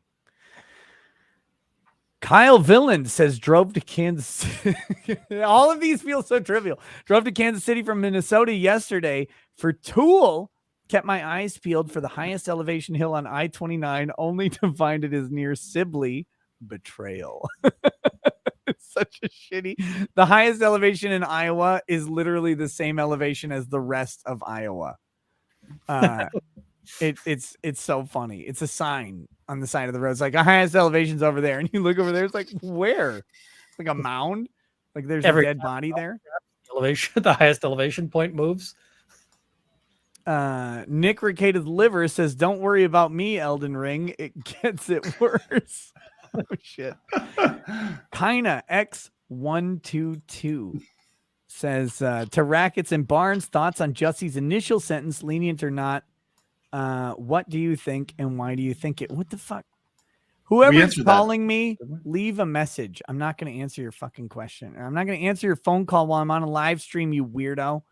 Why are you also in my town? I have no idea who's calling me. Leave a message. Dieter Andrews says there are 20,000 inmates in Cook County. Oh, real quick. I think his sentence was lenient. I really do. 5 months? Really? 5 months is all he's going to get for trying to ignite a race war that very likely resulted in violence, if nothing else, violence against another person because of Jussie Smollett. I would say his sentence was lenient. I don't know if you guys have different opinions. No, it was lenient. I mean, I think it's led to I think it has led to and will lead to more division. And that's the last thing this country needed. I think he should have gotten the book thrown at him. And, you know, what he got was what he got, but it almost can't be enough under the statute. Yeah, I don't know. I'm from Canada, so our sentencing guidelines tend to be lower, but he really pissed me off with his position on sentencing. Yeah, well, I mean, that was the problem is like under normal circumstances, just the default crime, lying to police. I actually don't think lying to police in general should be a crime because they can lie to me. If you criminalize or make it improper for the police to lie to me, then we can talk about lying to police being a crime. But until that happens, don't even at me, bro.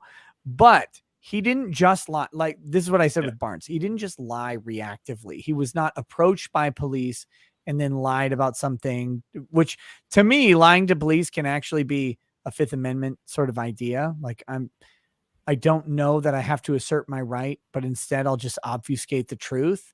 And that's not how it works. To be very clear, that's not how it works. But to me, that's kind of the principle of the idea.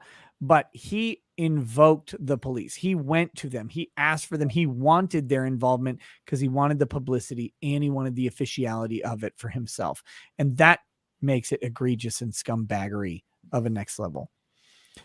Dieter Andrews says there are 20,000 inmates in Cook County. I did 15 years in Illinois. I promise inmates are flipping out at the disparity. By the way, fuck Joe Biden. Damn. You did 15 years in Illinois? Crazy. Glad you made it out, buddy. Hopefully life has been profitable since then.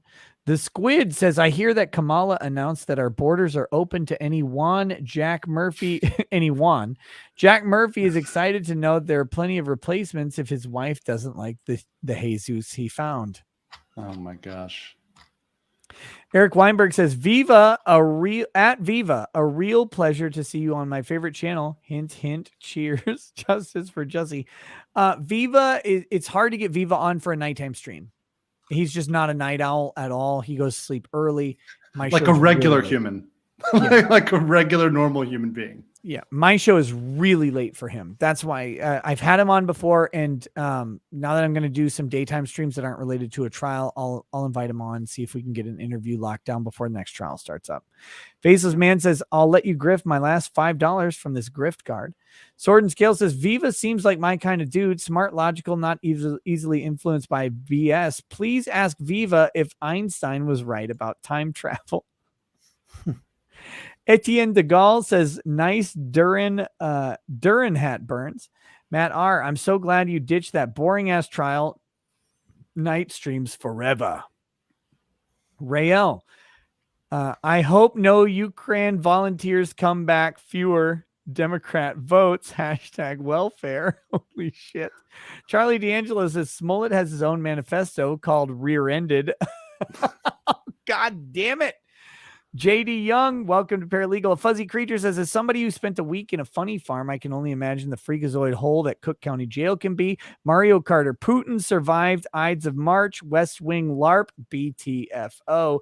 Good Tom King says, get money out of justice altogether. Chief Slingin' Beef, it's my son's second birthday, 317. Toast for Sawyer. Cheers. Cheers to Sawyer. The promise of new life is always more refreshing than the promise of old life. May Sawyer grow into a wonderful toddler, a great pre-K-er, a fantastic child, a wise teenager, and a well-adjusted adult. Cheers, buddy. Selrin says, I saw a video today, some girl talking about her town in Belarus. I guarantee she was hot. And in the comments, people are saying she is killed because of her government. Lost Valley says the Juicy is on the Lucy. Navasa says Biden proving that even SCOTUS has no enforcement mechanism, especially regarding rent moratorium as a Third Amendment issue. Why even bother regarding the law, executive powers, privileges, etc.? I think there should be less Supreme Court power, personally. I think it's way too far. I think Congress and the president should have more power than SCOTUS always. I think that's how it was designed. And I think Marbury versus Madison is a travesty. Professor Imbake X Boomshaka says Lindsey Graham does an amazing job carrying on the legacy of John McCain's cancer. Good Tom King says Biden's idiotic sunk cost fallacy is effing the West. Carson Depp says it's all propaganda except Barnes's spiel, right?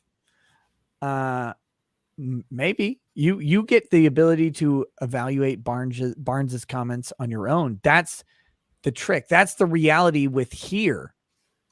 And with people like me, people like Barnes, Legal Mindset, Runkle of the Bailey, we're here. We're in front of you. You get to evaluate us every day as we are, not behind a corporate paywall, not behind some produced opinions, not behind a bunch of writers' scripts. It's just us. And so you get to choose if you trust us or not. And if you don't, Godspeed, brother. I hope you keep watching because you want to make fun of me. But they definitely are. Yeah, they definitely are. I mean, that's the whole thing. You see people roast you, see people give the comments, see people say you're wrong. That's the beauty about this format is you get people giving you the feedback. And well, they're allowed to be wrong, right, Nick? Yeah, no, they're allowed to be wrong and right. Yes, dead right. They're allowed to be right too. I'm right, but I mean, they're the chat. The chat has never gotten a single thing right in their entire lives. Let's stop fluffing them. Fuck you, chat. See, Goody says, did the threat letter come with a news from Nigeria? Oh, wait a minute. We've been through this before. Charlie D'Angelo, Elden Ring has a new Jussie Smollett MAGA country beat that ass expansion pack. Ricky Hendricks, what about Double Jeopardy? Jussie is the argument is that he has sustained Double Jeopardy. Let me posit that Kim Foxx did not ignorantly fail to remove herself from the case. I would posit that Kim Foxx intentionally failed to properly recuse herself for the purposes of allowing this particular argument, that Kim Foxx intended to recuse herself and the office of the prosecutor, and that ultimately, and this is the trick here, because they will use this against you 100% of the time, Jussie Smollett was not prejudiced because the district attorney's office in Cook County ultimately did not prosecute the case. So when they say, oh, well, Kim Cook should have recused herself formally and recused her entire office, that didn't happen right away, but it did happen ultimately. And a special prosecutor was appointed who took over the case. And if you are a defense attorney and you say, the police violated my client's constitutional rights, the first question the court will ask is, was your client prejudiced by the violation of their rights? If the answer is no, your client is fucked. In this case, fuck Kim Foxx. and Jussie Smollett got exactly what he fucking deserved. That's my opinion. Again, I don't know if you guys care to disagree. You're welcome to. We've got very rules on that here in Canada. So here he'd have no, like, his argument would just be a complete non-starter. Yeah, I mean, think about the argument. Well, Kim Foxx didn't properly recuse herself because the office of the Attorney General of Cook County was still involved. But they appointed a special prosecutor who ultimately prosecuted the case, and the office of the Attorney General was not involved at all. So what's your argument again? Yes. Like, how are you prejudiced? Yeah, it doesn't make any sense. Yeah. But it sounds good when they make it. And I will admit that while I'm on the live stream listening to them make it, I'm like, this is a good point. And then I thought about it and I'm like, this isn't actually a good point at all. Fuck them. Jay Liebgott says, really, rackets, women pole vaulters are better than men. No, they consistently pole vault lesser heights than men, but they are better to watch. I maintain my position. Objectively better. Jay Liebgott says, Armand Duplantis broke men's pole vault world record, soaring 6.19 meters. The 22-year-old improved the previous record by 1 centimeter. Look, women pole vaulters propel me to heights way higher than 6.1. I was like, how is he gonna get the centimeters in there? How is he gonna get it in there? I was like waiting for it. I was like, wait for it, and there we go. And we're fully pole vaulted. Yes. We are there. My pole is vaulted. The cancerous cockatoo says she goes by Kunta Kinte or Tobe. The end is near. We're going to skip that one. Legal mindset. His forward head juts equals Quagmire giggity giggity. Runkle is pre-op, mid-change, or question mark. Viva might be able to join biker gang. Ricada is, I don't know what any of that means. Jay Liebgott says women's high jump should only be watched with Benny Hill music playing in the background. Or Shut Up I Can Cook says mindset. Serious now with love. Take the jacket off. I never jacket publicly, guys. Mario Carter says if you want a CP collection, join the FBI. True, the largest CP collection in the world other than Facebook. Mike Hunt says, is that Julian Assange? No. Seal Hunter, will you be my Oni-chan, Nick? Every day. Archimedes says, something to keep in mind about having the government regulate things like porn. If they manage it as well as anything else, they'll just ruin it. Can you imagine government-issued pornography? It would be so like...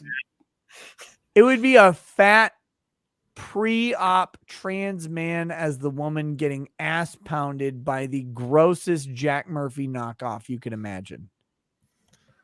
Or even worse, it would be the leaders saying, like, it'd be like AOC being like, why won't you date me? Or like, you want to date me. I mean, that was that. Oh boy. I'm going to say the unpopular opinion here. No. AOC in her college dancing video could get it. College dancing video. I live in the past. I can have sex in the past too. Speaking of which, I'll be right back. I got to go to the bathroom. Too much liquor, too many toasts, too much tragedy. I'll be right back. Sorry, guys. Runkle and I can take over Nick's channel. So welcome to the Bailey mindset. Well, that's distressing. Now we got to be entertaining on our own. Yeah, sorry, chat. I mean, I don't have the unbreaded to read me in front of me, so I mean, it's hard. It's hard, guys.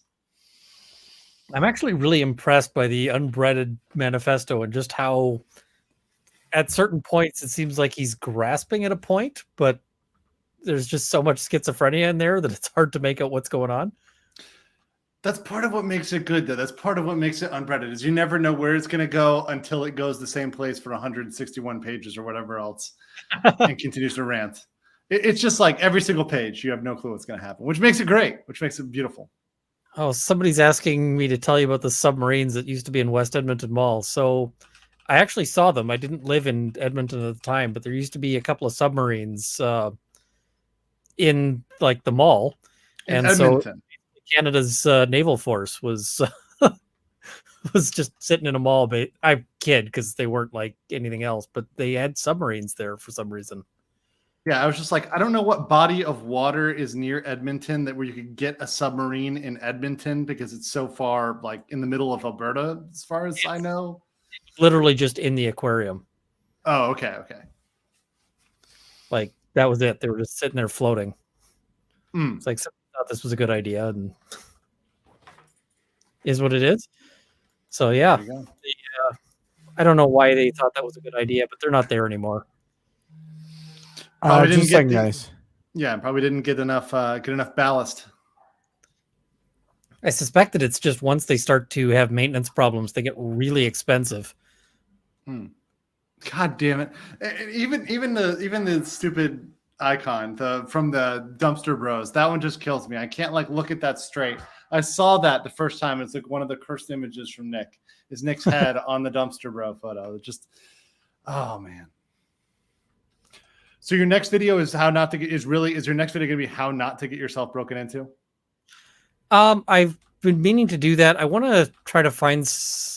I'm gonna see if I can find an actual burglar to talk about it because it would have to be somebody who hasn't been one of my clients. But I mean, doing criminal defense, you see a lot of how people break into places, and there's kind of commonalities and similarities. So I think that's You could ask a client if they have like a cousin, they have somebody they knew. Yeah, well, what I'll probably do is talk to another lawyer and just be like, "Hey, do you have an ex-client who is interested in coming on and doing the thing?" Because what I don't want is a client starting to talk about the file, like whatever file we had, and I don't want to be the reason for a client blowing privilege. So That's true. I just want to be super cautious about that kind of thing. Okay, sorry about that. That was a phone call I had to answer, which is really irritating, but that's Rare. okay. That's okay. And also, sorry for leaving you to go to the bathroom. I just really had to go. It was bad. Okay, back to this. C Goody says cocaine is only a problem if you can't afford it. Pastafaria says regarding freedom, who was it that famously quoted, "Do what thou wilt"? I don't know. Do what thou wilt. I mean, that is a famous quote. I just don't remember who it was. Seal Hunter says, are you going to stream the Halderson sentencing tomorrow? I think it would be great as a closing of our saga of Canterbury. Sure. I think it depends on what time it is. I teach tomorrow morning. So we'll see. What's up, Legal? Did you find somebody sent me a picture of Zelensky that apparently looks like you. Also, have you seen the pictures from I've shown them on other streams, but have you seen the pictures from Gettysburg that look like you that I've been showing to everybody? I've not seen the Gettysburg pictures, but I have seen Zelensky. I have to take this phone call. I'm sorry. I'll be right back. Oh, I wish I could have shared these photos. Oh no, this is ridiculous. But anyways, I have a photo of Zelensky that looks just like Rakeda. Also, a lot of you have probably seen those photos from Gettysburg. If you want to look up, there's a picture with Sam Harris. That is spot on. There's a soldier who's in a scene with Sam Harris. It is spot on 100% Rakeda. But Zelensky looking like Rakeda, like this one is pretty accurate. You probably can't see it very well. It's not going to focus on the photo that well, but he's definitely looking like Nick. I'm seeing it. I'm seeing the similarities. A little bit more under the influence of the U.S. agenda, but yes, definitely looks like Nick. Although I always love the different lookalikes people. I mean, someone said Patrick Warburton earlier for me. I'm like, that's one I haven't gotten. I've gotten a lot, but I haven't gotten that one before. Really? Because I always get the same too. Well, okay, you're okay. Come on, Runkle. I mean, come on. Oh, it's funny because it's like, everyone's like, it's either the Legolas or, the Geralt of Rivia. Yeah, but, yeah. Which one would you prefer? Which one, if you had to pick out either Geralt or Legolas, which one would you prefer to definitely be? The Geralt, I think. Geralt gets laid a lot more. Like 100%. Oh, yes. Occasionally people say Julian Assange, which Julian Assange is not great considering didn't he actually do the thing with an underage girl? Wasn't that actually something he did? Or was that completely really Trump? Whether that was an actual thing or, whatever else. Mm-hmm. So, Hey guys, I really hate to do this. I have to shut down this stream immediately. Okay. So I will not be able to finish the super chats tonight. I will keep them. I will grab them either tomorrow during the daytime or I'll grab them tomorrow at night. One of those two. If I do a daytime stream, I'll do it tomorrow. But I'm very sorry I have to go. I will be on Twitch in maybe 15 minutes, probably, unless something goes weird. But I'll probably be on Twitch for a little bit, not super long tonight because I do have to teach in the morning. But Legal Mindset, Runkle Bailey, thank you so much for joining me, guys. I unfortunately have to go. I can't keep the stream up. So, All right. See you guys. Good talking. see you guys tomorrow. Have a good night. Peace. And by the way, just so everybody in the chat's okay, everything is fine. Everything's okay. I have to go. I'll talk to y'all tomorrow. Have a good night. Peace. Peace. peace.